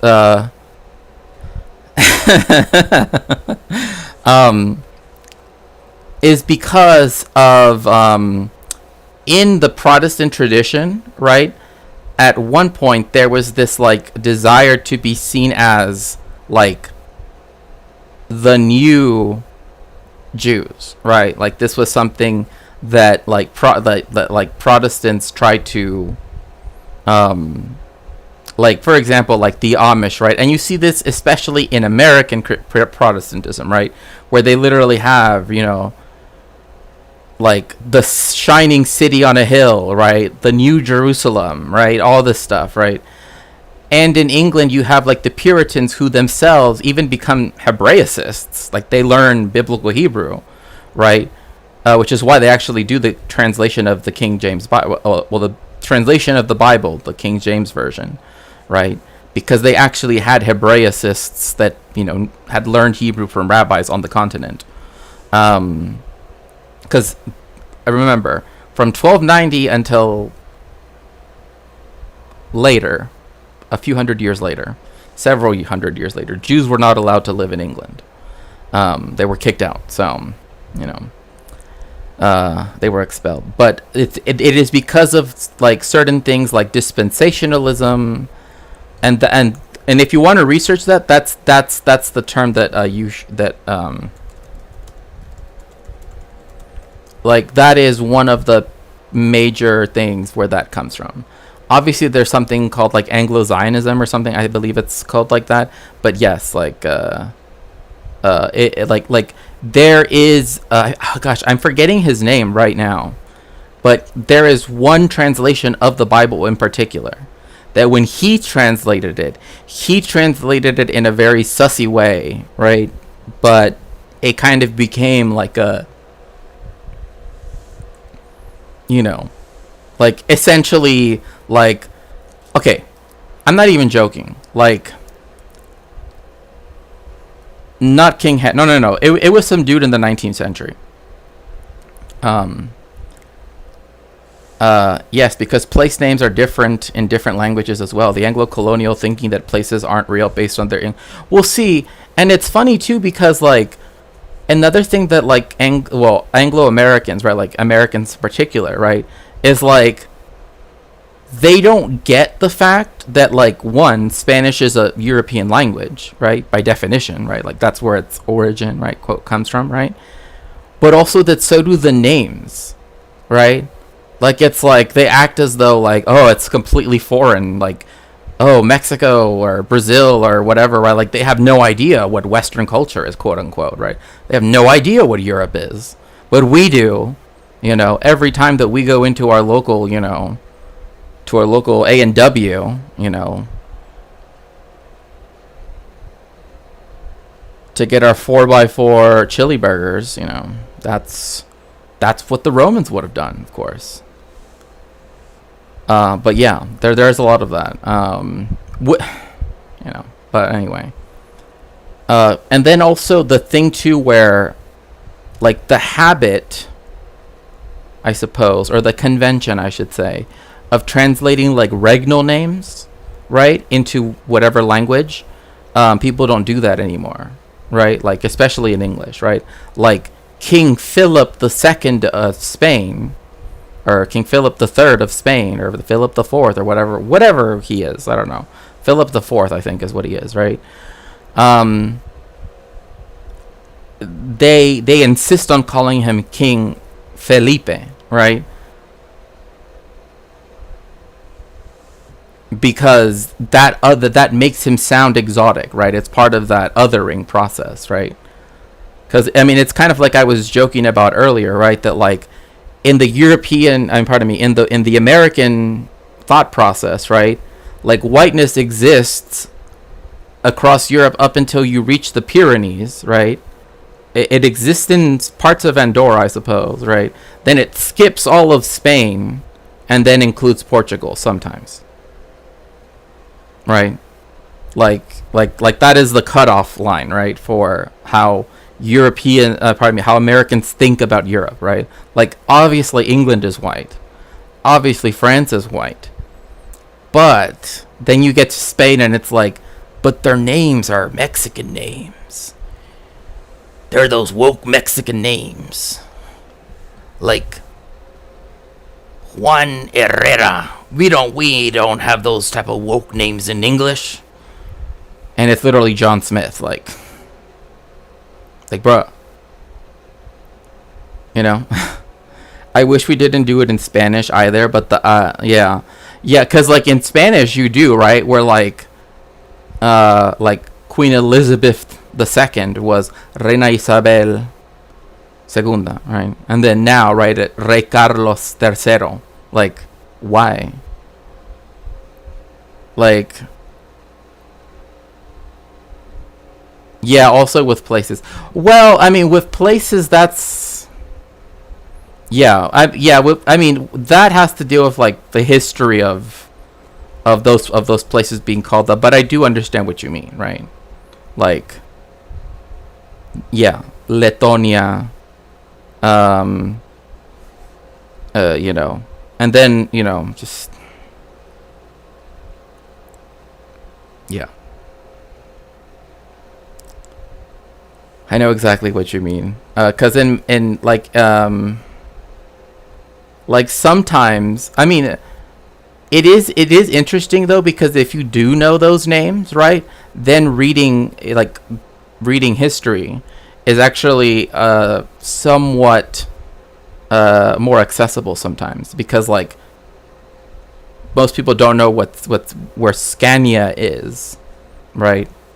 But you know, if you know that Scania is the lowest part of Scandinavia, right, the lowest part of Sweden, right, then you know. But anyway, but yeah,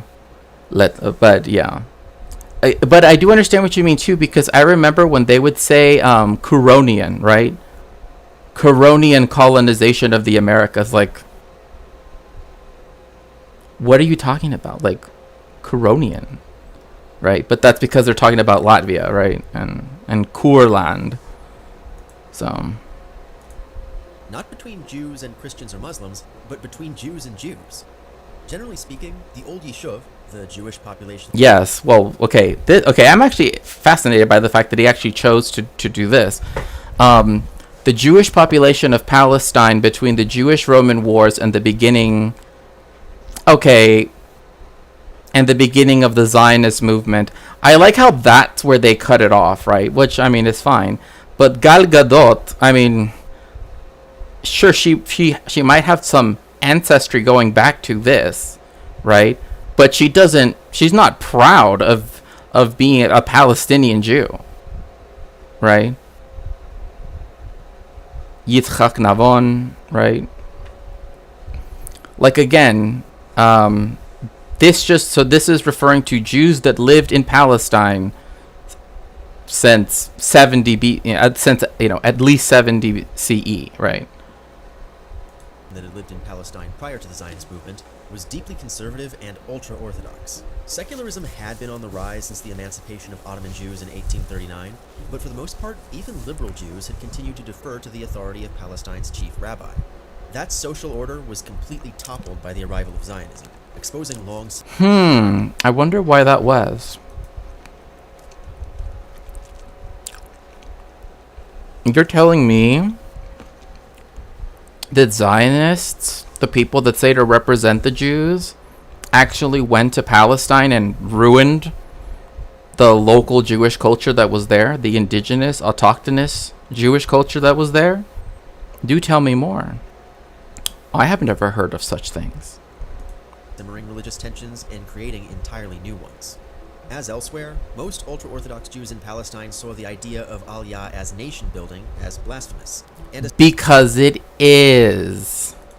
Because it is blasphemous. It is.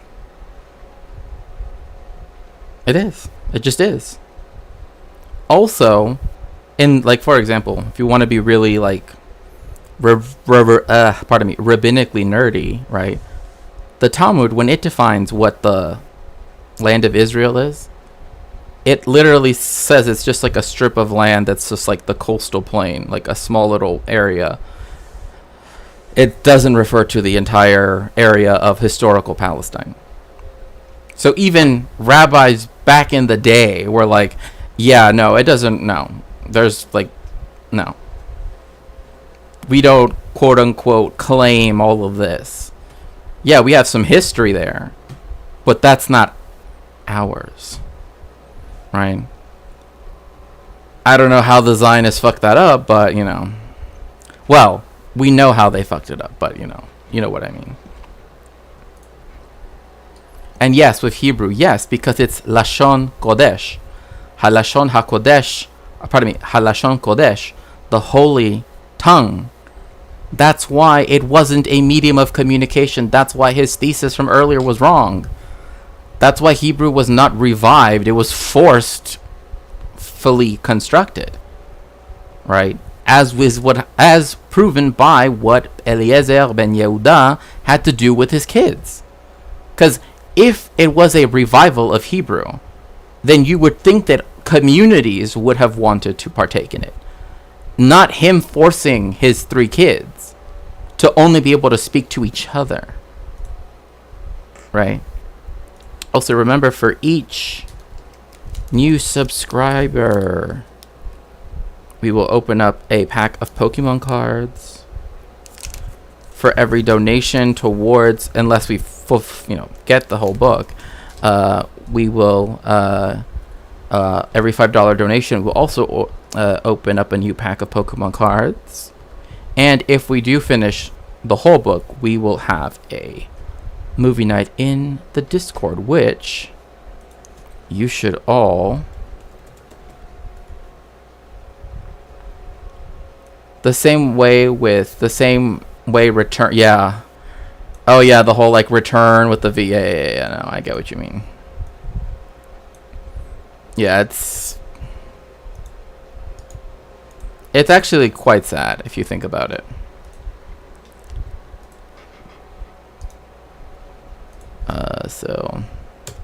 So if you are not part of the Discord and you would like to, please make sure to do so ASAP.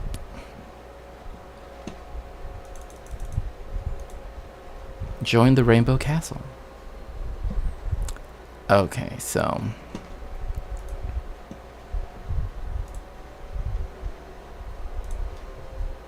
similar attitude prevailed in some corners towards Hebrew. In the Galilee to the north, ultra-Orthodox Jews were fairly open to Hebrew revival. Conversational Hebrew had already been a normal feature of life in cities like Sodom. Okay, see, this is the problem. Conversational Hebrew. That's not. This is a city. This city, Safed, right, was a city with lots of different rabbinical movements, right? Different, right, where they studied Kabbalah, right? Jewish mysticism.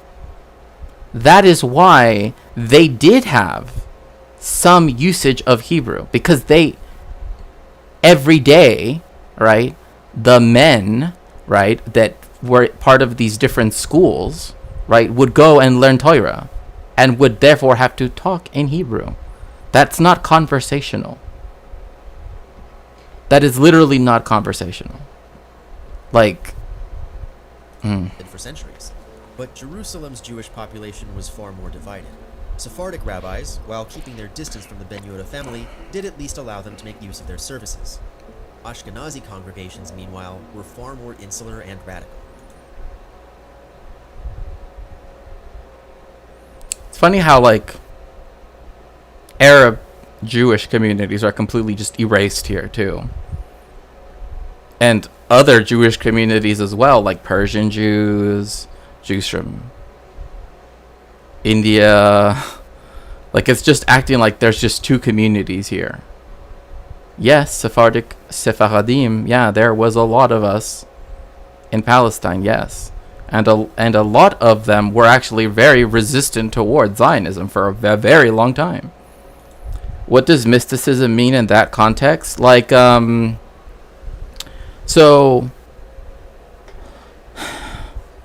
there is a belief, right, something called the Sephardic tree, right?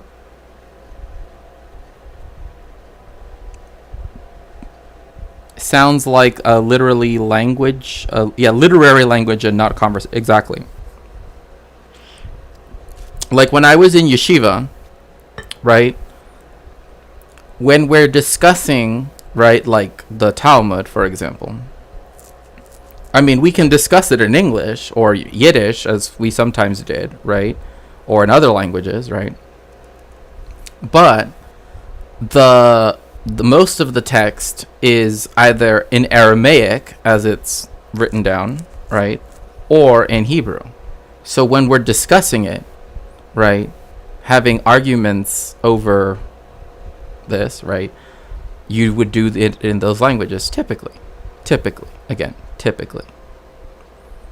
Then suddenly it's a rainbow. Indeed.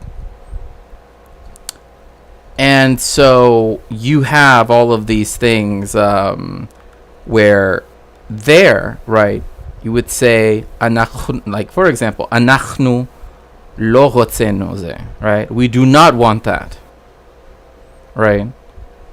Like, that could be used as a counterpoint, right? Anachnu lo rotze ze, right?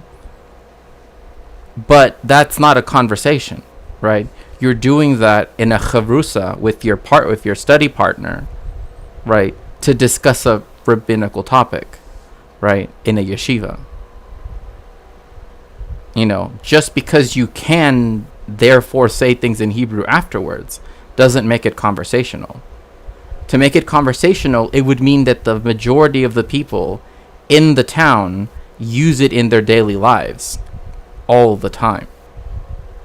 And that is not the case.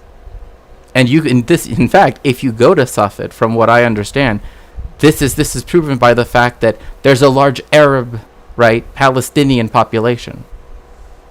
So, like, it doesn't make sense. Like, he can't claim, oh, it was a conversational language, but also most of the people that live there were Palestinians, right? Like, you can't have both existing at the same time, right? Either it's a language used within a certain community, right, and it can be used in, let's say, quote unquote, a conversation, but that is not conversational Hebrew, right?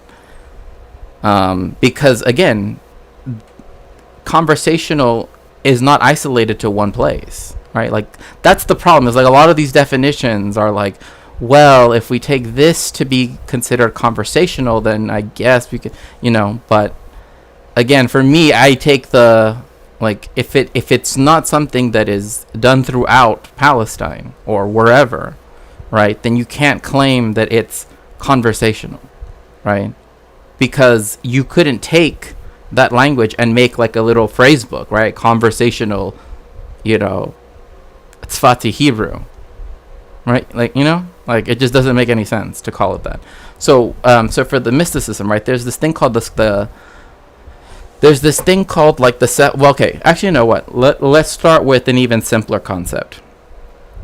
Remember when we were going over the Hebrew alphabet, right?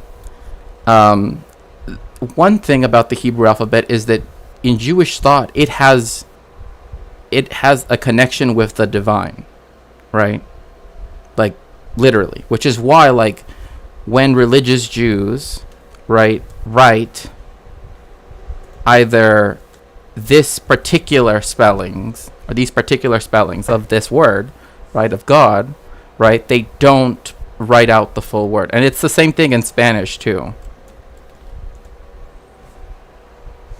It's the same thing, right? Because for us, right, the letters, the language itself has great power. Hence why it's Halashon Kodesh, the holy language, right?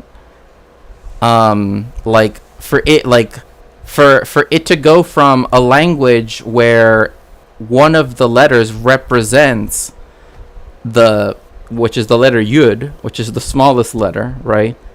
Which is which in Jewish Kabbalistic thought is believed to, that we have a Yud inside all of us, right? We all have a bit of, as it were, God's hand in all of us, right? That also is represented in both the literal, and of the word, right, of the letter Yad, which means hand, right? But also in a greater spiritual context where, right, like for example, Yud usually stands for the number 10, right? And so how many aspects of the Sephirotic tree are related to, right, to stuff that is not Malchut, right, which is the lowest level? And some people would say, well, there are 10, right, because there are 3 rungs of 3, and then there is like, now we're getting into, but it's like stuff like that, right? It's like it's the reason why 7 is a very common thing in Hebrew, why 18 is a very, right, also like a very particular numerology, right? Because 18 in Hebrew, Chet Yud, means Chai, which means life, right? So that's why people who are Jewish will often donate in series of like 18, 72, or 180, right? Because like then you are, as it were, bringing life into the world, right, so to speak, right? Another thing too is this concept of like Histauschulus, right, which is literally like, if I were to translate it into Spanish, or actually if I were to translate it into Latin, because it sounds exactly like in Spanish, it would be catena, right? Cadena, right? Catena, a chain, right? And it's a chain, a metaphysical chain, right, that each person, right, experiences in relationship to the aspects of the Sephirotic tree, right? So one way of thinking about this is there are 3 forms of knowledge: chinuch, bina, and da'at, right? So there is like transcendent knowledge, right? There is like, oh, I know something, right? I understand something, and then something that's even beyond that, right? And those concepts are,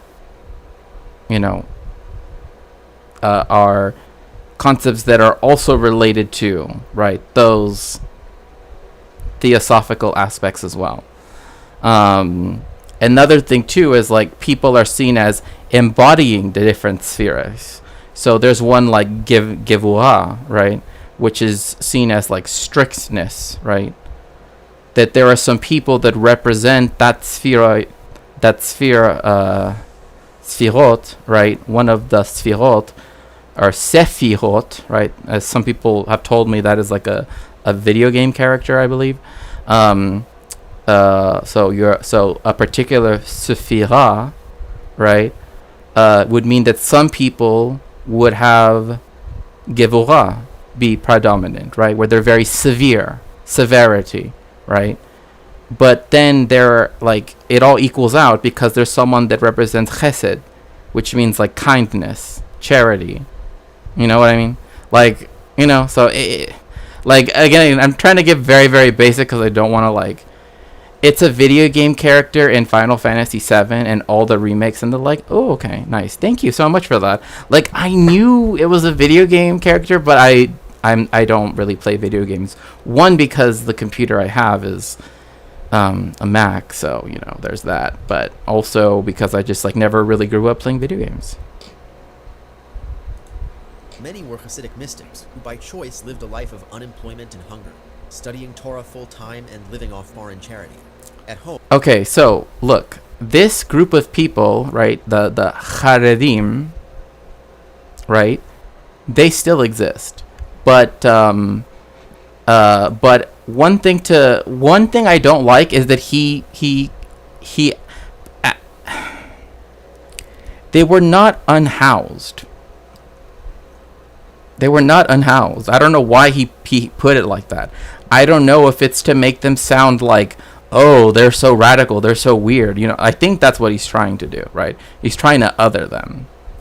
But actually, and this is still the case in, because Haredim are the group of what is usually called ultra-Orthodox. Again, I used to be ultra-Orthodox myself. Most of whom, particularly in Israel, are actually anti-Zionist, or actually anti-Israel, right? Like, there is a show that is, unfortunately, it's an Israeli show, but it's called Shtisel, right? And it literally has anti-Zionist characters in it. Like, it's an Israeli show, but it shows ultra-Orthodox Jewish people and like their daily lives, right? And their, molestie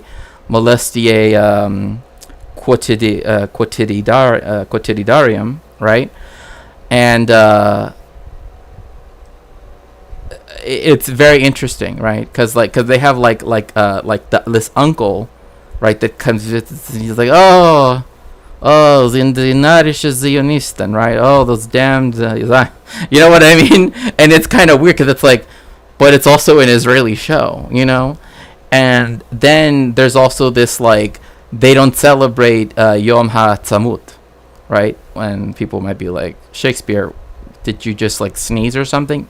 Yom HaTzamut means literally Independence Day. But it's Independence Day not of like the emancipation of the Jewish people in Europe, right, by Napoleon or whatever. No, it's of the state of Israel, right? The day that they declared quote unquote independence, right? Usually it's around it does show them in a negative light.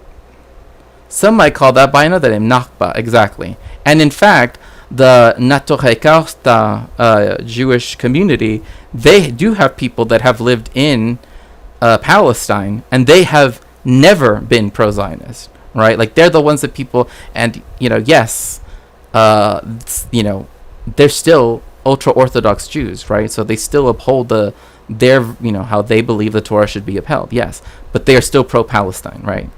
And they have always been. They have always been against there being a quote-unquote Jewish state, which it isn't one, Israel. Anyway, but regardless, it sounds like he's trying to put them. Yeah, he is trying to put them in history. He's literally like they were unhoused, right? It does show them in a negative light. But it also makes it seem like it shows it so that they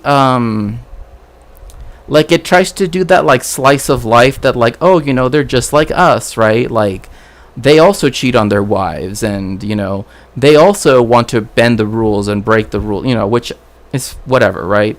The thing is that like, but one thing I will commend them on, the only thing, and this is the only thing that I can say, it's like, okay,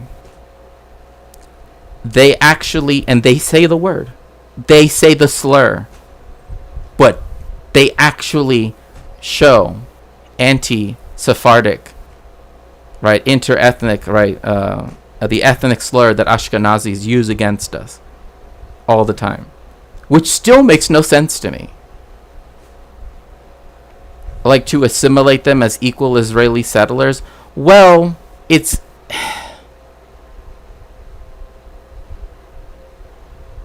there is an aspect of that, particularly with one of the characters, where he kind of like gives in, right, if that makes sense.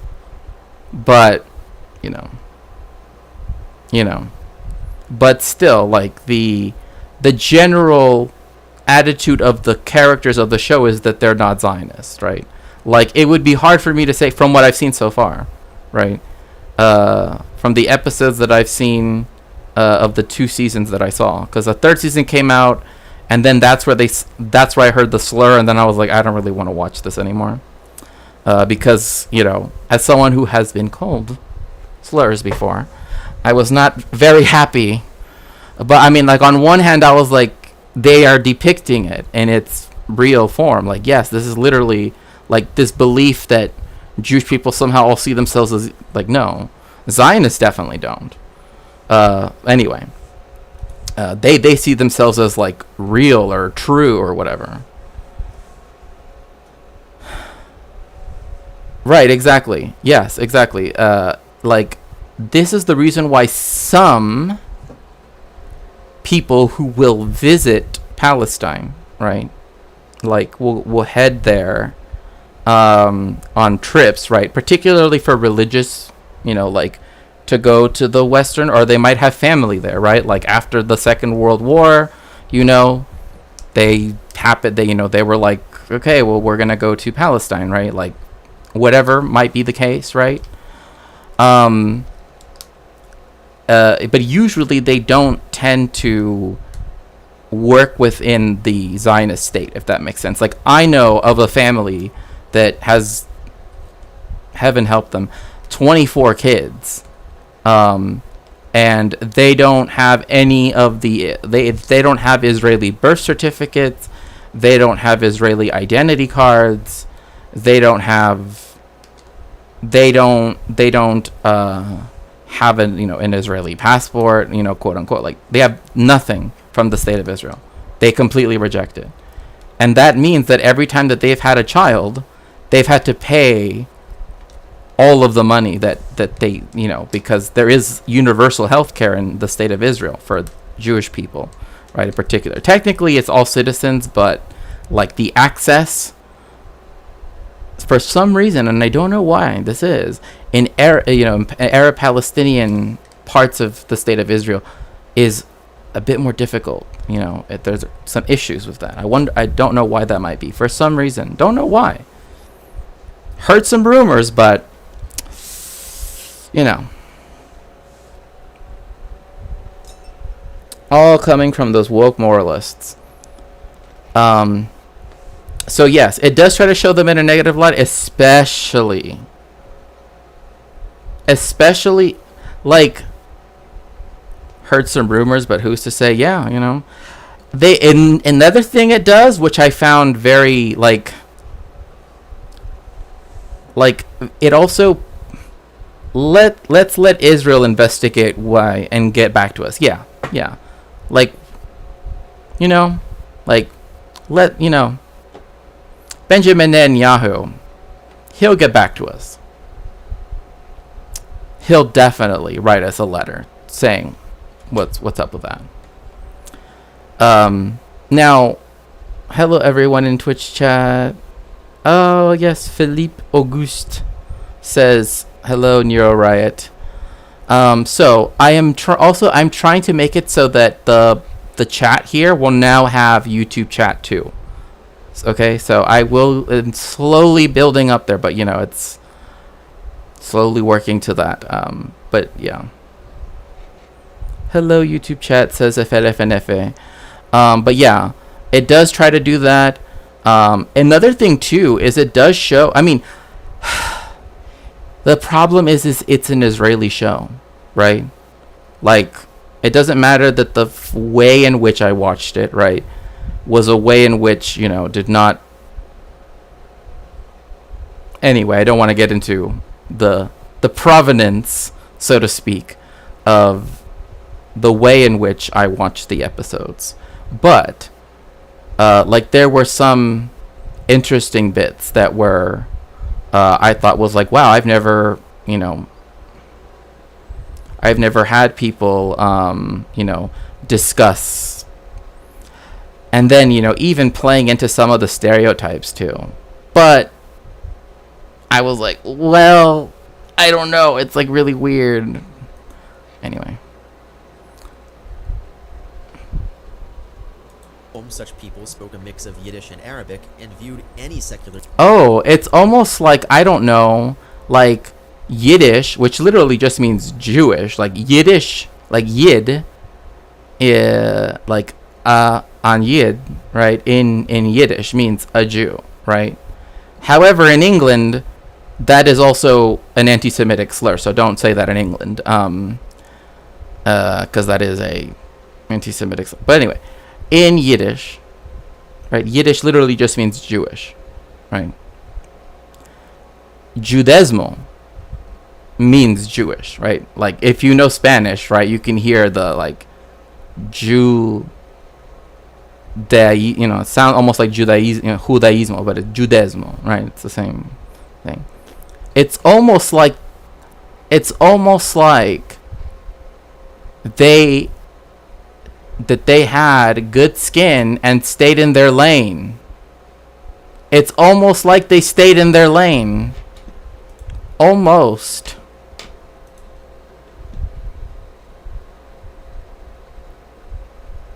And they viewed any secular use of Hebrew as sinful.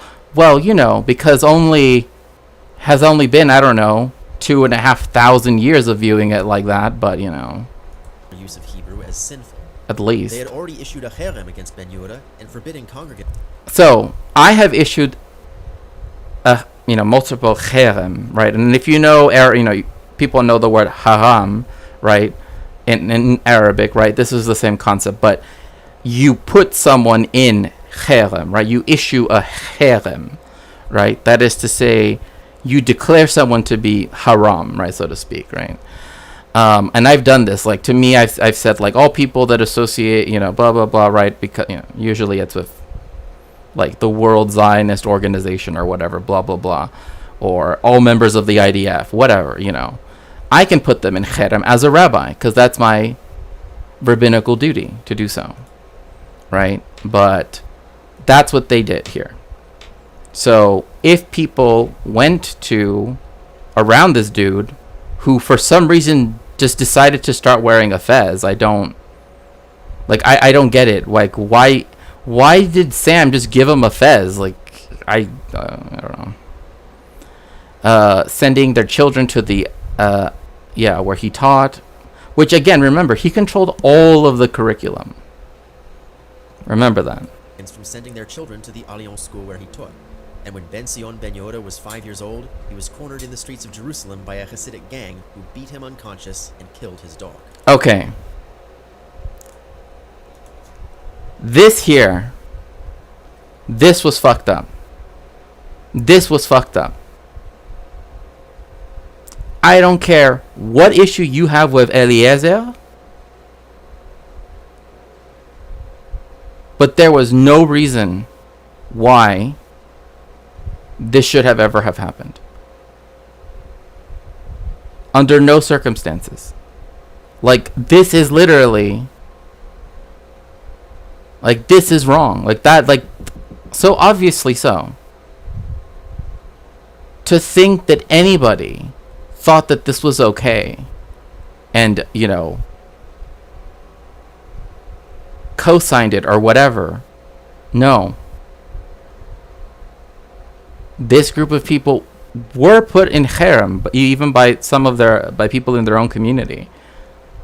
But I still think it wasn't enough. Like, I think, to me, like, this was just all out wrong. And another thing too, again, remember, Jewish people aren't supposed to kill animals for sport. All right, that's against the Torah.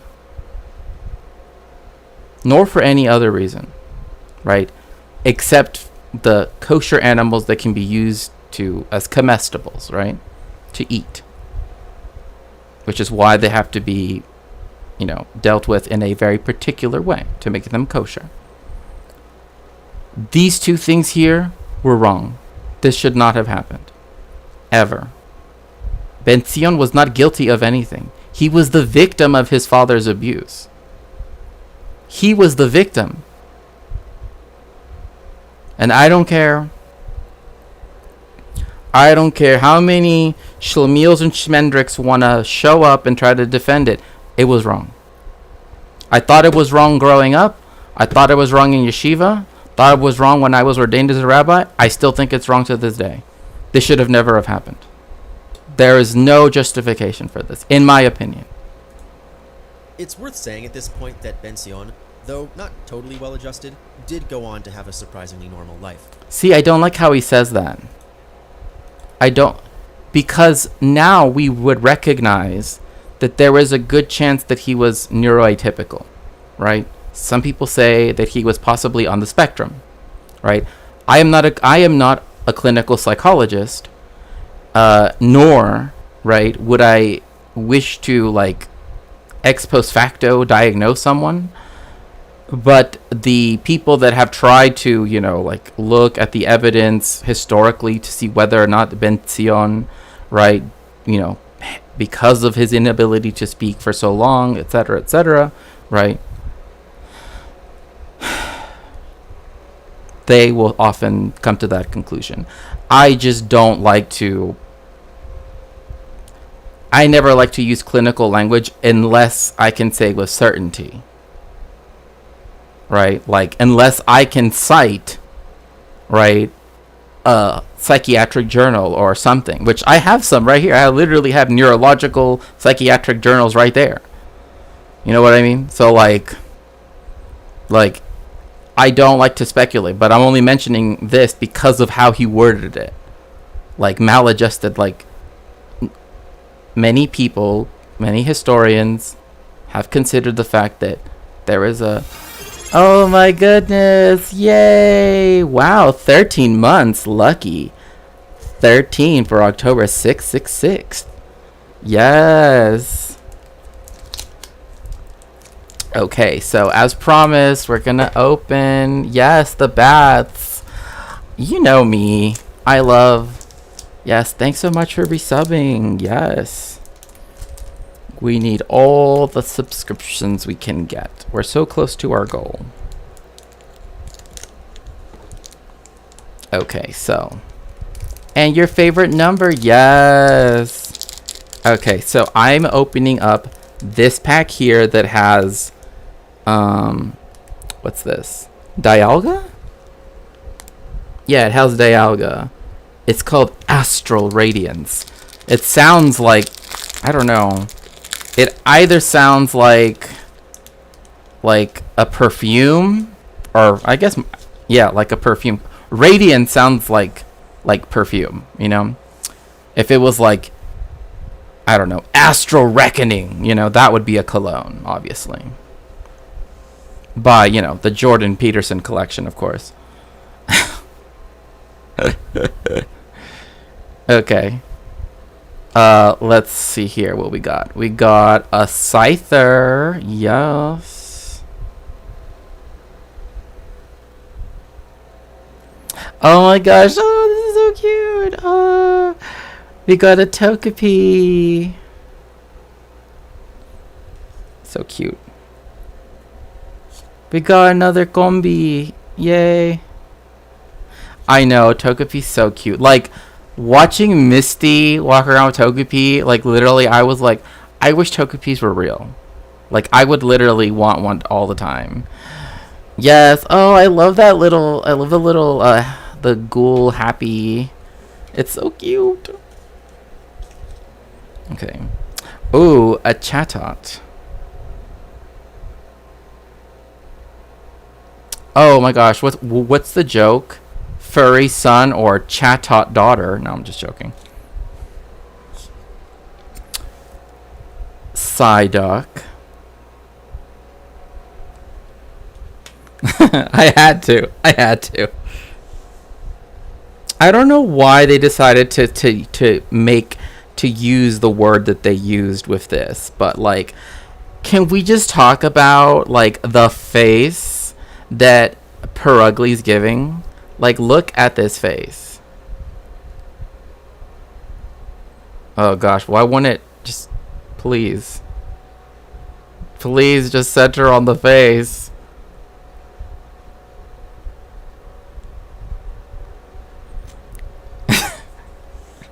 It's just giving this like resting bitch face that I love. Yes, if you'd like to help with my research, you can always help by Fox Bat Puppy. It's a kitten. Perugli's a kitten. Well, actually, it's a really big cat. See? But like its face, cause see, like it made a mess. See, it like slammed stuff down. Okay, Typhlosion. Ooh, look at that.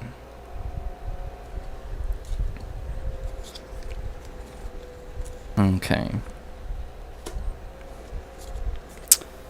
Yan Mega. Yes. I know, right? Yes. It says queen. It's like... Welcome to... No. It's giving that for sure. For sure. Silene. I don't know who Silene is. I mean, she definitely looks very concerned. Very concerned. Cranidos is the last one. Okay, so that's that. Package. Okay. Yay. Okay.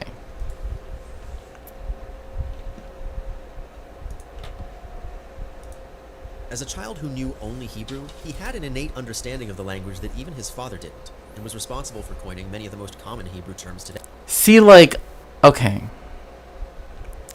See, this is another thing too. Like, this is part of the like Zionist whitewashing of the abuse that he went through.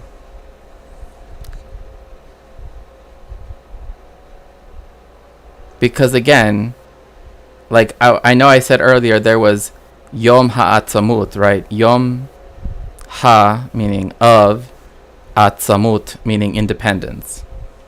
Right? Medinai, which is weird because, well, anyway, I'm not gonna get into that. Mivrak, telegraph. I mean, like, come on, like you literally could have just made it telegraph. You know what I mean? Like, Achshavi, yeah. Like Mazeh, I mean, I don't know. That's a bit of a. But this one always made me laugh. Like Hamama. It's like, oh, do you have a Hamama? And actually, I'm technically mispronouncing it. I'm not doing the. Do you have a Hamama? Because it literally means Ham means hot or burnt. Right? So it's like, do you have a hot, you know? Anyway, I'll leave you in suspense with the ending of that. At age 9, he changed his name to Itamar ben Avi. Itamar being the name his parents had actually preferred for him, and Avi meaning both my father and an acronym for Eliezer ben Yehuda. Oh my gosh, come on. So okay, he changed his name. Okay. But remember that his father forced him to be named Ben Zion because, you know. And then when he was Ben Avi, which literally just means son of my father, right? Like Avi means father, but if you take off the last letter here and you just have Av, that means father. And if you put another Aleph on this side, it's Abba, which means dad, right? Which is like Arabic, right? Where Arabic, it's Baba, right? But in this case, it's Abba. But yeah, they wanted to call it Itamar, right? But then Eliezer ben Yehuda was like, we got to call him Ben Zion because he's going to be the first Ben Zion, right?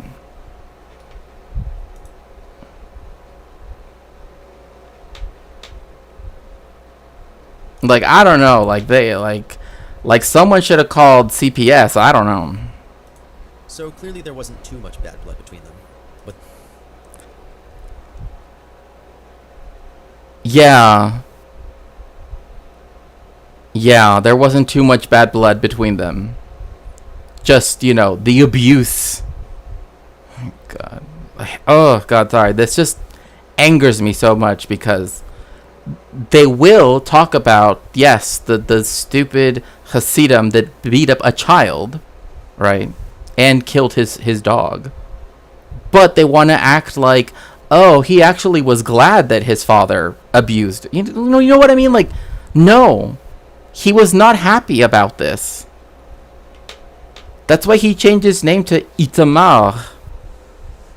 And he could have changed it to Ben Yehuda. He didn't.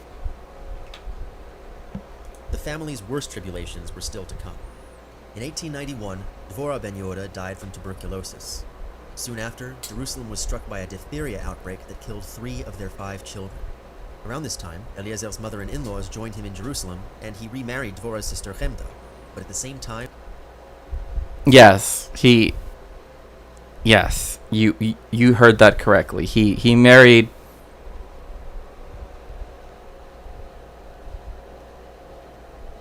his sister-in-law. Anyway, see, like, okay, can we just say one thing really quickly here, right? Using the term gangs, right? I know, yes, he married his sister-in-law, I know, but they were like, hey, one of our daughters passed because of tuberculosis. So right now, in the middle of this diphtheria outbreak, why don't you marry our other daughter? And then Jordan Peterson came in and, hello, just, no. But, no, like,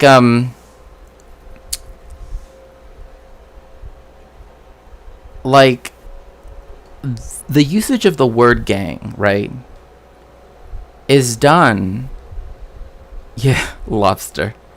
It's Lobster Fest in Jerusalem. Literally, like, the one place that, like, Lobster Fest would, like, not work. Because, like, none of, not even, like, the Christian community really eats shellfish either. It's, like, it's like, the Islamic world and, Jewish communities are, like, literally the anti-Jordan Peterson spaces. Anyway, no, I'm just joking. But anyway, when you use the term gang, right, that is to other, right? Just like before, where Sam called it, right, said they were unhoused, which is not true. This is not true, right? Many of these men, right, one would get married, right, but they would still just study Torah. This still happens to this day, right? They study Torah, and usually their wives, right, will do some kind of job, right? Back in the day, it would have been like piecework, right? Like sewing, embroidery, all these other things, right? Again, stuff that was possible at the time, right? Zionists saw that and said, no, you should both be working. We need to stop being religious Jews and instead be fascist ones, right? Like, that's essentially what Zionism is, right? And so, like, him being a Zionist, right? Sam is a Zionist. But him describing them, one as being, like, unhoused, and, like, putting them in the past as if they don't exist now, right? Also plays into this gangs thing. Yes, the group of Hasidim.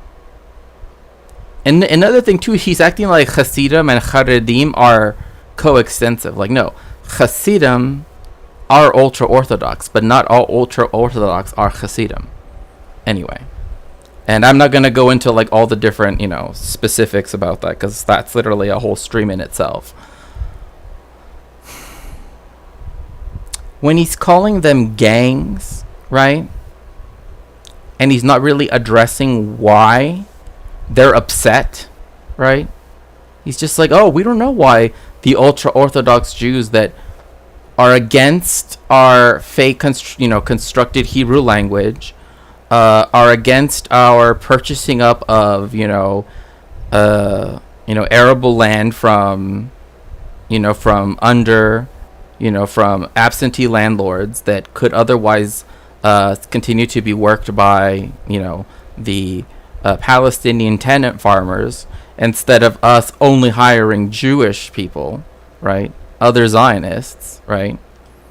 And also our denigration of, right, of traditional, of the traditions of the Jewish culture that existed, by calling them backwards and aligning them with criminality and disease, etc., like he's doing, right?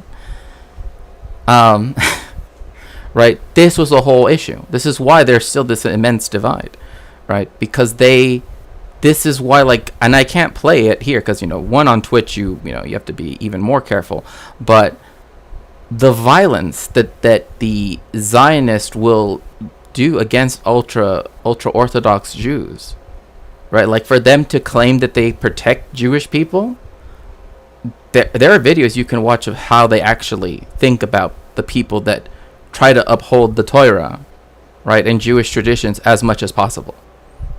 And trust me, it doesn't seem very protective. I'll put it like that. At least not of the Haredim's life, that's for sure. But why were these groups of people, right? And by calling them gangs too, he's making them seem like they were disorganized, right? Like, it's not only a racializing word, it's not only a denigrating word, right? Right? Because it's a rhetorical choice to say the word gangs, right? This is maybe too much this is too much of a tangent, but is there a pattern to those absentee landlords who sold to the Zionists?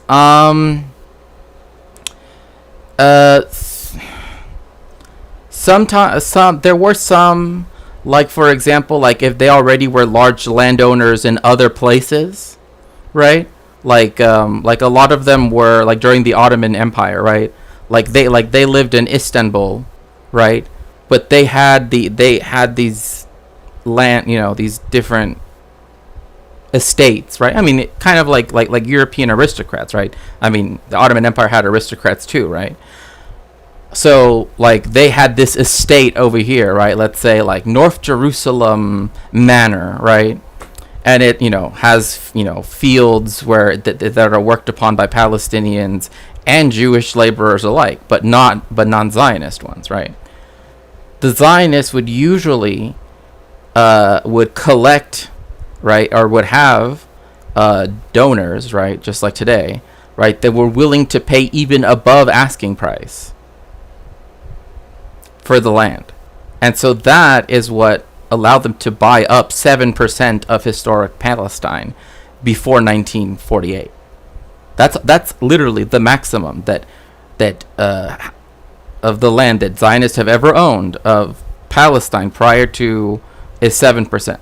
And they were going to be given 56% of the land by the partition agreement, which wasn't an agreement, by the way. It was, like, forced upon the Palestinians, but,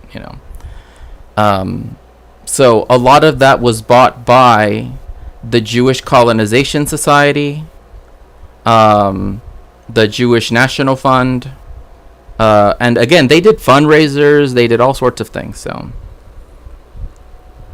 So some of those laborers would have to come from the same Jewish population being denigrated. Yes. This is what I'm saying. Like, when he called them when he said they were homeless, it's because many times, like, those that did own businesses or those that did, for example, Yemeni Jews, right? Many of them, even now, but like even back in Teman in Yemen, right? They would do things like herding, right? So you obviously have to have graze lands, right, to do that.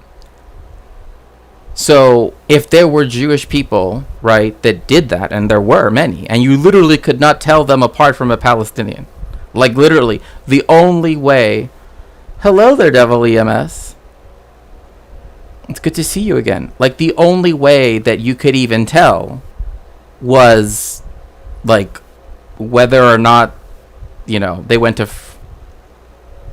hello, goodbye, I gotta work, but oh my gosh. WS. Have a good night at work. See you soon. Usually the only way they could tell is whether they went to a synagogue, a mosque, or a church. Like, that was the only way to tell the difference.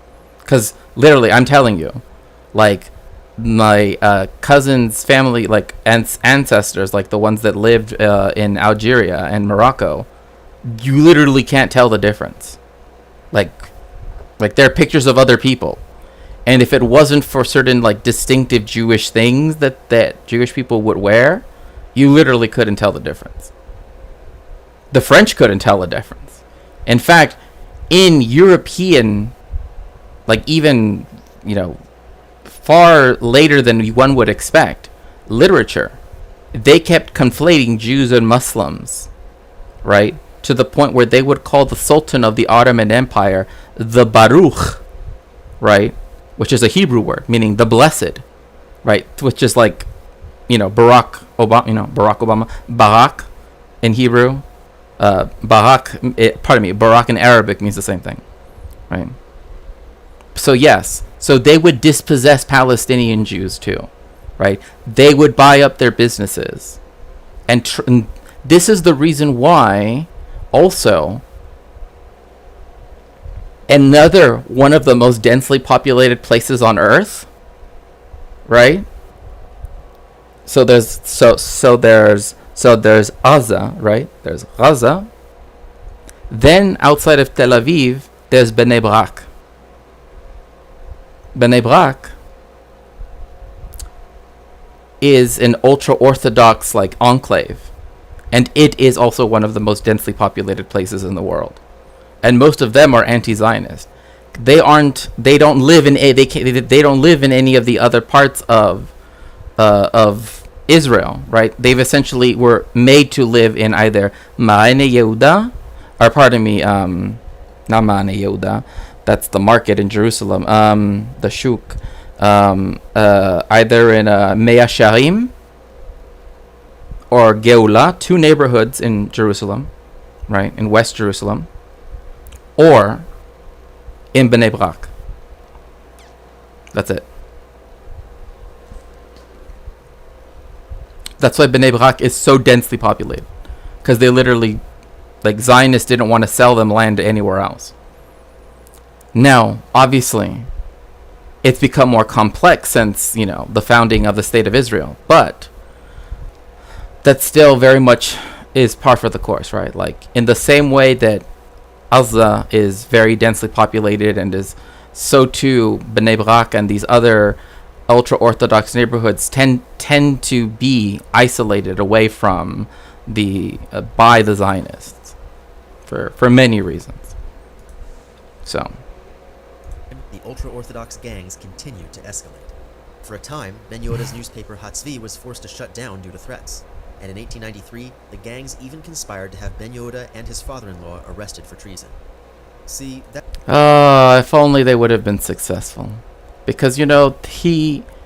Like, just child abuse... I mean, I'm sorry, I just have to go back to child abuse of his 3 children. Well, 5, but, the 3, the ones that he forced to only speak in Hebrew, right? Because then, like, by the time the other 2 were born, more people knew Hebrew, so it was different. But, like, literally, when only his 3 kids knew how to speak Hebrew, like, natively, quote unquote, right? Imagine how lonely that must have been for Ben Zion, or rather, I should say Itamar. I don't want to dead name him, actually. Imagine how that must have felt for Itamar. Like, and for Sam to say, oh yeah, he didn't have any bad blood with his dad. He just literally had no name that in any way reflected the fact that he was a Ben Yehuda. Right? I know they say, oh well, the Yud, the Vav, the Vet, and the Yud. It means or the Avi, right? That the Aleph, the Bet, and the Yud. It stands for Eliezer Ben Yehuda. I guess. I mean, those are just 3 of the most common letters in the Hebrew abjad. Obama's Palestinian. What are you going to do about that? Well, more or less, it's obvious Obama's one of them Palestinians. He's not a Zionist like Trump.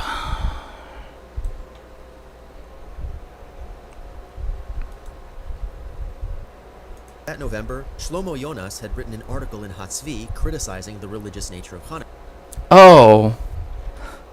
Oh, look at that. He criticized the religious nature of Hanukkah. Do you know how many... Okay, chat, this is going to be a little test. It's okay, it's fine. I know a lot of y'all are like, oh, I already left hours ago, Shakespeare. Okay. How many mitzvahs, how many in the Jewish tradition, how many... Don't look it up, don't Google it, please. Because I've said it multiple times, and so, but I just want to know if you know. If you don't know, it's fine. It's okay. It's okay. Trust me. Not knowing is not some moral failing, right? It's why humans learn things, right? We were meant to learn things, right? Not knowing is not a moral failing. How many commandments are there in the Torah for the Jewish people? 69. Nice. 69 classy amendments, of course. Although, you know, it's funny that you say 69, because our first the Jewish view of the first commandment is literally Mount Chicka wow wow. Like literally, I'm not even joking. That's literally the first Jewish commandment. Like, you know, when Hashem tells Adam and the unidentified woman in the garden, because he hasn't created Eve yet, to be fruitful and multiply. That's the first commandment according to Jewish people, like to Jewish tradition. That's the first commandment. Literally, get it on. Chastity is a sin in Judaism. So just putting that out there. Just, you know. I'm supposed to remember, but remember nothing. 613. Yep, you're correct. I assume it's 10, but I think yeah, I know in the Christian tradition there are the 10 sayings, right? That's what Jewish people say. There are the 10 sayings, right? Thou shalt have no gods before me, blah blah blah, right? You know, etc. But those are just the 10 sayings. There already were commandments prior to that, right? The first one being be fruitful and multiply, which, you know, I always thought was like, when you do math, only use, like, you know, fruit metaphors, but I don't know, maybe that's just me. But okay, thank goodness it's not the number of some no. There are 3 additional commandments that were added on, and these are called Chamitzvot Ha-Rabbaniyot. Right? That means the rabbinical commandments. 3. One of them, because it happened after, right? So we have the Tanakh here, right? We have the canon of the Tanakh, right? It was sealed at one point, right? The age of prophecy is over, right? That's in Jewish thought. It's over, right? The age of miracles are over. The age of prophecy is over, etc., etc., blah, blah, blah.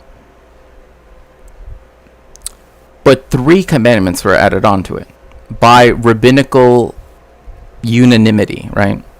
One of those is the celebration of Hanukkah, because the book of the Maccabees, right, the whole story of the Maccabees, does not happen until well after the last book of the Tanakh was written. Okay? So for him to say that he has an issue with the religious nature of Hanukkah, when the whole tradition of it even being a thing is because of a rabbinical commandment, and the story comes from, you know, holy texts, one could say, right? seems a little weird, right? DLC unlock, yes, indeed. Instead calling for it to be recognized as a secular celebration of the Jewish people's perseverance through difficult times. So, now, I kid you not, this is what, like, Yom HaAtzmaut, right? Israeli quote-unquote Independence Day, and Yom HaShoah, which is, Holocaust Memorial Day, right? This is what Israel uses as those things, right? Because, interestingly enough, America, right, is the place where Hanukkah became like a huge holiday, right? Like in other countries, Hanukkah is not that important, right? Like the biggest holidays outside of the United States, right, and Canada, I suppose, tend to be the high holidays, right? Which are, Rosh Hashanah, Yom Kippur, right? Those. And then Simchas Torah, right? Not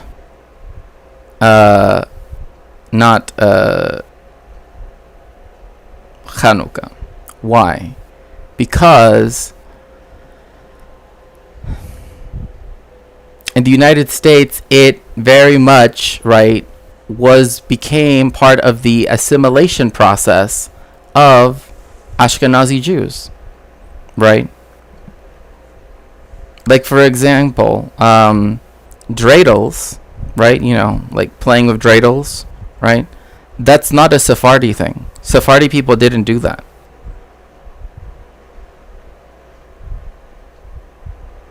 That is an Ashkenazi thing. Like, again, all of the things people associate with Hanukkah, right? With, dreidel. Well, won't you come out and play dreidel? I made it out of clay, right? That one.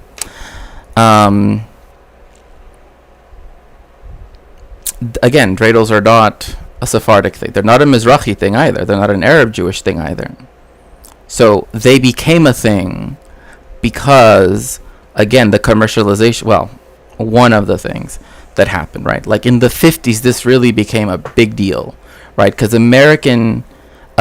Jewish Americans really wanted to be accepted, right? And really wanted to, they wanted to assimilate in every way possible, but not, religiously, right? Right?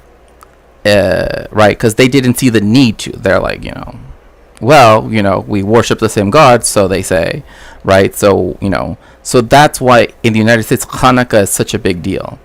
But besides, again, like in Israel, kind of, which also another thing I have to say,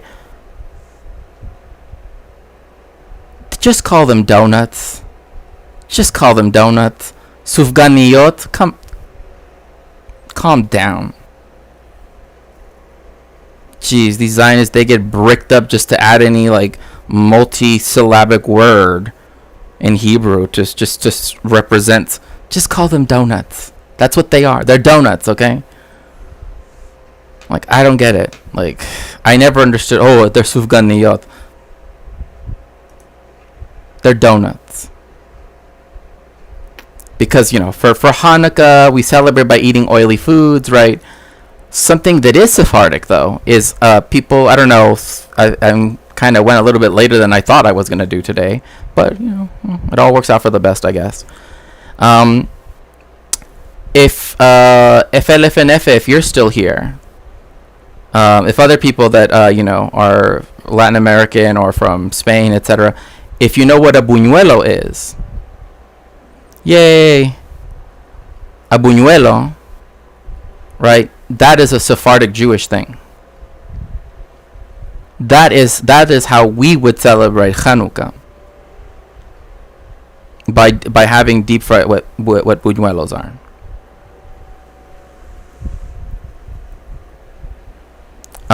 So this is why, like, particularly in Mexico, right? And this is something that's not really written on at all. Like, oh, okay, no, that's fine. ¿Sabes como en México tenemos las tortillas de harina? Que están así como bien planas, así. Las fríes, ¿verdad? En aceite. Y luego le pones como canela, azúcar, diferentes como azúcar, café. Stuff like that. But the point is that they do exist in Spain, and I guess they are good, right? But we make those for Hanukkah, and it became a tradition in particularly Mexico, because that also was where the largest colonial Jewish population lived as well. And another thing too is I don't know, because I hear such conflicting things sometimes, but like there are these things we have in Mexico that are called las posadas, right? Sephardic Jews use las posadas to celebrate Hanukkah, right? Because it involves going to different people's houses, right? Taking food with you, right? And it lasts almost about the same amount of time as Hanukkah. If I'm not mistaken, it is essentially the same amount of time as Hanukkah, more or less, right? So because of that, it allowed for people that were crypto Jews, right? People that had to hide their Jewishness from the Inquisition, right? To celebrate slightly openly, right? Hanukkah, right? So they would make buñuelos. In fact, my mom, like back in Mexico, like I am not even joking, she has a buñuelero. I don't even know what else to call it. It's like this press, like this metal thing, right? That like shapes the dough, right? Because you get the dough, shape it, and it's kind of like a flour, right? But it's supposed to be thin. It's supposed to be crunchy, and then you eat that. I thought Hanukkah also because of screaming kids who wanted Christmas presents or a substitute. Well, in America, yeah, like that's why Hanukkah became so commercialized, right? Like in a very religious household, como parecido a una waflera, kind of, yeah. Pero es que están así como muy delicadas y como muy crujientes.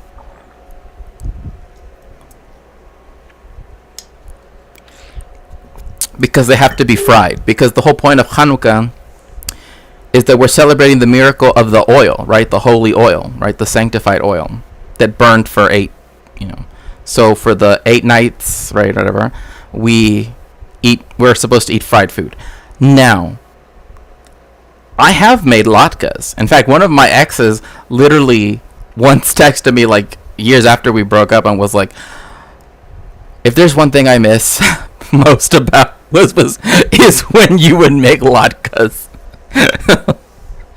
Because we like saw each other in person somewhere, and it was just like I missed it when you used to cook latkes for Hanukkah. And I'm like, I bet so. Anyway, but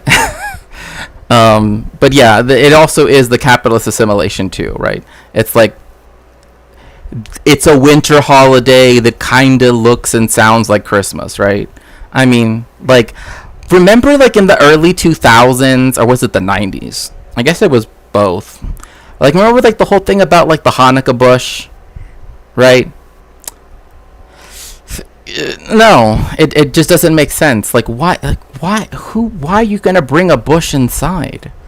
Like we already have Jeb. Why are we gonna invite George W as well? Like, no. In his own words, their ability to gather the strength to move forward. Seeing this article, some ultra-orthodox IDK if this is common or bougie cringe or whatever, but my mom makes sweet potato latkes. Oh, those are good. Those are good. With shaved brown sugar. There, I know. I had to. I was like, I can't just say Hanukkah bush without having a joke. In Jerusalem creatively translated "gather the strength to move forward" into Arabic as "gather an army to invade the east." See, look. Isn't it funny? Hayil, right, can mean either strength, but it's funny because the word strength in Hebrew is Oz. Right? And it's weird because they did do this. Right? Oh, it's baseless and absurd. Then explain to me 1948. Explain to me 1948. Explain to me ha-Yergun. Explain to me ha-Hagana. Explain to me ha-Lechi. If anything, Sam, I think you proved them right. לאסוף חיל ללכת קדימה. ללכת קדימה. But that is what they did. Like, I like how he's like, unless you translate it absolutely literally, it, you know, if you don't read it in a connotative way. Hanukkah was a war for oil, sister. Look it up. Exactly. It was a war for oil. Like, bruh, like, literally, we, like the Maccabees, like, I'm telling you, like,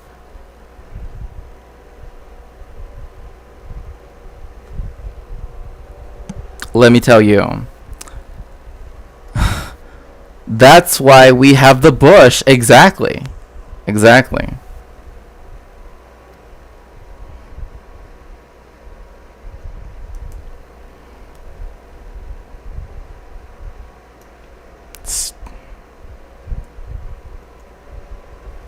Those Maccabees. They weren't just you know, playing dreidel and studying Torah in secret.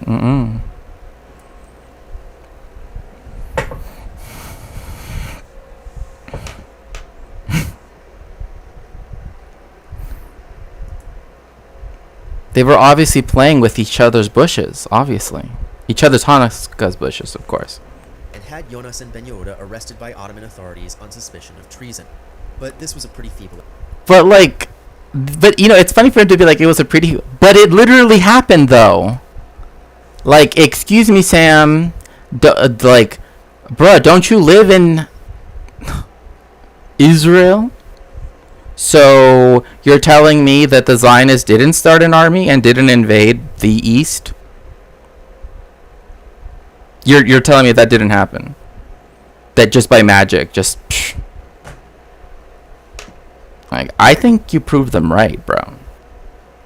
I think they were right. And, you know what? I wish the Ottomans would have taken them seriously because they were right. The authorities quickly figured out what was going on. Ben Yehuda and Jonas were released after 2 weeks and never faced charges. And while certain extreme elements of the old Yishuv would continue to terrorize the Ben Yehuda and Jonas families, the battle was already lost. By that time, Hebrew had become the main language of instruction in Jewish schools. I wonder how that happened. Definitely it wasn't like, I don't know, the, you know, subordinating of the traditional yeshiva system, right? The buying out from under, right, of even Jewish workers, right? Their ability to work, or own property, etc., etc., etc. And it instead being given to people who were literally colonizing Palestine. Like, throughout Palestine, with thousands of young native speakers. Also, I like how these little dots here is supposed to equal all of Palestine, bruh. Like, the even if we take the 48 borders, this is still hardly anything. It's like is this just 3 people? Like, it's Moshe, and then it's Yaakov, and then it's Reuven. Like what is this? Like there's no scale. Like, I don't know what this is supposed to mean. like are these just individuals, or I don't know. Furthermore, Jewish immigrants from countries like Yemen found Hebrew very easy to master due to its similarity to Arabic. Oh. By the way, just a quick aside. We're going to go over this on another stream next week. But when he's talking about Yemeni Jews being brought to the state of Israel, I'm talking about like the Zionists committed, right, war crimes, right? Maybe one might even say genocide against other Jewish people, particularly those they saw as less human than themselves, right? But we'll get into that next week. I'm just putting that out there.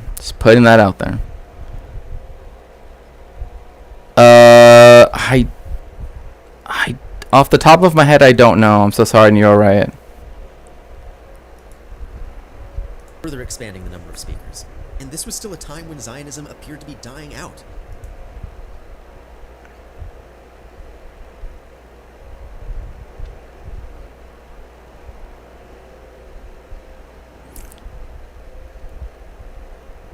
Are you? Was that supposed to worry me? Like,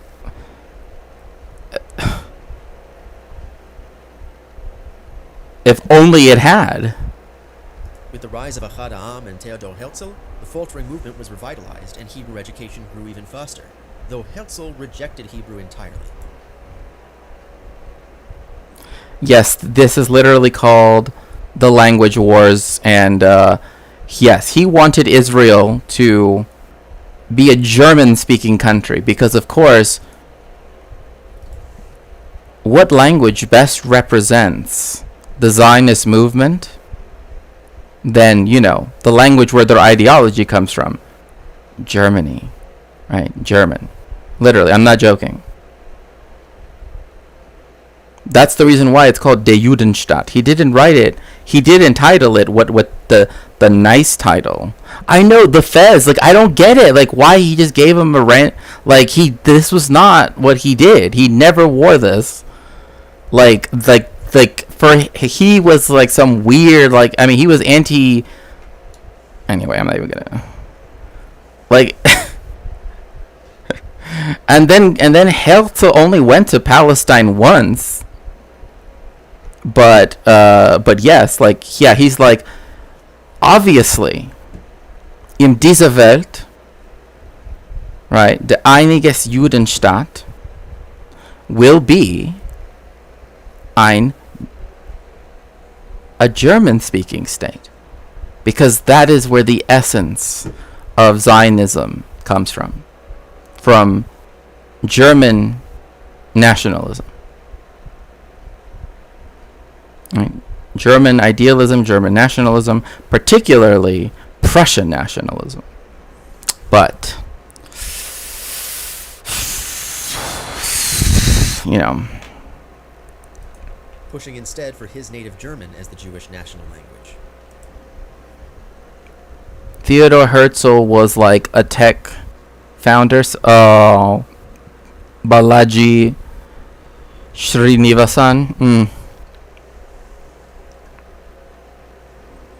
Bruh, like, the only thing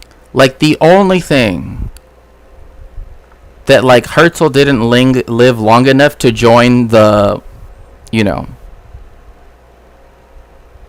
the organization of Jewish people that supported the German leader from 1933 to 45. Because he would have been down with that, that's for sure. And they were. No shade on like it. Oh, and also, yeah, please make sure to like. Please make sure to like the stream if you haven't already. I still don't get, like, why he puts a fez on him. Like, is that, again, to orientalize him? Like, why? Like, oh, see, like, now he's authentic. Now, one weird consequence of Hebrew's rebirth as the native language of children is that the version of Hebrew that they spoke was noticeably different from the Hebrew that had been standard in books and newspapers for centuries. Oh, so that means that they're not related to one another.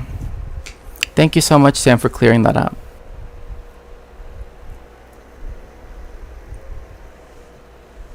Thank you for clearing that up, like, by the way. yes, the kind that when you had, very well educated, very well off Jewish intellectuals, right? Jewish academics, Jewish whatever, the petit and grande bourgeoisie, right? In Germany and France, right? Writing, little poems to themselves in their, in Hebrew.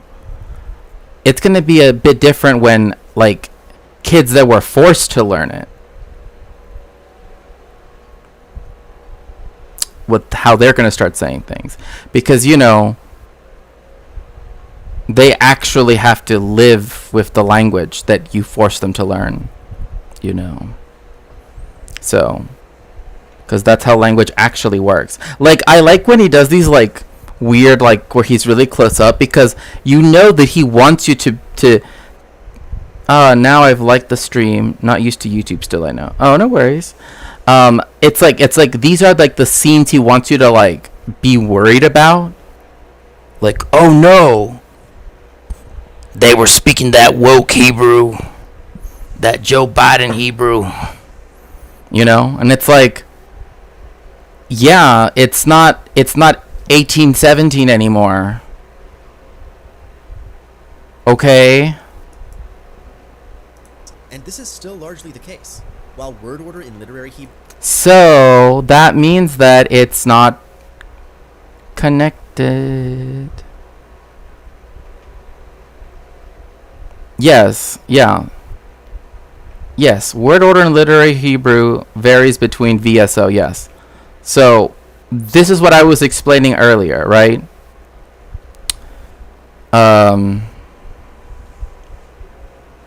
Nula, Davi, Be, whatever, right? But, Luski. Oh, Luchki. Sorry, I was like, yeah, I know this is a weird little thing, but if you see this, one of them, that makes this the J sound, like Nicki Minaj, right? The ending of Minaj is this. But spoken Hebrew is like English. Hebrew varies between SVO and VSO. Spoken Hebrew is strictly SVO. And while it still stands in literary Hebrew to apply possessive suffixes to nouns, in spoken Hebrew it's the exception, and almost entirely... Yeah.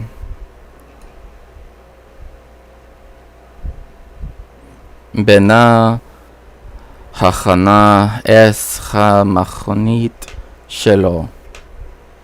In which case like here, Shelo, right, means his, right, means shel, pertaining to, belonging to, or the male pronoun ending, right? Whereas this, right, Benai, right, like her son, right? Because if it would have been, anyway. But here you just have it, Machonetio, right? You just have it at the end. It's fine, whatever. Limited to describing family members and body parts. But Ben Yehuda and What a weird way to put it. The Fez, I mean, unless my brain fog is really messing with me, traditionally associated with Ottoman Empire and, like, Islam. Also, Christians were sure, but symbolically more associated. Well, another thing, too, is it was also more associated with Turkish nationalism, right? Not Arab nationalism. So it's weird for him to be wearing something that, like, became a thing during the, like, reforms at the end of the Tamizdat reforms of the Ottoman Empire towards its end, right? So, like, why is he wearing a fez? I mean, like, technically he's in the Ottoman Empire, yes, but Arab nationalism had already started, and they didn't wear those, so, you know. Most of his fellow Hebraists no longer considered this a problem. The language was evolving, just as it had before, and the very fact that these changes were happening... Bruh, it did not... Bruh, this whole time, it did not evolve. if it evolved, then it was not revived. Okay? If you have to decide how that you're going to literally make the word potato follow the way how it's done in French, not the way how every other Semitic language does it, which is batata, right? It didn't evolve to that. They chose that. It's a constructed language. It's so easy. Like, my goodness. Yo, is that Drake? Is this Drake? I mean, Drake is Jewish, but I mean... happening was a testament to its new life. And that really is the best encapsulation of Ben Yehuda's role in the revival of Hebrew. He didn't revive it. We literally anyway. In 1953, the historian Cecil Roth said it best. Before Ben Yehuda, Jews could speak Hebrew. After him, they did. What? What does that before Ben Yehuda, Jews could speak Hebrew. After him, they did. That's not language evolving. That's they reviving, mixing together what one might call a new language. That's not exactly. It's not language evolution at all, right? Because he's like, yeah, there were some attempts at it, and here I'm going to give you some examples from like the early modern period that have nothing to do with this anyway. You forgot Drake was Jewish. Yeah, no, he is Jewish. He is Jewish. I mean, I've seen pictures of his bar mitzvah.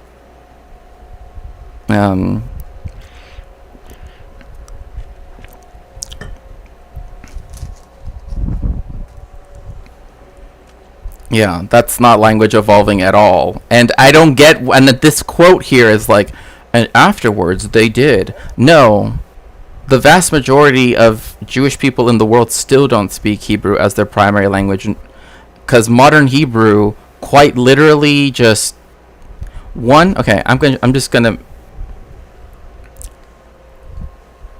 of all, okay, if it truly would have evolved, right? Let's say why unfortunately I've seen pictures of Michael Rappaport's bar mitzvah. Didn't he have his in like Cincinnati back in the day?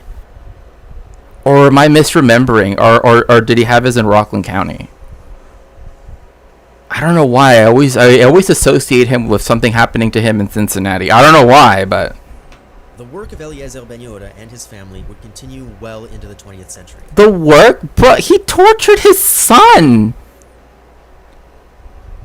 Like, I hate this, like, complete whitewashing. Like, yes, he mentioned, yeah, people were disturbed by what he did to his son.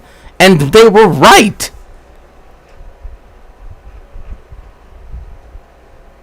Like, the group of men that harmed his son and murdered the dog, they were in the wrong completely. However, what he did to his son was beyond messed up. He had his bar mitzvah in Israel. I see. Yeah, I mean, I know some people that they have like I've met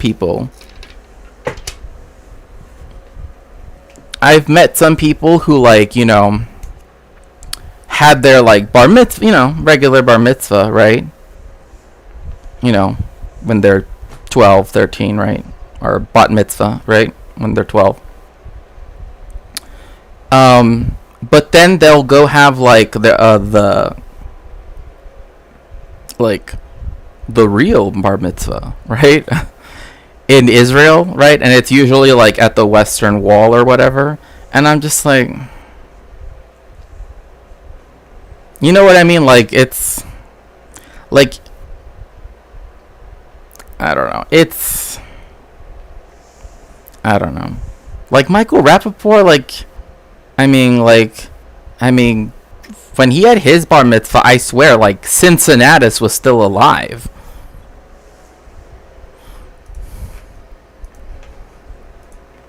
this isn't the last time we'll see them on this channel. Oh God. But we have to stop here for now, because by the time Ben Yoda completed the first edition of his Hebrew dictionary in 1908... Okay. At one point, I did have a copy of this dictionary, but why did I have a copy of this dictionary? Is because... Oh, and you want to know something interesting too?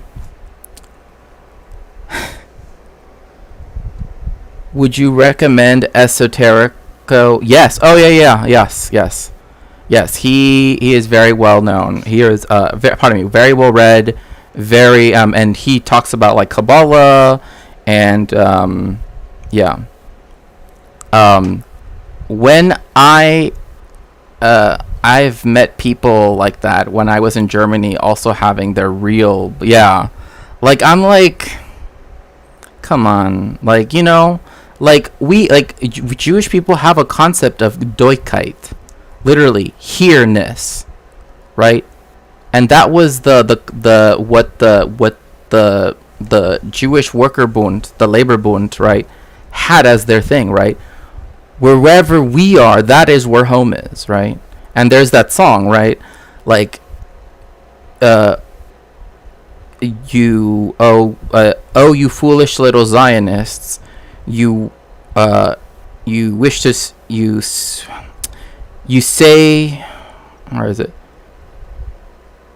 You want to take us to Jerusalem so we can die as a nation.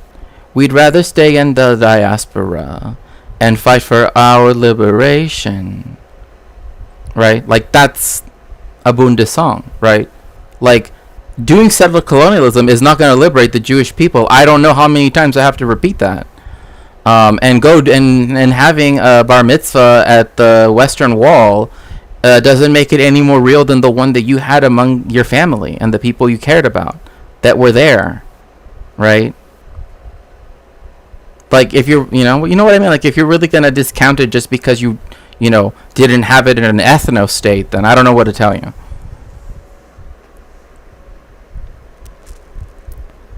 I was sick. I got that Shakespeare cosign. Yeah. I'd like to check out there. Oh, yeah, for sure. If you have any questions, you can always just like, if you're in the Discord, you can always ask. So, feels disrespectful. Oh, yeah, it does. It does. I mean, like,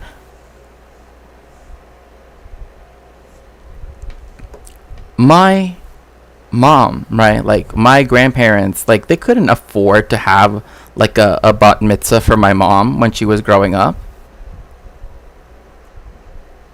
right? Like the way how they do them in America, they still had something, and that meant the world to her. It didn't require them to have to go to an ethno state to go somehow make it more real. It was the fact that the whole family came together, and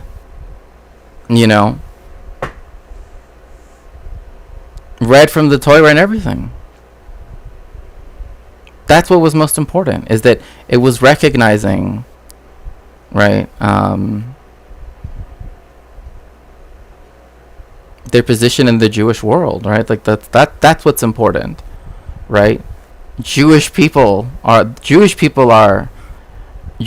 should hold Jewish people to as the most important thing, not some ethno state that just denigrates our traditions and our values every single day, especially with just and I can't even start. Feels disrespectful. Like, I'm not Jewish though, so I don't want to be like, no. I mean, I get what you're saying, right? Yes, it is a way for people to go about their Jewishness, right? And I actually appreciate that you do not want to police their Jewishness, right? I'm not trying to police it insofar as saying like, oh, you can't go do that, right? I know I can't stop them, but I still find it. Oh my goodness. Welcome in, Raiders. Welcome in, Adrian Vixen. It's so good to see you. Welcome in. Welcome. I'm Shakespeare. I am a cultural historian. and we're currently talking about the fake narrative of the revival of the Hebrew language, which did not happen. They actually just made up a whole new language. Oh my goodness, Nero Riot, yay! Ah! This means that I have to open up another pack of Pokemon cards. Yes! Yes, please join us in following Adrian Vixen. They always have such great informative stuff. And also, Adrian, they, what? Oh, yeah, the Hebrew that they, like, modern Hebrew is not like a natural evolution from ancient to middle to early modern to modern Hebrew. That is not what it is. Yay, brought the blankets. Ooh. Yes, welcome in. Also, Adrian, I've been meaning to tell you this. You have such an impeccable taste in music. It's honestly, it's I like how idiosyncratic it is, but I also like the fact that it's like, yeah, just, I don't know, just something about it. There's something about it's just like you, like the mood. Like you're very, very good at like mood. I don't know how else to describe it, but mood music.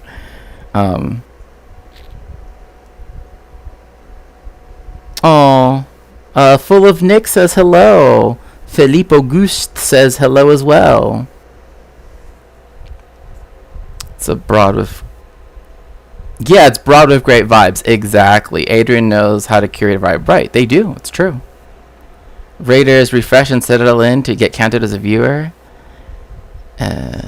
Yes, hello, little dragon. Okay, so for our Pokemon cards for this new pack is Execute. Okay. Hola. Espero que estés bien, Komaratsky. Far-fetched. Let's see, here we go.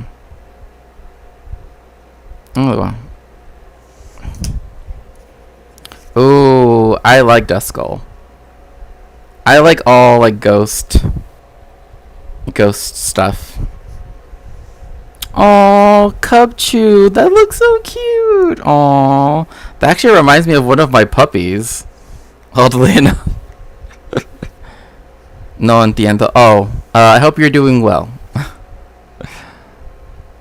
Then we have Dedon or Deden, right? It's supposed to be pronounced in French, right? Or is it Didine? I don't know. I thought. Hello, Mad Cat Scott. Welcome in. So good to see you. And yes, welcome in everyone. Welcome Elliot. Welcome everyone. Oh, we have a Gabite. Yes. You know, it's funny. I remember once telling someone that like Gabite, right? It sounds like an ancient like biblical people, you know? Like the ancient Gabites.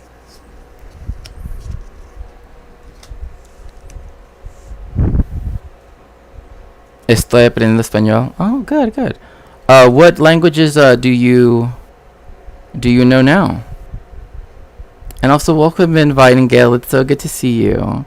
We have a Grim Snarl, which, okay, this art is just like, can we just take a chance to appreciate it? Come on, camera. Come on. You know, you want to show it to everybody. I hate like its selective decisions, like when it decides to actually show the artwork, because it's like cool artwork, I think.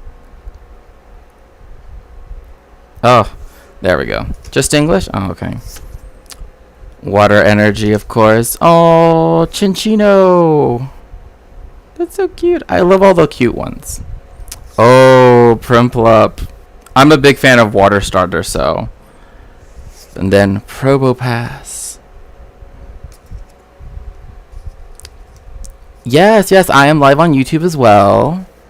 And you know, and if you would like to go there, you can subscribe and like if you would like to. In fact, I think there should be a YouTube there. You can check out my YouTube there. But yeah, make sure to refresh so you get counted as a viewer. Let's see here. So, oh yeah, so I used to have a copy of, maybe you can help me, Shakespeare. What Pokemon has a huge tongue? It's an emote I've seen around. You mean Lickitung? Lickitung. It's pink and it has an enormous tongue. And it also has tongue in its name. Lickitung.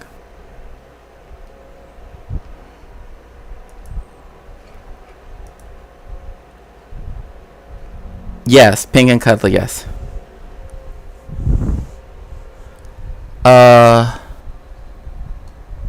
Shawashdi? Do you pronounce the S's with the macrons on top of it like the sh sound or as the s sound? The ancient Gabites had the most integrated agricultural systems as well as a unique way of constructing temples. Oh, are they real? Okay, good. I'm glad that I'm just like, they sound, like Ha-Gavim. I don't know. The second S is silent. Okay, so Swasdi. Okay. No, not real. Oh, okay. I respect that. But as a Jew, I never chose to go to Israel as a tourist. I feel... No, well... I mean, I'm saying, like, if Jewish people are commenting... You know what I mean? Like, I would... I want to make it clear, like... Like, me saying I don't think it's cool to go to Israel to go do your bar mitzvah, right? Because somehow that makes it more real, right? I just... and you're right. I'm so glad that you and I like that we bounce off energies like that. I like that. That's cool. Mom is teaching me Thai. Oh, nice. I was reading an article the other day, a linguistics article talking about how Thai has one of the most complex, along with Tibetan, right, writing systems in relation to its spoken form. Right. YouTube chat says hello, Twitch chat. Yay.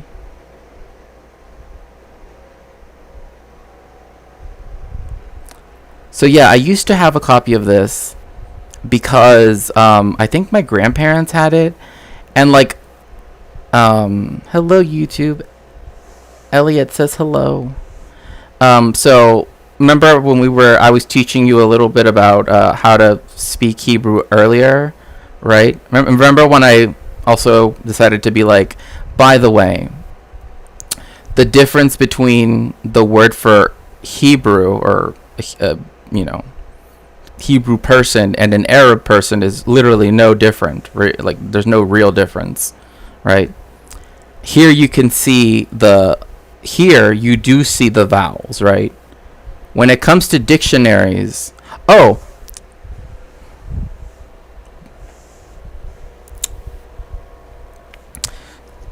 you're right. Since you were mentioning this earlier, until this dictionary, so in 1908, Hebrew, the constructed modern Hebrew that we know and tolerate, I guess, did not have a word for dictionary. Thai and Palestinian. Oh, awesome. Well, salam alaikum.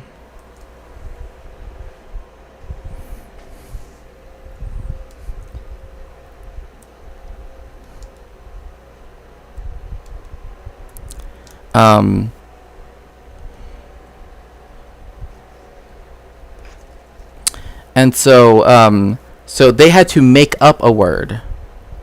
Inshallah. Alhamdulillah, for sure. So anyway, which actually it's interesting because Sephardic Jews, since we do have a connection to the Islamic world, even those of us that are what we call Western Sephardic peoples, right?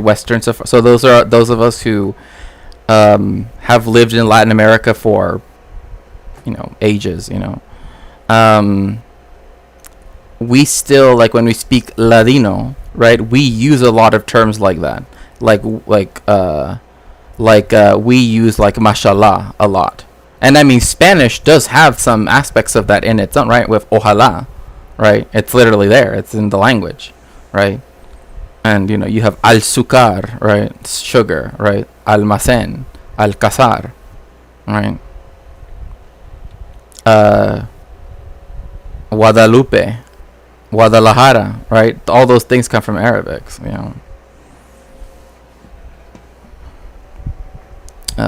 Yes. Oh, linguistics is fascinating.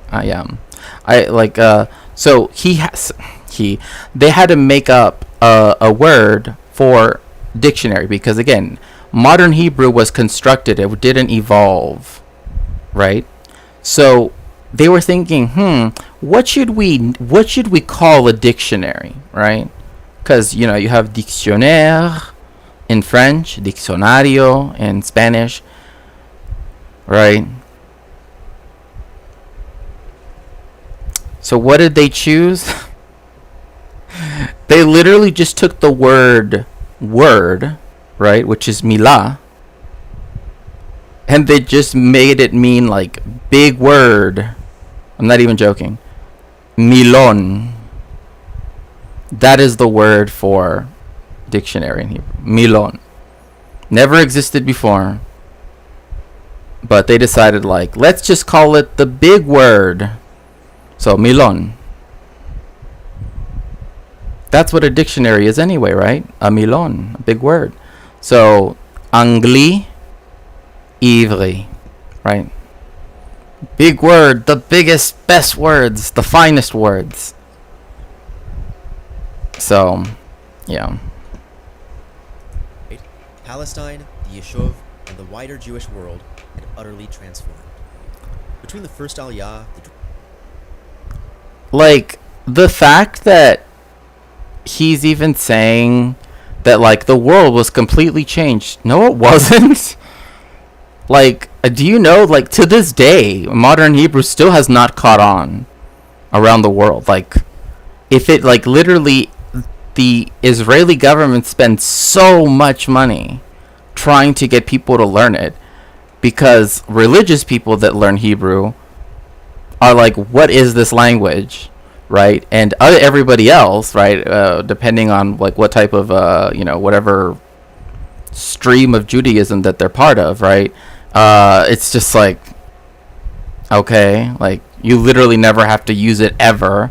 There's only one country, technically speaking, right, that even uses it.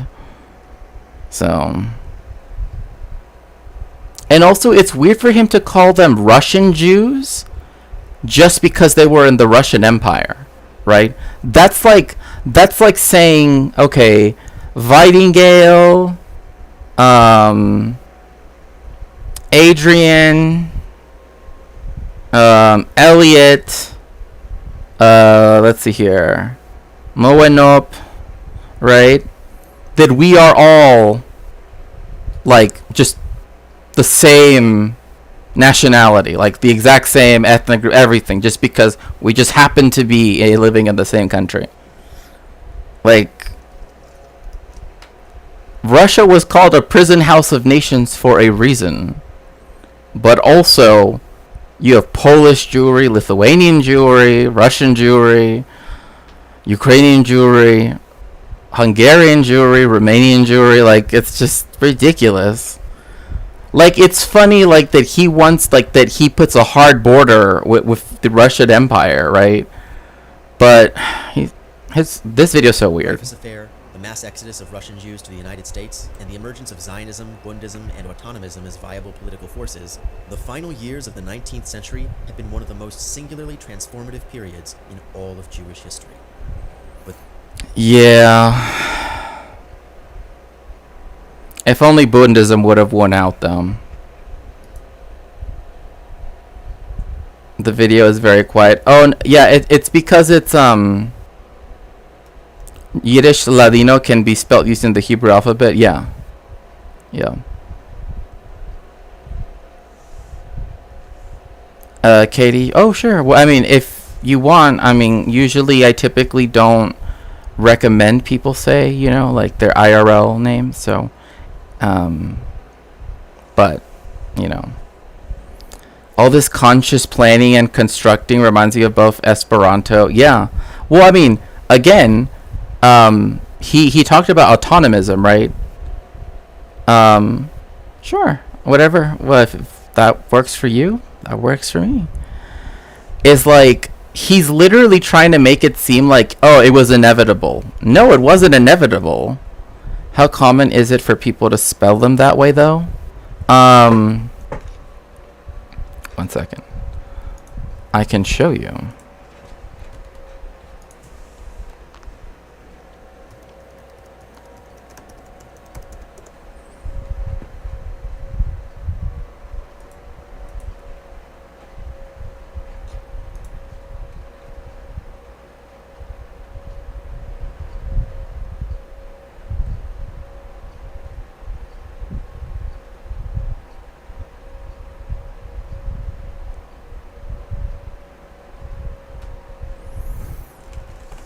Just 1 second. Oh my gosh, you gotta be kidding me.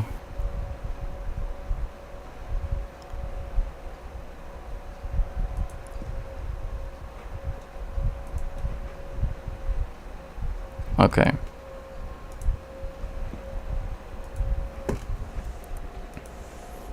That's all in Ladino. Right. El judío español, right, o ladino, es la lengua hablada por los sefaradim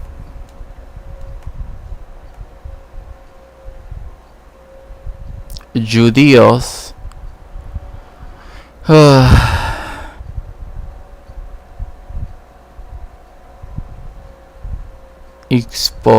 expulsados de Hispania or Sefarad in well, this is Ranav, that's the time when it happened. Es una lengua derivada del sorry, I'm just the light from the screen. It's not the language, because I actually read in Hebrew and in Ladino quite a lot.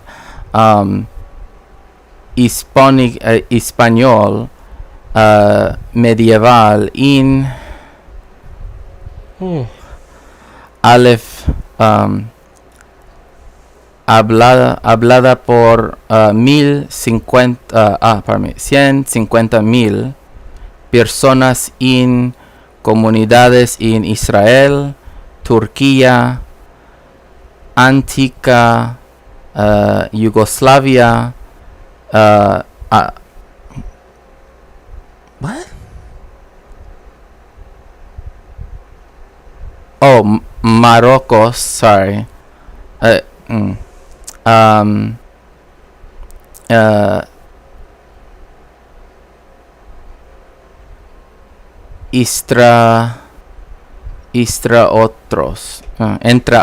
otros.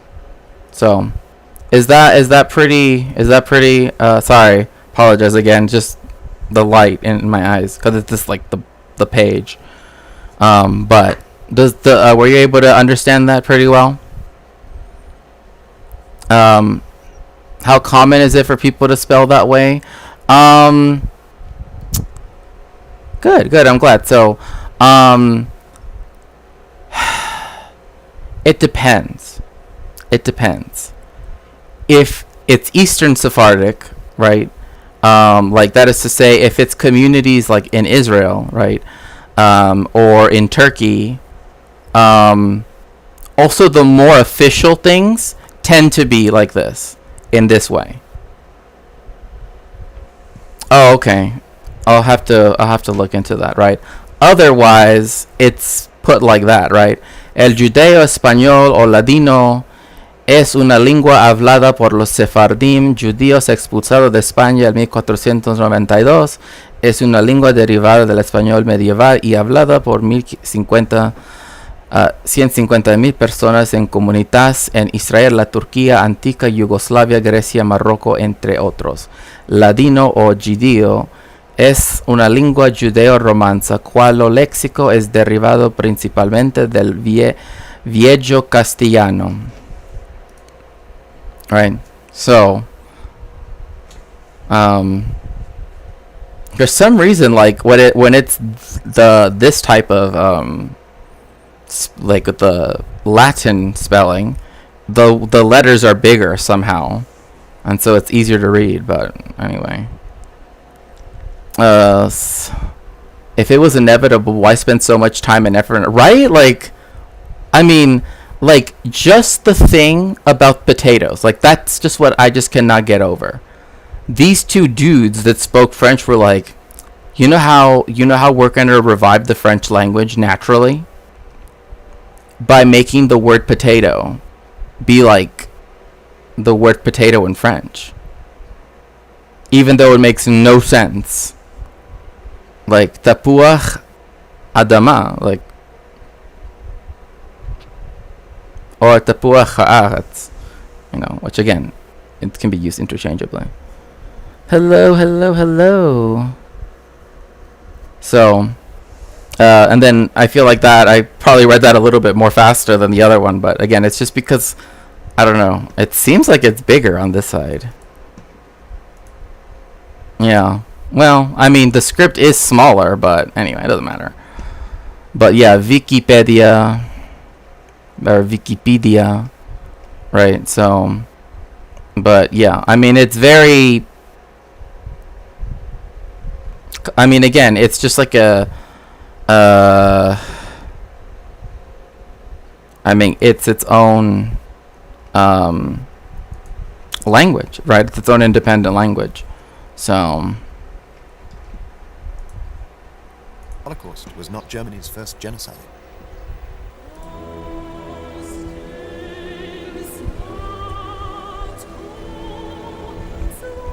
These are the victims of another genocide. But these people weren't Jews or gypsies. And this genocide didn't take place. Oh gosh.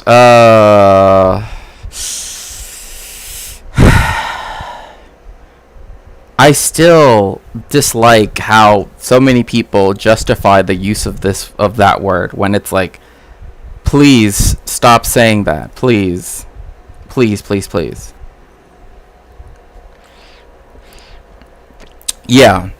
So the im in Hebrew is the masculine plural. Ot is the feminine plural, right? So like if I were to say candles, right? So a candle in Hebrew is ner, right? So a single candle is ner, right? Candles is nerot, right? Because they're feminine, right? Quote unquote, right? If it's masculine, right? Or, gendered in the language, that is, right? But in Hebrew, everything is gendered. Every single thing. We even have 2 number systems. Masculine numbers, feminine numbers. It's ridiculous. But anyway. But if you were to say,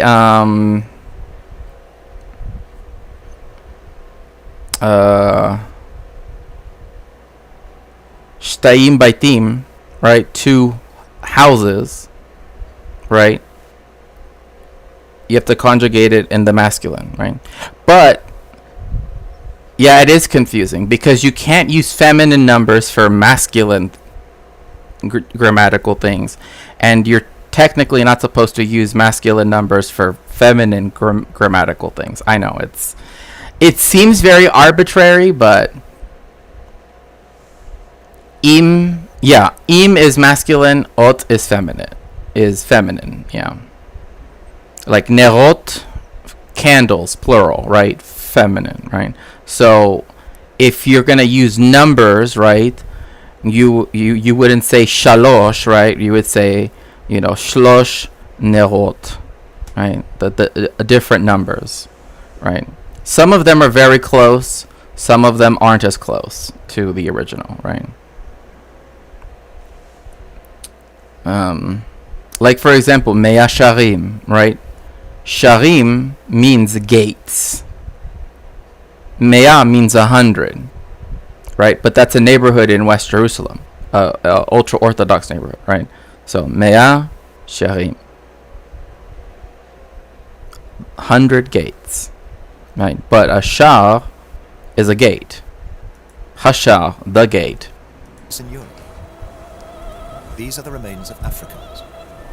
They were killed at the dawn of the 20th century in concentration camps run by the armies of the Kaiser's Second Reich, 30 years before Hitler even came to power. Do people even know that this happened? That the Second Reich also did their own genocide? Like the third one? I feel like this one is like never talked about at all. And I apologize with the... I will try to make sure that like anything, you know, like... I feel like... Because I know that showing bones as such, right, isn't going to be an issue. But I do know like showing like blood or whatever. Like, don't worry, I won't show that. I'm going to keep my... Like, I've already watched this, although, you know, multiple times. I did, but I'm a history geek nerd. Well, so am I. I mean, that's why I have a PhD in it. But like anything that's like, you know, explicit, don't worry. I'll keep my hand on the pause button. Okay. They lie here, forgotten, in the desert wasteland. Also, remember, if you are on Twitch, you can always help me by either subscribing to the channel or by contributing to the funding of the book above, Figurative Inquisitions. If we can get it fully funded, then we will have a movie night to watch. I will have a selection of movies for us to choose, and we will do so, have a community night. Or for every $5 donation, I will open a pack of Pokemon cards. For every subscription, I will open up a pack of Pokemon cards. So... yeah. Lands of what is today the modern African state of Namibia.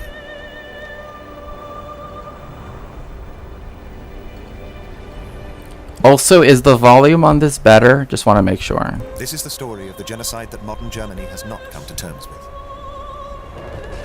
For 100 years, what happened in Germany's long-lost African empire has been hidden. It's the story of a genocide that implicates the highest level of the German government, the army. Literally, like... everybody, you know, like we're always saying, you know, like, oh, how America, you know, with Operation Paperclip, there were people from this genocide that partook in the next one, you know, and also, you know, yeah. And even some of Germany's biggest companies. But the ghosts of the Namibian genocide have been reawoken. They've returned to haunt modern liberal post-war Germany. And in doing so, they've forced Germany to wake up to a very uncomfortable fact. That the dark racial theories that helped inspire the Nazis run much deeper into German and European history than most people... Yes, this is true. This is 100% true. Everybody thinks that, like, the Nazis, like, somehow ex nihilo, right, came up with what they thought. That's not true. That's not true. There were people well before them, especially people from Britain, right, like Herbert Spencer, the biologist or whatever people want to call him,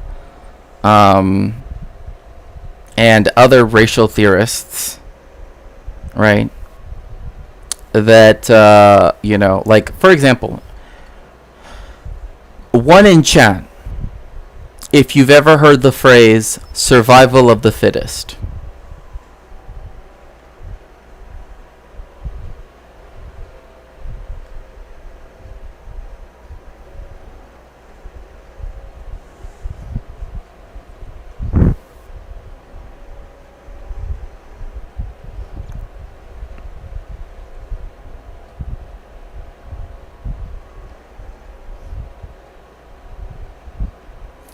Oh, good. You're all right. YouTube chat is you've only heard it. So, yeah, if you're like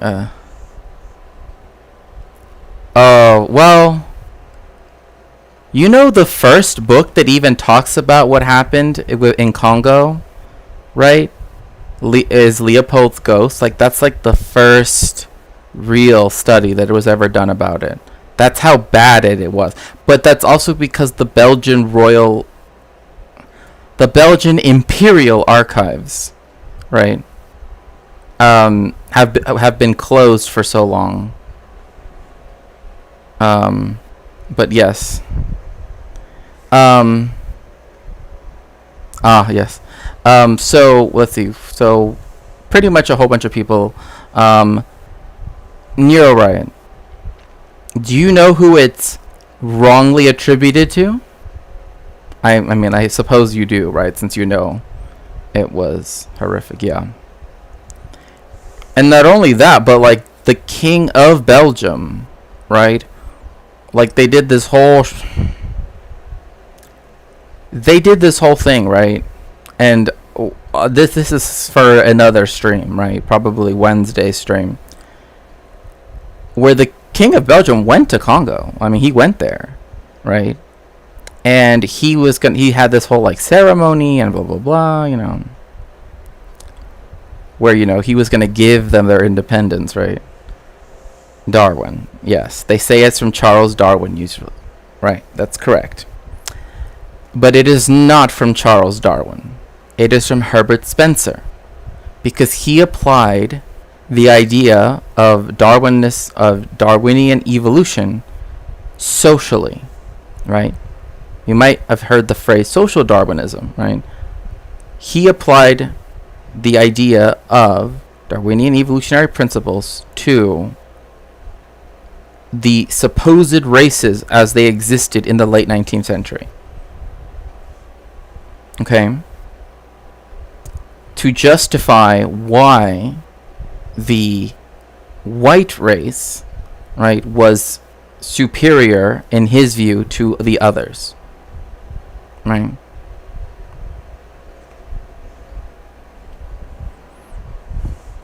So that is where that term, survival of the fittest, like when people say that, I just want people to know Charles Darwin did not say that term. Nowhere in The Descent of Man, nor in, none of that, like in none of his books. He never said that. One of the chief racist ideologists coined that term. So just know that. And be aware when people use that term. Because that's social Darwinism, right? Scientific racism. That's what it was used for. That's what it actually refers to. As fucked up as a messenger as you could possibly find, but I feel like Conrad gave a lot of whites the same. Well, yeah, that's true. We were doing. Yes, I mean, yes, but another thing is but see, this was part of the issue with that, right? Is that then it was social Darwinism is not, yeah, exactly, is not from Charles Darwin. Racism, ableism, I mean, beyond that, I mean, literally, like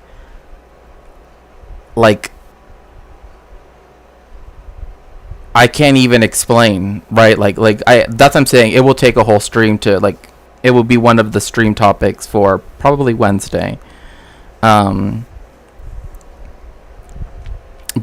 one of the main reason why Conrad is like, with Heart of Darkness, right, is actually because he's playing into a trope, right? And that is that the Catholic, remember we were talking about this the other day, that the Catholic empires of the world, right, that there was something uniquely bad about them, right? Whereas Britain was a beneficent empire, right? So Francis Galton's grandfather was a pioneer, yeah. Oh, well, yeah. Yeah.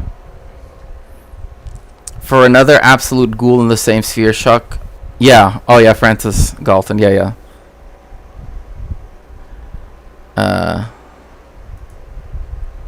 People want to acknowledge. Soldiers received specific orders which allowed them to kill anyone. It was an overall strategy aimed at ethnically cleansing the countryside. So it's true. Yes, they received explicit orders that literally said anyone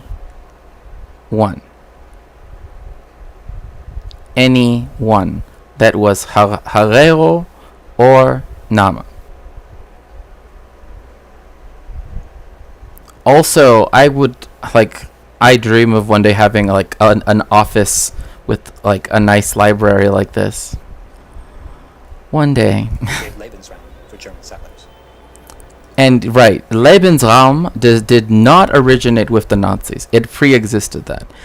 The first person that used it in relationship to biological organisms, right? That like when he would look at a petri dish, right, of like bacteria or whatever, right? He would see how they would fight for space, quote unquote, right?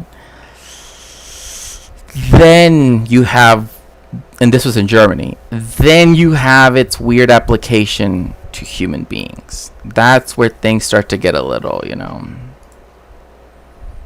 library dreams, some of my first life goals as a kid. Yeah, because otherwise another thing too is to have the books I need for my research, because right now the book that I have here for my throne, I have to give it back to the library, and I won't be able to check it out for another year or so, because I don't know why, like, different university systems in California, like the Cal State system or the UC system, they have such weird rules when it comes to checking out books, but I don't know why. It's like, I think it's like, oh, if one other person has a hold, then it has to be a whole year, whatever it might be. Anyway, quick aside about languages. In Icelandic, they try to, instead of borrowing words, create new ones based on Icelandic roots, like computer is tölva, which is a portmanteau of number, tala, and prophetess shaman, völva. Yeah, like, that's what the people that try to create English, right? Have you ever heard of that, Nero, right? English, right? The ones that completely try to get rid of all of the Latin and French and everything else out of English, right? And just make it based off Germanic, origins, right? Like, they do something like that when it comes to television, right? Because technically, a lot of classicists, not me, I'm not a classicist. In a sense I am, because I know Latin and Greek, but it's, but classicists, well, you'd think, trust me. I literally read Anglo-Saxon or Old English earlier, like they're literally trying to do what the Zionists did, but with, so, because I can start reading. I can start reading if you want, because I translate this stuff, so.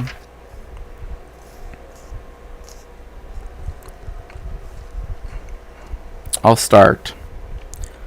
What each swiftness ist, Sekjan willa, what me yamata, tomidra nihta, Sithwan, reoberend, rista wunedon, Wutte me that ich yesawa, Silichtre treo, on lifladen, Leote beunden, Beama beertost, Eal that berken was, begotten mit golda, Gimas storon, Fire at foldam shatum,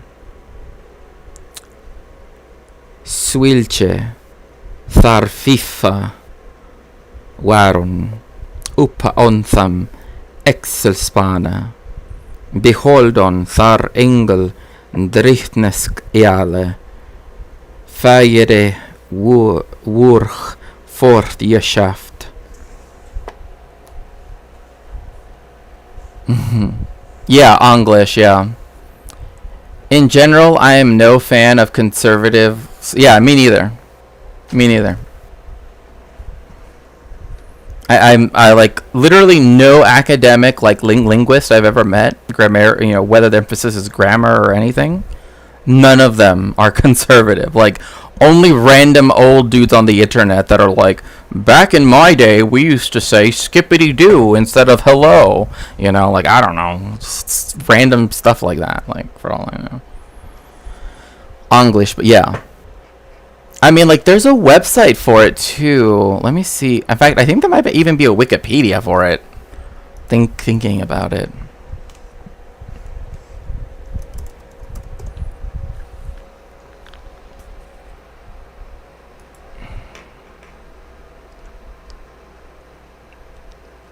Okay. So...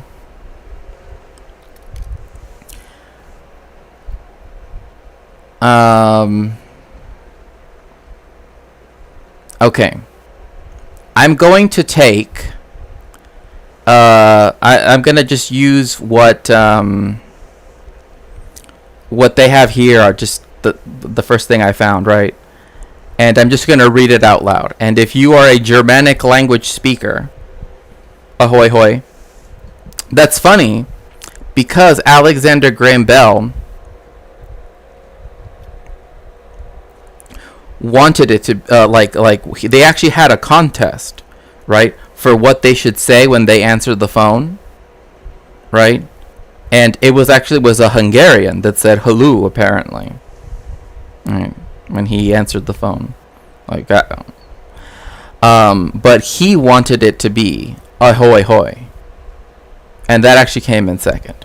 We were this close to actually having ahoy hoy being our official way of answering the phone.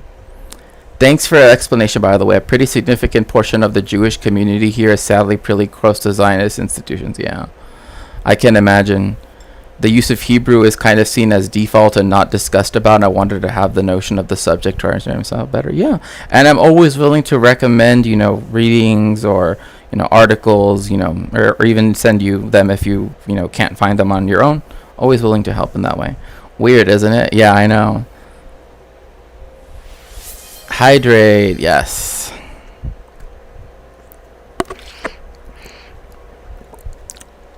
So this is English. Okay? I'm just going to read it. You don't need to see it. It's better heard.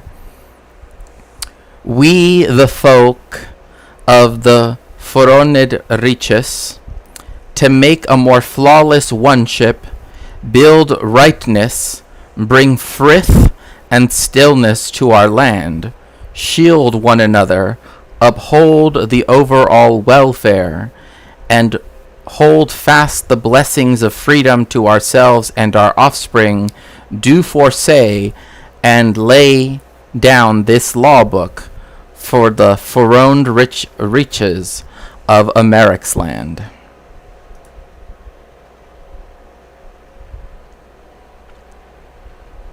Do our resident Germanic speakers want to take a crack at what that says?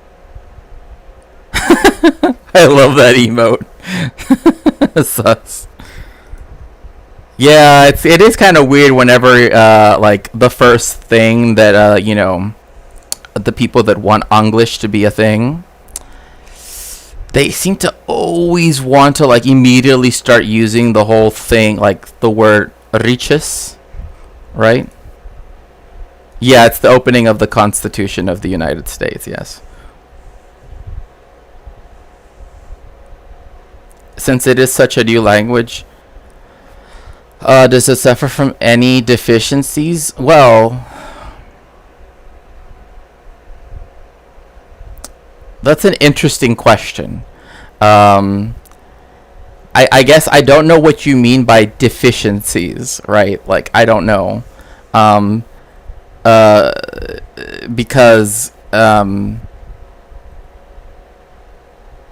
So similar to the declaration of Arbroath, yes. Arbroath, yes. I mean, like spoken modern Hebrew, right, is much more inflected with Arabic than you'd imagine, right? But like official Hebrew, modern Hebrew, is forced to not be so, right? Sounds Declaration of Independency, constitutionally. Yeah, well, let's see. They have oh look, they even have a newspaper. Apparently, I don't know. The English Times. Rafah, one of the southernmost towns in Gaza, has undergone a big strike by Israel that killed at least 45 folks in their homes.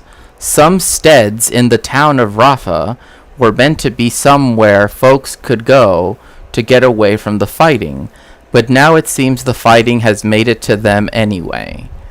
The IDF said it was going after fighters, finding hidden shafts, and taking weapons from Hamas, but Gaza said that a strike from the sky was brought down on homes where bystanders were living. Israel's four-sitter, Benjamin Netanyahu, said it was a sad mishap and that they only meant to kill fighters. Since the fight between Israel and Gaza began on October 7th of last year, there have been over 35,000 folks killed in Gaza, nearly 100,000 wounded, yet some Hamas fighters are still said to be hiding within Gaza. The untold swaths of unneeded deaths has led to many riches worldwide to speak out against the fight. Spain, Ireland, and Norway have gone as far as to acknowledge Palestine's self-ownership. That's kind of a weird way of wording that, but I mean, The four-shitter, yeah, more like four-shitter. Yeah, the syntax feels very odd and it doesn't need to be this weird. Like, that's the thing. And the worst thing is, there once was a time when, the English movement was, a big thing, back in the day. You know what? They didn't want to, it is very clunky. I feel like I repeated the same thing, 4 times.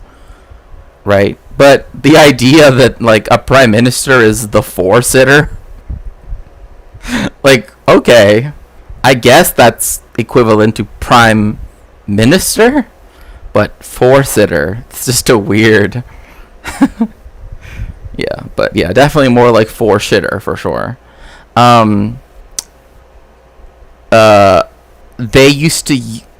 They thought that a good way of saying, greeting one another, right, instead of, apparently very Latinate ways or French ways of doing so, was by saying the word hail to one another. And you can see why that looks bad now, right? There's a reason why they stopped doing that, thankfully. Yeah, I know, but it was before then, right? It was before then, but it was so weird, to read about it, and I'm just this is not good. This is not good on any level. Not that English is a very smooth language, right? But one thing I will say about English is that the English as it's spoken by, generally speaking, right, is very it can be, it can be smooth. But one thing I am glad is that English is a language that necessitates, right, its ability to take in words from so many different languages. Yeah, exactly. It has so many words that can be so dynamic. For example, there are things in Anglo-Saxon / Old English, right, from 1,000 years ago, right, where the word for a throne, right, before, like the word for any sitting down, like a place where you sit down, was stol, right? Obviously the word stool, right? But as time goes on, English has added on so many more words where now we no longer say, right, the king sat on the stool and was crowned, right? The king sat, right? Sat on the stol, on was gekroond, right? We don't say that anymore, right? Now we can say the king, right, took his place on the throne. You know what I mean? Like, so to speak, right? Just as an example. And usually it's because we use different words to mean specific things, right? Whereas like stol just meant anywhere you sat down. That was a stool. That was a stool, like. The whole process was genocide. The deliberate extermination of Herero, the vernietigingsbevel, the destruction order. Many of members of my own family died.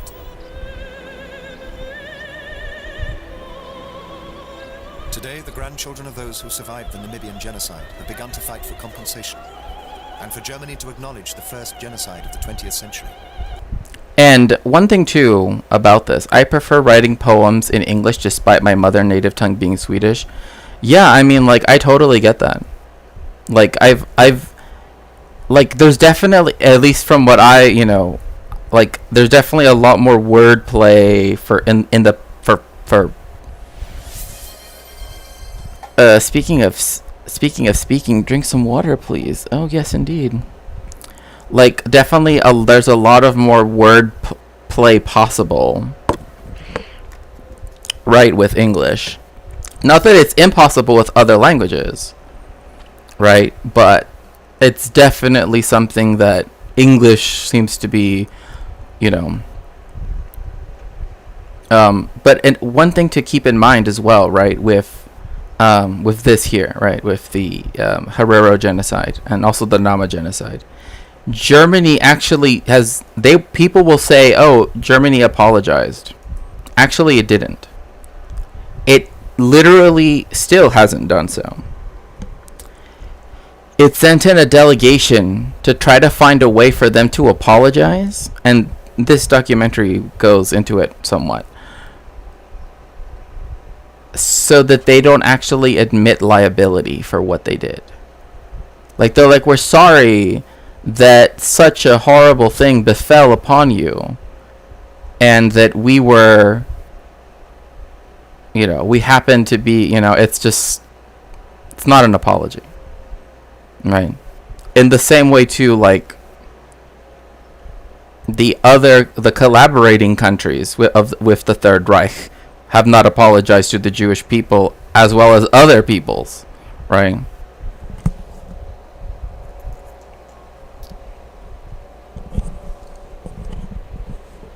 Well, yeah, I mean, like, that is one of those things too, right? Where like the people who work the land, right, who are out in the fields, they say cow, right? But the people that eat the meat, they call it beef from boeuf, right? Stuff like that. So yeah, for sure.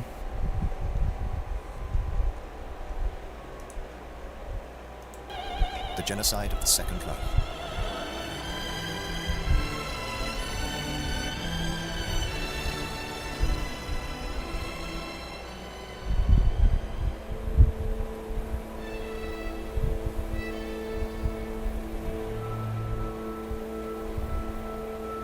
The story begins in 1884, as delegates from all the great powers of Europe gathered in the grand imperial capital of the German Reich. So what this is talking about is the Berlin Conference. This conference, I used to have this map up when I had my streaming space in a slightly different angle, but also because I need to, like, get it protected. I need to, like, laminate it or something like to protect it, right? But in essence, what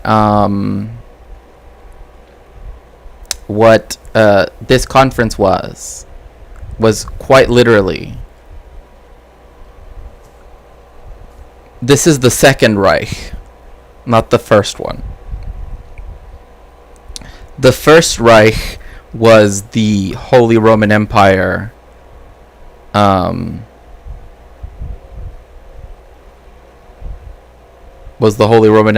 like with Charlemagne and all of that, like back then. That is considered the Erste Reich, right? But right, because it was united, so to speak, right, under one rule, so to speak, right?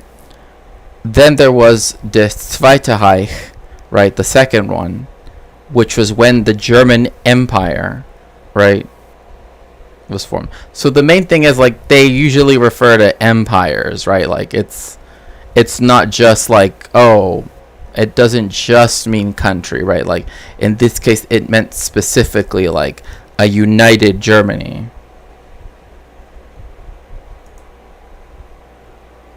But at the Berliner Conference, this is where they quite literally took a map of Africa, right, and just started drawing lines and saying, well, this belongs to the French, this here belongs to the Spanish, this belongs to the British. And do you want to know why the Germans got, for example, Tanzania? Literally, if like when you hear the reasoning behind it, it's literally like unbelievable. Because as Queen Victoria's grandchild, right, they found it wrong that, yeah, from 71 to 1918, yeah, the Second Reich, was that why should Her Majesty, right, have two of the tallest mountains in the world, right? In this case, Mount Everest, right, and Mount Kilimanjaro, and Germany have none.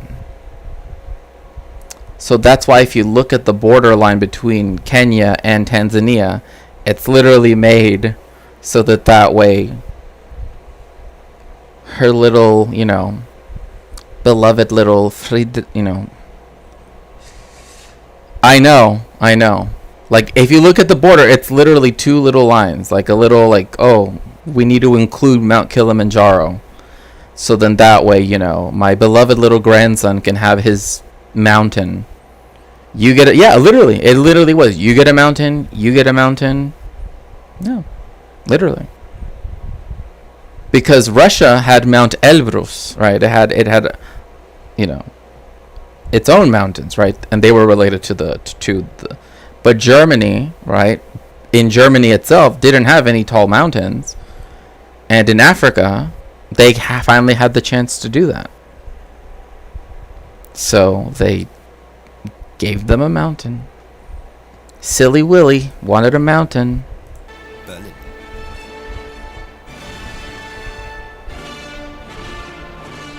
They met to carve up an entire continent.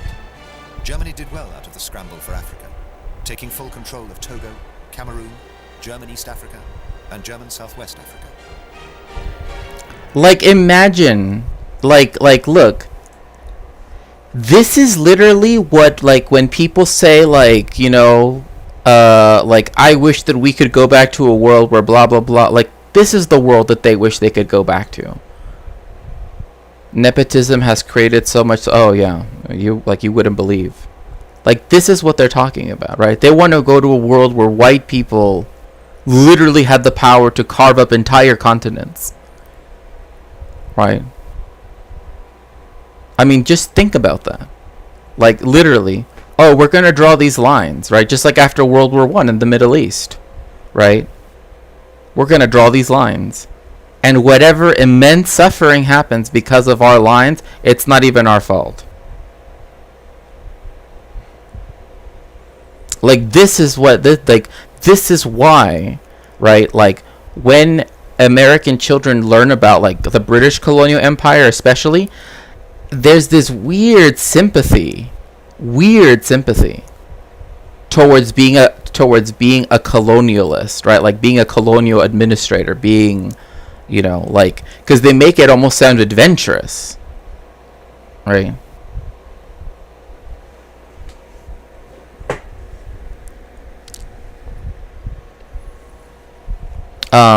Right, and so many books helped do this, right, to manufacture that, particularly with children, right, with children. That was the thing, is that it particularly was aimed at trying to get children, because there used to be, right, like you know, like the little books, you know, to teach the alphabet, right? C is for colony, for which we English can boast, for Great Britannia has the most. That used to literally be a little like rhyme for kids, to teach them to be proud about how many colonies they had, something along those lines, right? C is for colony, of which we boast, for Great Britain has the most. Literally, it was that. Teaching their ABCs.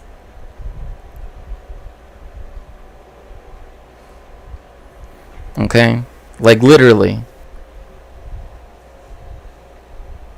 Yeah, C is for colonies, for which we, you know, for which we may boast, because, you know, because our Great Britain, you know, it's something along those lines, right? But yes, yeah, but yeah, it's C is for colonies. Yeah, both. Yeah, boast, most rhyme. Yeah, like I can't remember like it exactly verbatim, but it's essentially, yeah, I do remember it rhymes boast and most, right? C is for colony, of which we can boast, for Great Britain she has the most, like something along those lines, right? But yeah, these people who say that have very hateful colored glasses. Oh yeah, I mean, like, they got hateful eyes too. I mean, like they every cell of their body is hateful. I just can't wrap my head around the carving up of entire continents. Like, how much removed does one have to be to understand that they are humans? I mean, remember, the Spanish and the Portuguese did this. Remember, with the Treaty of Tordesillas, they literally split up the entire world. They said everything east of this line can be colonized by Portugal in the entire world, right? Because people often see it, right? Like it, let's see here. People often see it because it has a line here in Brazil, right? Oh no. The line wasn't just there. The line also went around the world and went down here too, right? So with it, Spain can colonize everything here to here. And Portugal can colonize everything from here to here. That's like literally in the 1500s. Like that's literally what they did. So like Europeans carving up continents, the planet, you know. Again, that's what people mean when they say like, oh, you know, the United States is losing its power in the world. Europe is losing its power in the world. It's because they can't do this anymore. C is for colonies, rightly we boast, because of all the great nations, Great Britain has most. Right, there we go. According to DDG, okay. I mean, they still sing Rule Britannia, that's true. That's true, and, you know, God save the, you know.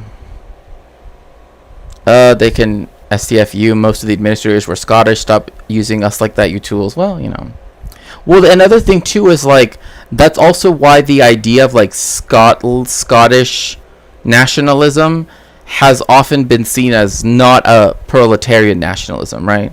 Because the Scottish themselves had a colonial project, and after 1707, fully like, right, were some of the most like were given such But again, I'm not like that's a thing for a whole nother time. But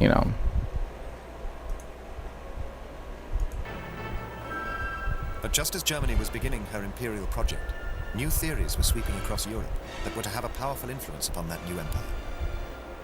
Some of the most influential were those of a now forgotten geographer called Friedrich Ratzel. Ratzel, this man, I just like, again, as someone who, the Darien Project, like, again, the book right here, Figurative Inquisitions, which talks about how racial ideologies and their consequences, right, like, and all of that stuff, right, how that has iterations even now, right, like, that's what it's, this dude, right, he's mentioned in this book, because it's just like, I don't even know what to say. Friedrich Ratzel was a late 19th, early 20th century German geographer who taught at the University of Leipzig, and he is most famous today for having created Lebensraum theory. The idea... Yes. Sorry if I know I didn't say it prior. This is the dude that started Lebensraum theory. Literally. This dude. Hence why I was talking about inquisitions. Oh, yeah, I always feel smarter just hanging out here. Thank you for all your... Oh, thank you. I appreciate that. That's so sweet of you, Vitingale. Evil angles. Yeah, it does look like evil angles, huh? But, like, right, like this book here, right? Like, again, like, one of the things is, like, oh, the reason why we have to hold an inquisitorial process, like with Border Patrol, like with, the police, different forms of policing around the world, right? Is because they have to justify... right, make something, right? Because I know I've mentioned this before, right? That within 100 miles, oops, sorry, wrong direction. Within 100 miles of the United States-Mexico border, right? Your 4th, 5th, and 6th Amendments do not exist. It's in the 1986. Right, addendum to the Immigration Act, right? You have no protections against cites or seizures. That's why the cops do what they do to all BIPOC, right? Like that's why there's that book Driving While Brown, right? Because if you're driving on the 8 freeway, which is very empty, they will stop people and they will just, who knows? Because you have no real protections against anything. And again, some people have said that should also include all ports of entry, which would include airports. I don't think that would hold up, but they really only enforce it along the southern border. So, but that comes from some of this stuff here, right? Like, oh, we have the right to suspend the Constitution within 100 miles, right? Because we need to make sure, right, that our... Yeah. The rights against search and seizure, the right against, against having to testify against yourself, right? Don't... Rättssäkerheten i landet.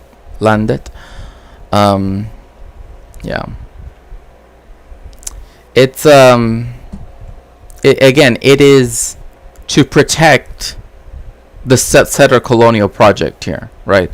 Like, remember, in Texas, they made the governor, right, Greg Abbott, made it so that if vigilante border, vigilantes, right, kill, right, and I'm just going to use that word, right, if they end the lives of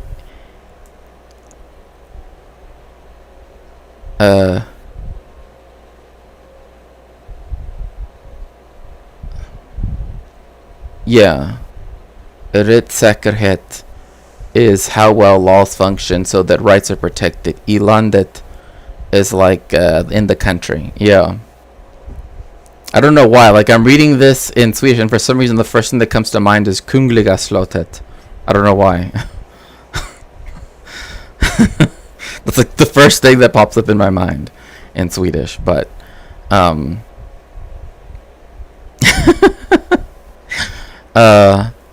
but it's to protect the settlers, right? Because who does this disempower? The indigenous people, BIPOC people, also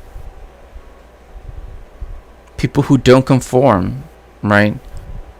People who are trans, right? Because with the exception of California, and I say that barely, none of the states along the border are particularly easy to be trans in. Yeah, Kungliga slottet is the royal palace, yeah.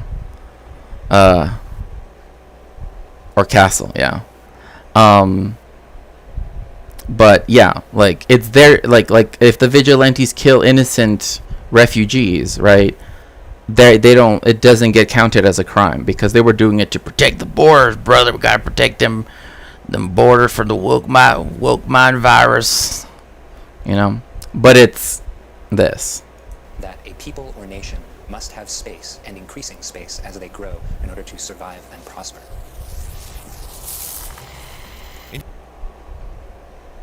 You know who likes to say that phrase a lot? Joe Biden.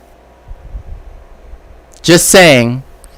So right here we have Anthropogeographie oder Grundzüge der Anwendung der Erdkunde auf die Geschichte. So, like, this is where, again, we begin to see the switch over from it being a biological concept, right? Like, in terms of, like, cells, right? And now it being applied to human beings, right? Because that's what Erdkunde auf die Geschichte, right? Like, die Geschichte means in history, right? Auf die Geschichte means in history, right? Erdkunde, right, means like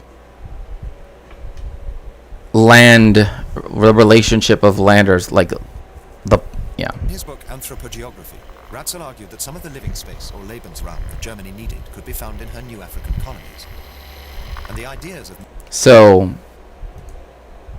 borders are stupid. I mean, hey, trust me, you're not preaching to the choir, you're preaching to the preacher. Like, trust me, I literally see no reason for borders. Especially when there are no borders for capital. But there are for labor. Like, if crypto transactions can happen in 0.00003 seconds, I should be able to cross a border in 0.00003 seconds. It's only fair. We should have as much rights. I know this is going to sound weird. We should have as much rights as cryptocurrency. I don't know. I think as humans, I think we deserve at least that. But yes, initially, Lebensraum in the, so you had this concept, because, okay, so you have Urheimat, right? Urheimat means like the ancestral homeland, right? Because Ur means like, sometimes it's often used like before, right? Now that also can refer to the whole like ancient Indo-European homeland, whatever. But the idea of Heimat, right, or homeland, right, mixing it then with Lebensraum, right, meant that it particularly needed... I teleport through your stupid wall. Yes, it cost me 100 Ethereum, but you can't stop me. Right, exactly.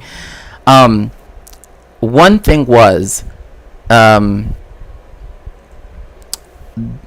Germans, right, dem deutsche Volke, right, need their place in the sun, quite literally. Like, they're like, we do not have a place in the sun, right? You can see where Zionist ideas also come from this. right? Because this is when Zionists are also running, rolling around in these areas, right? In Spandau, Potsdam, Berlin, Landsberg, etc., right? Magdeburg, right? They're like hula hooping and whatever in Frankfurt. But the point being that, this is why you have such immense cross-pollination for all of these ethno-nationalist movements. Free movement for capital, free, but borders for humans. Yeah, I know. At least corn has more rights than people. Yeah. Men like Ratzel found a ready audience at the time, because behind the grandeur of the Second Reich, Germany's cities had a terrible secret. Uh-oh, what's the secret? A population boom had left millions trapped in overcrowded slums and filthy tenements. Berlin itself... Wait, but I was taught that Germany was the perfect society, that they were completely orderly, completely clean, showered constantly, blonde hair, blue eyes. Perfect. There's not a speck of dirt in Germany. Yes, Lebens. The basements were beginning to fill up with the kids learning Hebrew.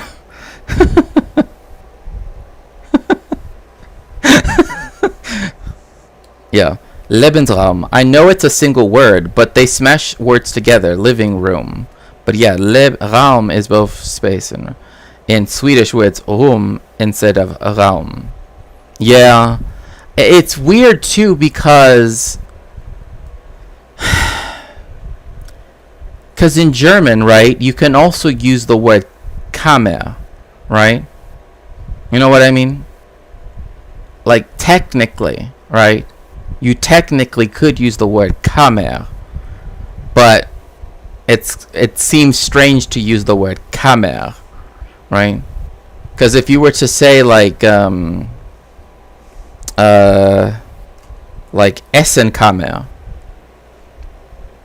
I don't know, just LOL, F, yeah, I know.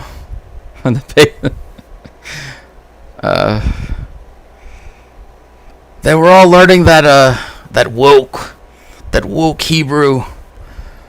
But yeah, Rum and Raum, yeah. I mean, it's like in Hebrew too, like, it's interesting, yeah, more related to the word chamber, right, yeah. Because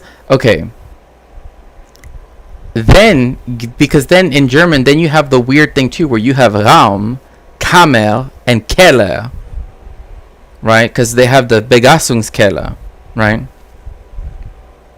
But it's obviously not a cellar, so to speak, right? It's a chamber. But, right, like in English, we say chamber, right? You know what I mean? Like, it's such a, yeah. Become a byword for urban poverty. The German poor... The Germans? Poverty? Urbanism? Never. ...had become the Volk ohne Raum. The people without... Volk ohne Raum? Huh, where have I heard that before? Der Volk ohne Raum und ein Land ohne Volk. Where have I heard that before? The people without a nation and a nation without a people. Where have I heard that for? I wonder where they could have gotten this, some, like, I don't know, some cross-pollination about this. Sounds quite familiar, can't quite place it, right? When I hear the word chamber, I think of chamber pots. People still use chamber pots to this day. It's actually not that, like, people act like it's old. It's not that old. It's actually quite, like, it's still a thing. I mean, like, I kind of get it, but I'm also like, do you really want that just, like, sitting underneath your bed? I don't know. There's just... But, like, I also know, like, in some places, where, like, for example, I know I've mentioned this before, right? But, like, Mexico City is quite literally running out of water. Like, day zero, right? The day that they will legit run out of water is actually coming very soon. Suspicious. Indeed. But one of the things that this is, one problem that this causes is that 40% of the water that's, piped, around the city is actually lost to leaks. 40%.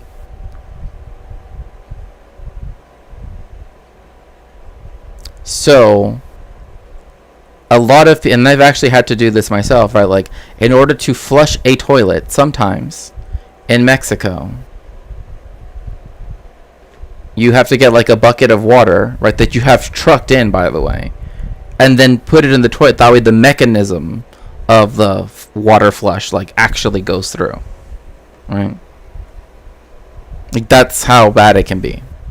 Because again, literally, Mexico City is running out of water. Like, literally running out of water. All because the Europeans had to come to Mexico City, Tenochtitlan, and be like, we found a city in the middle of a lake that has its own unique system of agriculture. Let's destroy it. And then praise ourselves, I like that little emote. It's so cute, the shrug. I heard places that use like wood chips similar to cat litter. Yeah, I've seen people that use like the scented cat litter for sure. But yes, water closets, bathrooms that has toilets that flush with water, it's not great for Mother Nature. Right, yeah. Well, especially because, there's many reasons why. But space. And the poor were voting with their feet.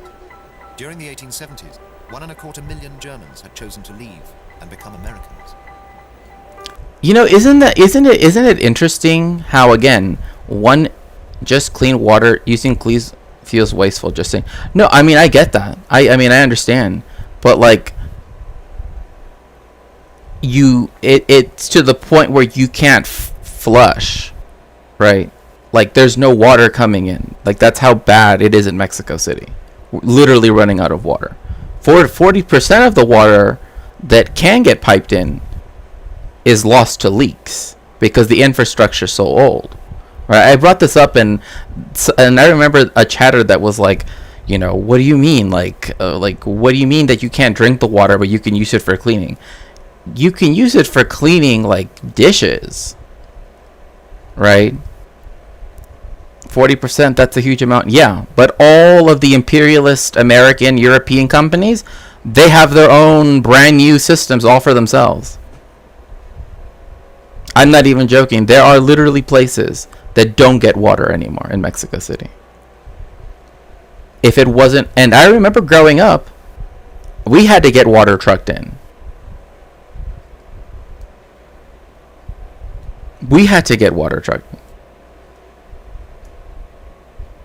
Because again, the infrastructure in Mexico is not good.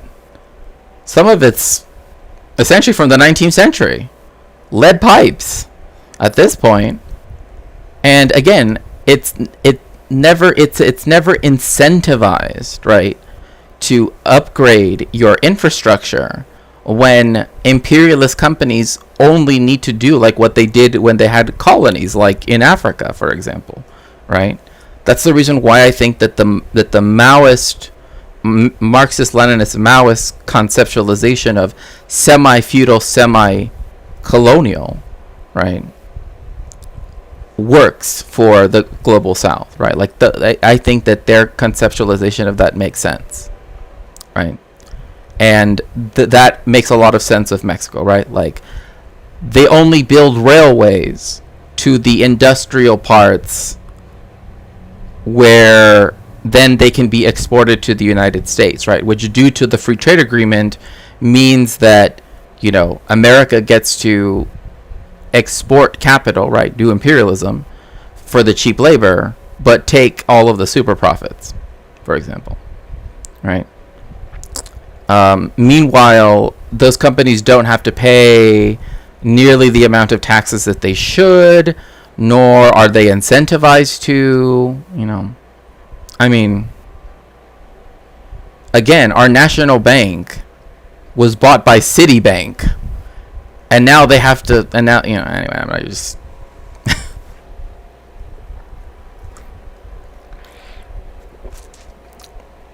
Oh yeah, yes, exactly. Yeah, India and Britain, the railroads and extraction of resources. Yeah, exactly like that. Same thing like in Africa, like in Congo, right? Like all of their railroads only went to the mining areas, and that was it.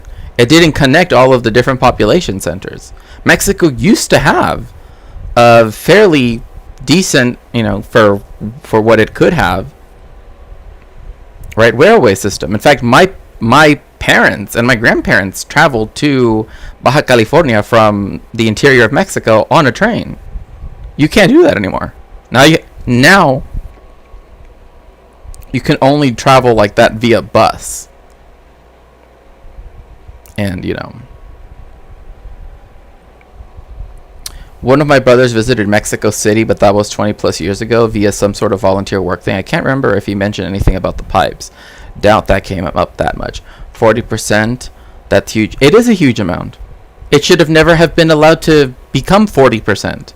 But again, we had a dictatorship, right?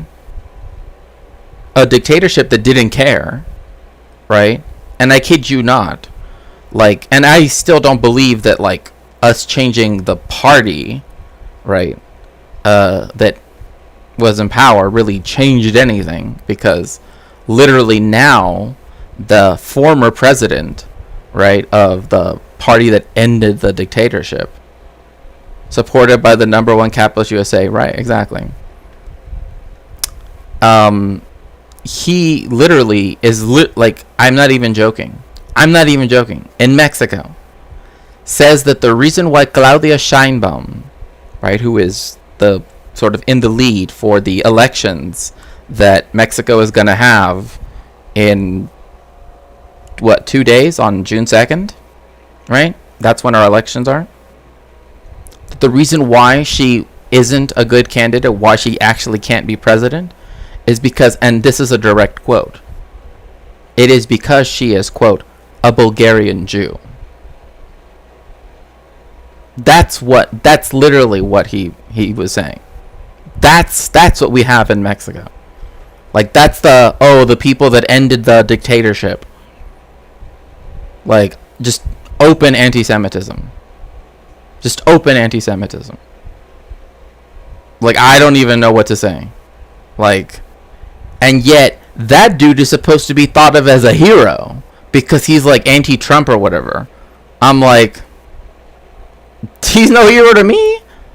And definitely not Felipe Calderon. Literally my entire childhood was marked by the stupid war that he decided to do at the behest of the United States. The drug wars. Literally, I remember once I literally could not go to school because at one of the main intersections to get into the city of Tijuana, right, from the suburby areas, I guess, there was literally a shootout on all of the four corners. Literally. It got so dangerous. It was literally, again, Tijuana became the murder capital of the world, right? It was the most dangerous city outside of a war zone. Blah, blah, blah. All of that stuff. That was me growing up on, and to this day, I'm just nobody deserved to have gone through that, right? But yet, still, American companies would get away with having to pay their their dues, right, their taxes for recycling and all that stuff, right, their ecological things, right, because they would literally go into Tijuana and then dump their trash because nobody cares about it if the trash is dumped among Mexican people, of course, right? Esprit trying to invent a patriotic socialism discourse. No. They've allied themselves with their supposed enemy, right? It's Priand, right? The PRI, which was literally the dictatorship party, right? And then the more conservative PAN party that was literally Mussolini loving, Catholic fascism party, hyper neoliberal, right? That's the people that ended the dictatorship, right? The mad cow disease. Well, I don't know about that, but and then we have PRD. They joined as a coalition against Morena, right? Which is the party that is also in coalition with the Parque Ecológico Verde de México, right? So the Green Party, right? And then el Partido de Trabajo.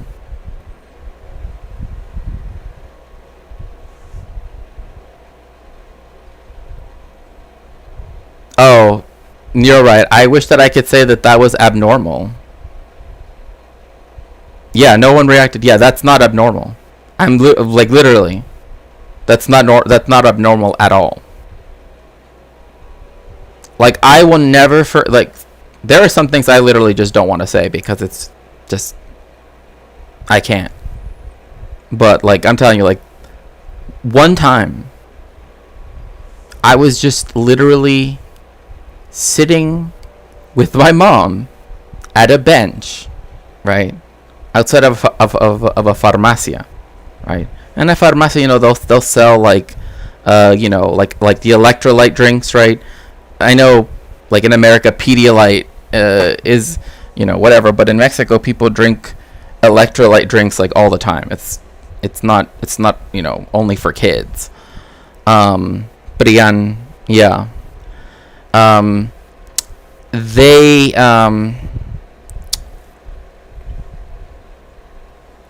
literally a truck with people with like essentially ARs and everything else, right? And with everything but their eyes covered, right?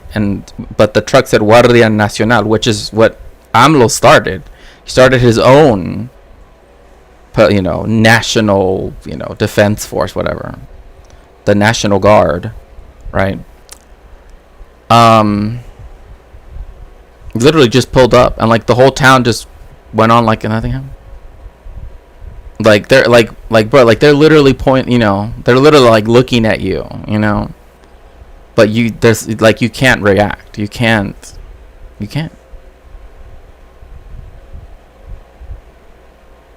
And it's not fun. It's not a fun thing. And in Tijuana too, like if when the military would stop you, if they said to open up even though it technically wasn't necessarily legal, right, like under even the state law, if they said open your trunk, right, you had to do it because they have guns, you don't, right?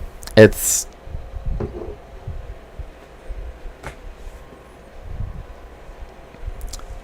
what happened to the candidature of the PCM?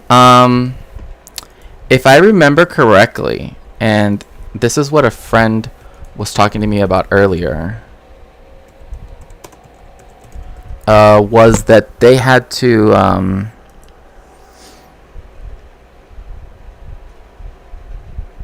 okay. Oh my goodness. Oh, Nabil, welcome into the stream. Oh my goodness, it's so good to see you. Hello, Nabil. It's so nice to see you. I hope you're having a good evening. Welcome in, everybody. I am Shakespeare. I'm a cultural historian. I talk about Jewish and Latin American history. If you would like to, please follow.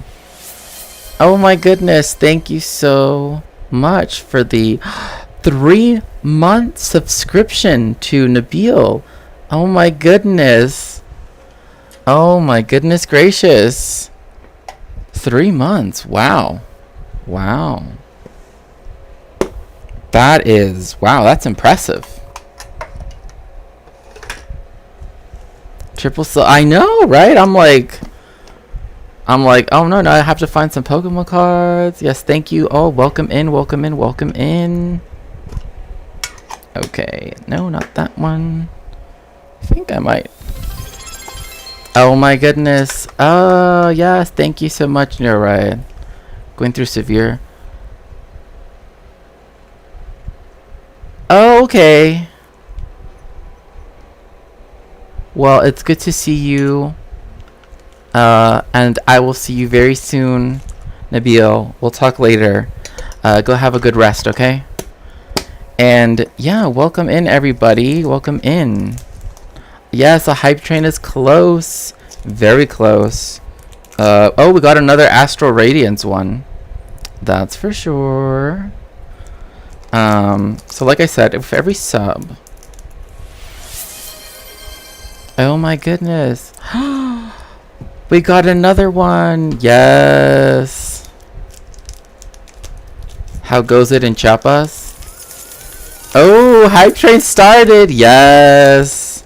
Yes, let's go. Let's go. Hype train. Let's go. Let's see here. Oh my goodness. Thank you so much, Zed. Thank you so much for your subscription. Hype it up. Yes. Yes, yes, yes. Have a great stream. Great maps. Love me a good map. Oh, I love maps too. I also draw my own. Oh my goodness. Thank you so much, Anonymous. Thank you so much. Yay. Hello, Igloo. Welcome in. Oh my goodness. Thank you so much. Yes, we completed level 2. Oh my goodness. Yeah, I beat my last record. Keep up the support. Wow. Oh my goodness gracious. Thank you so much. Thank you so much, Anon. I appreciate that. Let's see. Nellis D. Oh my goodness. Thank you so much for the... Thank you so much, Zed, for the tier 1 sub to Igloo. Let's see here. Nellis D. You got a tier 1 sub. Anarchist tech support, very important. Gato con amor, his buff, and I'm sorry. Welcome in, everybody. So now I have to open up a lot of Pokemon. Now I have to open up a lot of Pokemon cards. Okay, so for this one we have Hoot Hoot. Ooh, Kricketot. That is so cute. That is so cute. That is cute. Oh my goodness. Zed, thank you so much. That is so sweet of you. I really appreciate that. That is so sweet. Sudowoodo. Right. And then we have Combi. I've been getting a lot of Combis, I've noticed. Drifloon. Hisuian Growlithe? Okay. I feel like I should play like a song or something. Hoot Hoot was my guy in Pokemon Silver. Yes! Pokemon Silver was like the first Pokemon game. 3 minutes to beat the record. Yes, that's true. Regice. Electric Energy. Oh gosh. Why am I forgetting the name of the song? I should know the song. Quilava. Sizu. And last but not least, Golduck. Okay, give me one quick second. I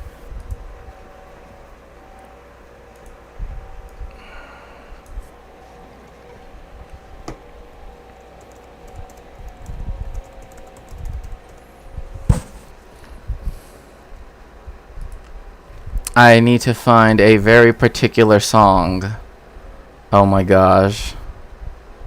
Where is it? Where is it? Oh, come on. No.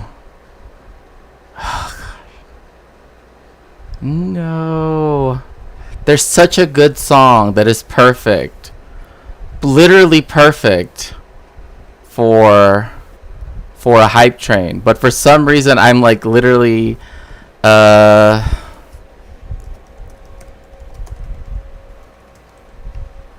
let's go with that one. 'Cause it should be somewhere here. Oh my gosh, there's so many videos. People know which one I'm talking about, right? The one that's like Ben Shapiro.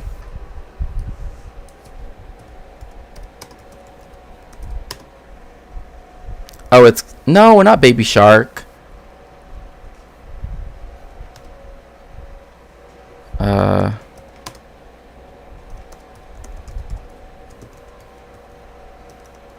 There's like, it's so perfect. What happened to it? I literally cannot find it. Oh my gosh, why? What is it called? I only remember the lyrics. I don't remember the... Okay, let's see here. No, I still can't find it. It's showing me just like weird things of... What? Oh my gosh, someone please. Someone in... Was it WAP? Quick Lord, the creator of Pokemon, Satoshi Tajiri, created Pokemon partially in response to capitalism destroying the forest that he played in as a kid. Oh, yeah, that's true. Oh my goodness, yes. Thank you so much, Zed and Joker. Less than a minute. Oh my gosh, if only I could just find this one song. Like, my goodness.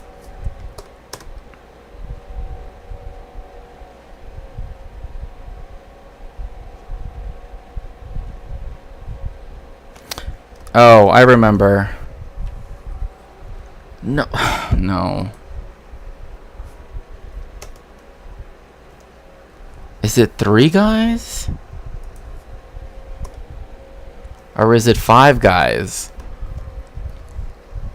Oh my gosh, why is it so hard? Like, the perfect music video, and I literally cannot find it. Oh, this is making me mad. Cause it's fine, and they bust on my eyes. No, it's not that one. It's not that one. No, it's funny. It's funny. Yay! Oh yay! We hit a level 3 hype train. Oh my gosh. No, I like. I used to play this all the time as like our hype train music, or not even hype train music, just like whenever I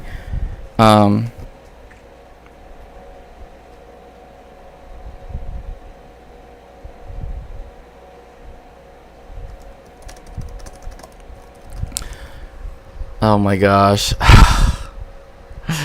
I know Hyperspace Fool is the person that made the video. And it's like,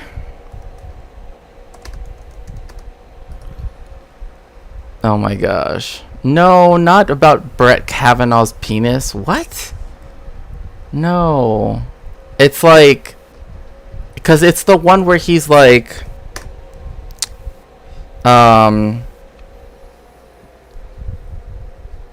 what is it called?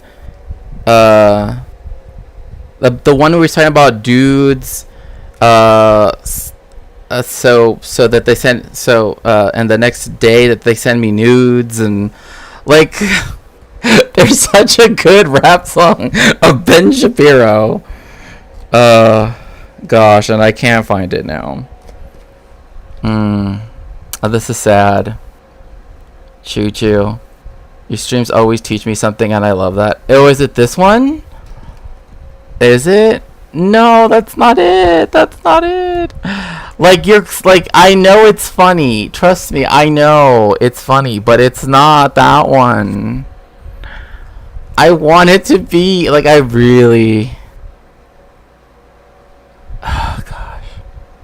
Cause I do have the one where he sings like to Pound Town, but that's not it either. Where he's like, big dick, dick, dick. 5 guys, and they come on my, you know what I mean? And they come on my eyes. That one? Yes, people know what I'm talking about. People are just like, we have no idea what you're talking about, Shakespeare. Fine, we'll just play the one that I can find, I guess. So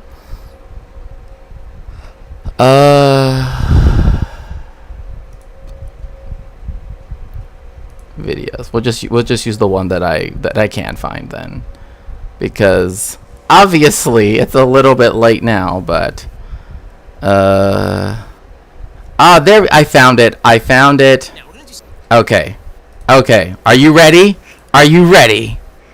Is everybody ready? Everybody get ready. Something we haven't done. So over the last week or so, there's been a lot of attention paid to a music video we're going to get into in just 1 second. Yes, sir. Big dick, big dick.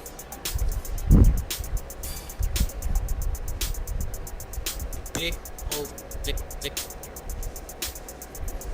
3 Big guy. look like we played Dennis. He got a big dick. I think his name Dennis. His dick until that N-word finish. His dick big and green tastes just like spinach. Dudes. I love When they send me all the nudes. had to make him nut cause his balls were blue. He didn't Have a clue. He's sliding in and out my house like he's cleaning out gutters. Dick bigger than a stick of butter. So the big dick swinging up in the motherfucking hallway. He liked me and my friends cause we were all gay. We liked it.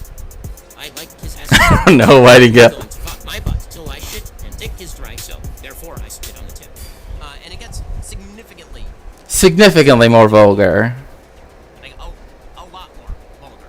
For Big guys. and they bust On my eyes. They eat my ass just like apple pie. If they keep fucking me like this, I might just die. They bite my booty till I cry. He licked my dick and the cum start dripping. I took a bite of his ass. It Tastes a little lemon pepper chicken. Yes. in the air, my booty flipping. He dumped in his balls in my booty like he started dipping. Met the N-word last Right. night, and I rode his dick Like a bike. He's so thick, he looks like a guy. But let's say hypothetically, I think his name Mike Jordan. He fucked me while recording. He sent me butt pics this morning. Hands down, the greatest news I Receive. I love when I receive his BBC.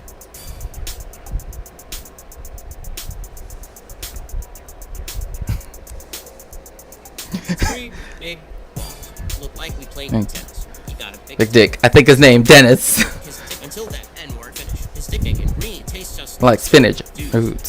Dudes. I love when they send me all the nudes. had to make him nut cause his That was word blue. He didn't have a clue. sliding in my ass like Like he's cleaning out gutters. Stick of butter. So the big dick swinging up In the motherfucking hallway. My friends, cause we're all gay. We like. I like his ass cause it's thick, and he going to fuck my butt till I shit and dick his dry so. Therefore. So anyway, back to learning.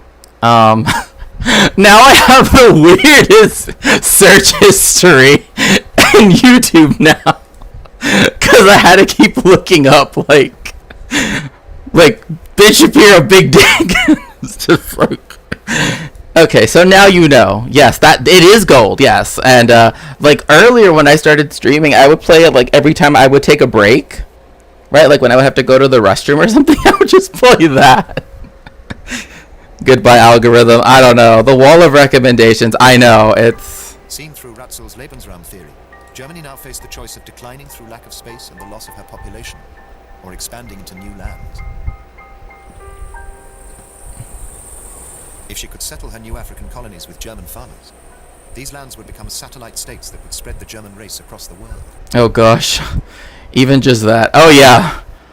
What? What does this even mean? Oh, golden. Oh. That's what that means. We're only at 144 subscribers. Come on, I need to get to 500. That way, I can get super chats. Here's the video.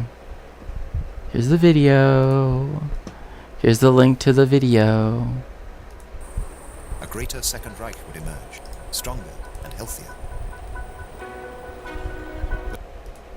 Germany now faced the choice of declining through lack of space and the loss of her population, or expanding into new lands.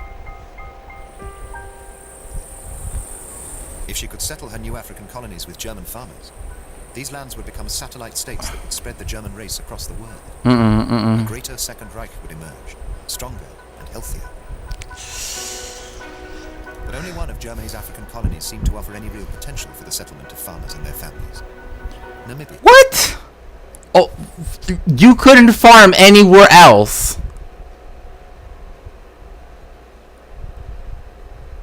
Oh, Tanzania. Oh, can't farm there. But we have a mountain, though. We have Mount Kilimanjaro. Togo can't farm there. The Cameroons can't, like. Oh, but here, yeah, here. I wonder why. Or as it was called then, German Southwest Africa. Yes, Deutsches Südwestafrika. Friedrich Ratzel and other supporters of imperialism promoted Southwest Africa as an ideal source. See, this is what I don't like about liberals. Okay. This is obvious. Like, yes, there's imperialism, right? But this is obviously colonialism, right? Which is a different concept, right? Can we at least like agree on that? Like, I don't know. Just saying. That's fine. It was mainly free of tropical disease, and although much of it was desert, there were huge tracts of land suitable for farming cattle. Farming cattle? Is that how you say that? Don't you herd cattle? You don't farm cattle.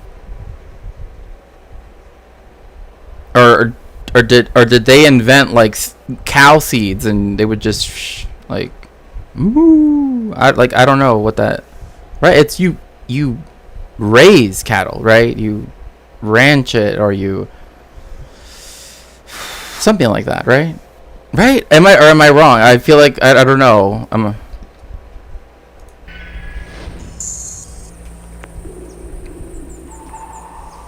But by 1903, only 4,000 German settlers had favored Southwest Africa over New York. Oh wow. I mean, I don't know, chat. If you had to choose, that sounds about right, right? Would you rather live in the middle of the oldest desert, right? The Namib Desert is actually the oldest desert in the world, right? Would you rather live there, like just, or New York City? Like, I don't know. One, if you choose this desert. Two, if you choose New York. New York City, of course. Like, what would people prefer?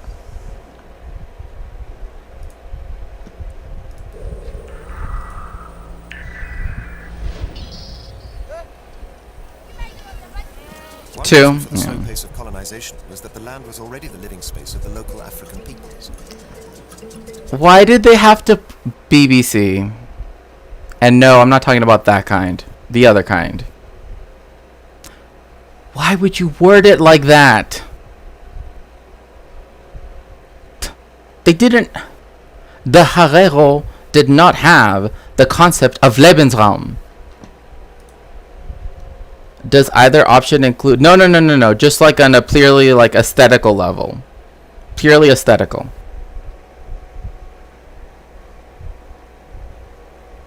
Like not as a colonizer, not in any way. Just like, do you prefer living in a city or would you be okay living in a place like a desert like that? I guess would be a better option. I don't know. Because usually like people say like a desert island, but I'm like, well, you know what I mean? But I don't really like that because, you know, that could be anywhere, right? But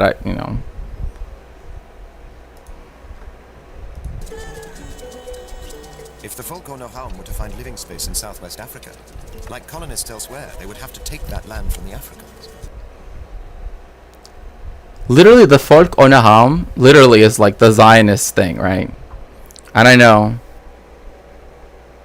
Yeah, no. I mean, like, again, like, people that decided to emigrate to the United States is one thing. But, but again, these were mainly middle-class people. They weren't, like, peasants. But no, I would never give a hypothetical where you would have to commit war crimes, no.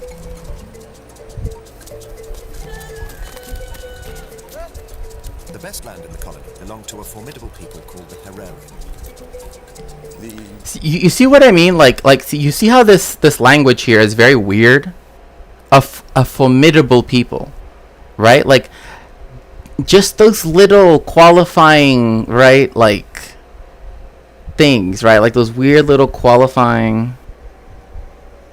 All right, we answered your question. Now, which of your friends' characters are we? You're like friends' characters?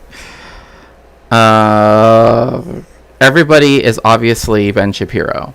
No, but like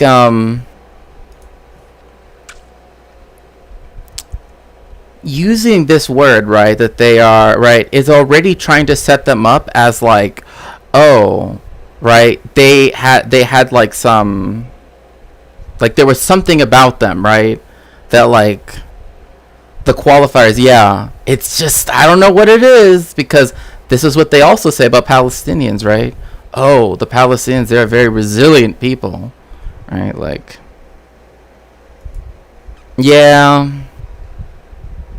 Herero of central Namibia had been in contact with the outside world since the early 1800s. They had wagons, they had ox wagons. They had a whole section of the society which could read and write. They were extremely well armed with the latest. Like, look, I mean, just the way how they're describing them, like, they had a, so essentially they were like every other society, right? Like, because not every other, because like not every, definitely not in Germany, although Germany was very literate, not everybody in Germany was literate, right? But like just describing them like, well, like the anthropologization of peoples, right, of indigenous peoples, always just, oh, there's just something about that. These people were not people who were out of touch with what was going on in the rest of the world. They were extremely well connected. So what? Like, why even put it like that? Oh, well, they were extremely well connected with what was happening in the world. Okay. That doesn't mean that the uncontacted tribes of Brazil and, you know, in the Amazon rainforest don't deserve the same amount of respect as you would any other people on the planet. Same thing with the Herero and the Nama, like, just, yeah, Marshall, yeah, it does. Like, it's just like these weird little things, like, oh, right, like something has to. Governor Theodor Leutwein, Germany followed a colonial policy of negotiations, treaties, and bargaining with the powerful leaders of the Herero and the colony's other tribes. I mean, America did treaties too. So did Canada. It didn't do anything though. You know what I mean? Like, this is the reason why, like, when people like certain, you know, debate streamers, right, want it to be like, want you to almost like say like, oh, well, you know, you definitely could like look at it from the colonizer point of view and see how they were like honest actors. No, they weren't. Nobody establishes a settler colony in good faith. Like, what are you even talking about? Like, just one, stop talking like as though you're in a Red Comp 101 class, and two, just no. Settler colonialism is bad in every instance, always. Many of the settlers who came to German Southwest Africa. Okay. Let's look at all of these settlers here. Like, look at this bunch right here. If they were alive now, they would all have podcasts. You know it. They would have all have been on Joe Rogan and the Tim Pool show by now. Y'all know. I mean, just look at this dude's face right here. Like, this is screaming like, I want to be on the Tim Pool show. Right? They're giving good faith. Right, exactly. It's like, no. You cannot colonize in good faith. I don't know why that is so hard to understand. Treaties. That's what civilized nations use. They never break them, of course. Yeah, like, I don't know. Like, like the 4th Geneva Convention that Israel breaks literally just by existing at this point. Of the Africans was completely at odds with the racial theories they had brought with them from Europe, and they resented it. You see that? It's called the Cape of Good Faith. Oh my god.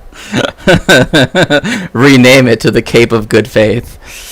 And that is where you know, all of the debate brozos have to go live now on the Cape of Good Faith. Okay, I just have to say, like,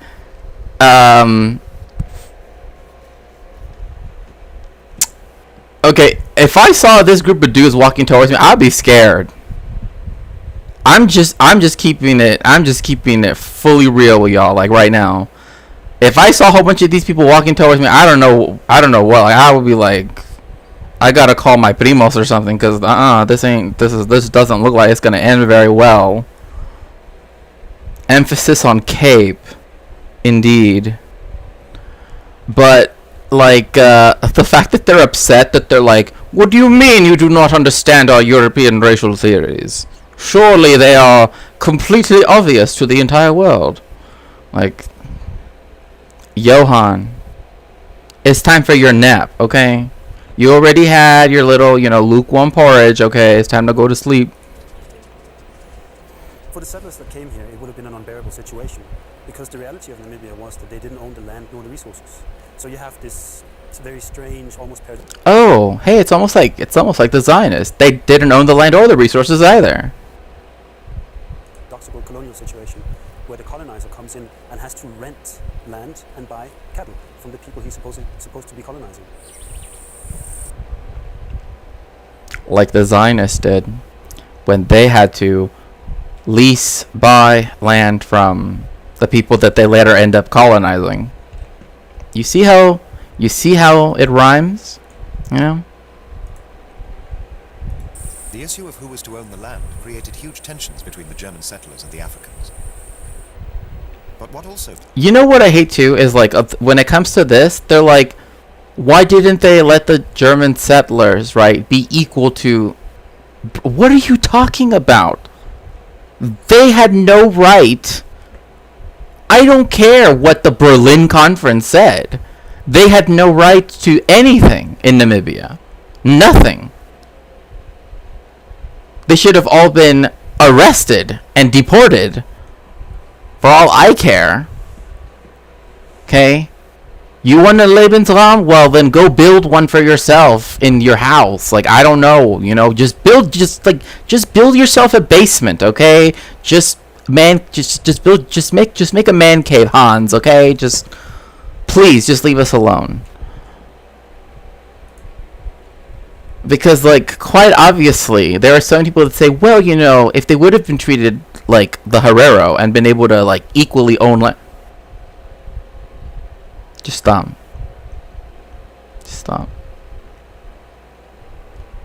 You're never going to be invited to that carne asada. I'm just telling you this right now. Began to push the two groups towards conflict was that many settlers were so convinced of their own racial supremacy, they began to believe they could treat the Africans with impunity. You're telling me that they... You see how they word this? Zzz. Does that mean that you're falling asleep, FLFNF? Like, think about this, right? They didn't arrive to Namibia and then come to the conclusion that, actually, they came to Namibia already thinking this.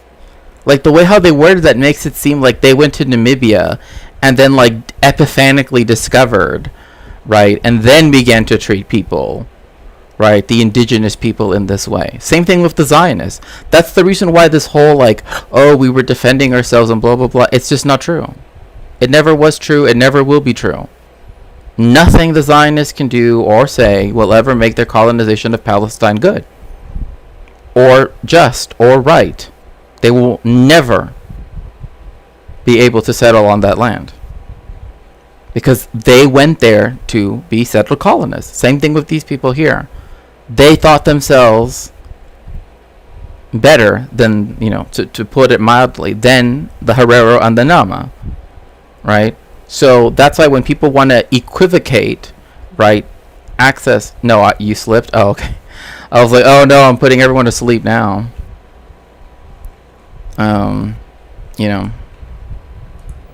Herero people were being made to work for Germans, and they had virtually no recourse to the law to protect themselves when they were abused. You know what that sounds like? the Palestinians, undocumented people in the United States. It's almost like all settler colonies function like this, and I wonder why. It's almost like they're kind of all the same. You know what I mean? Kinda. A little bit.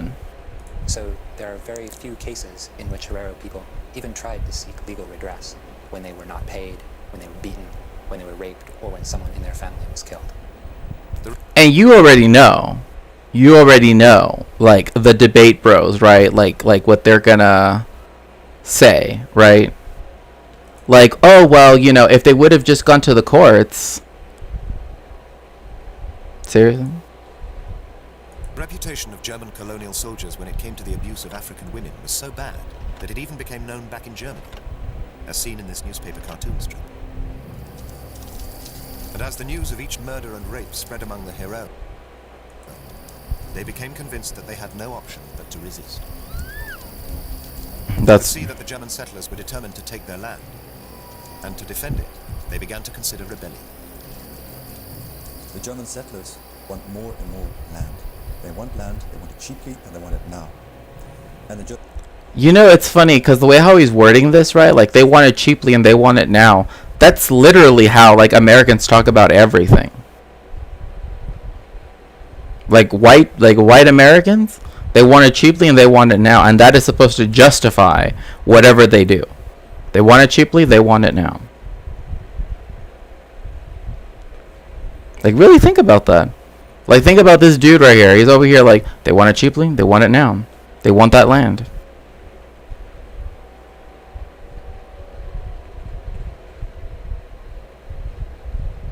Like the people that were showing up at the different places in New York and New Jersey to go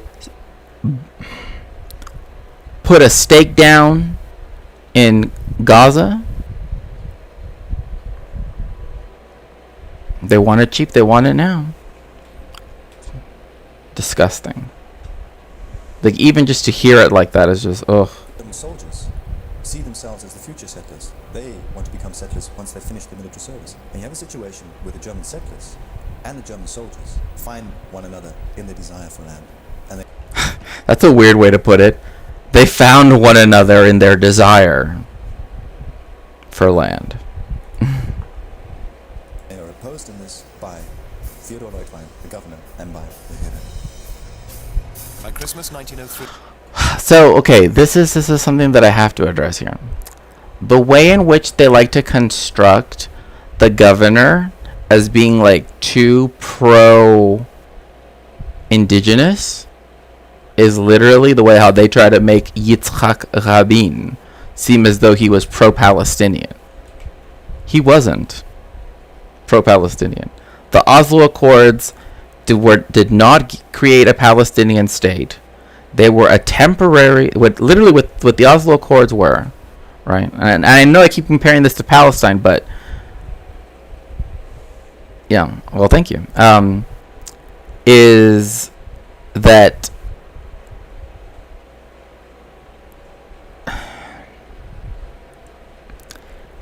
it was supposed to give a timeline, right, of when Israel would then come to, right, organize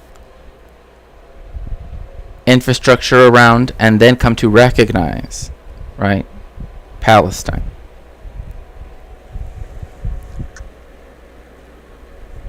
Sorry, I'm sleepy. I guess you don't need to tell me to tell you that. Oh, no worries, no worries. That reminds me, actually. Because I'm now looking at the time. I probably... Huh.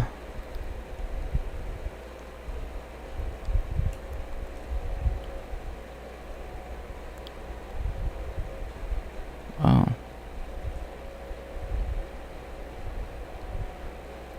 Let's see here.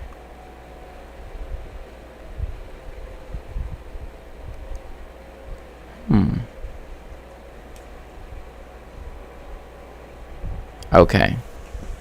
Yeah, I'm feeling kind of tired myself. Oops. But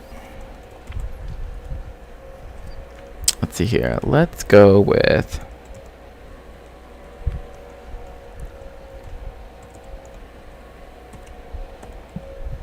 okay, we're gonna here on Twitch, we're gonna go raid Kaya. Please make sure to join in the machine as we head on over to go say hello to Kaya. Make sure to tell him hello and that I'm tired and I had to, you know, run. Thank you everybody so much for joining me for the stream today. I know we streamed a lot longer than I expected, but again, thank you so much for joining me. Thank you for everything. See you all very, very soon.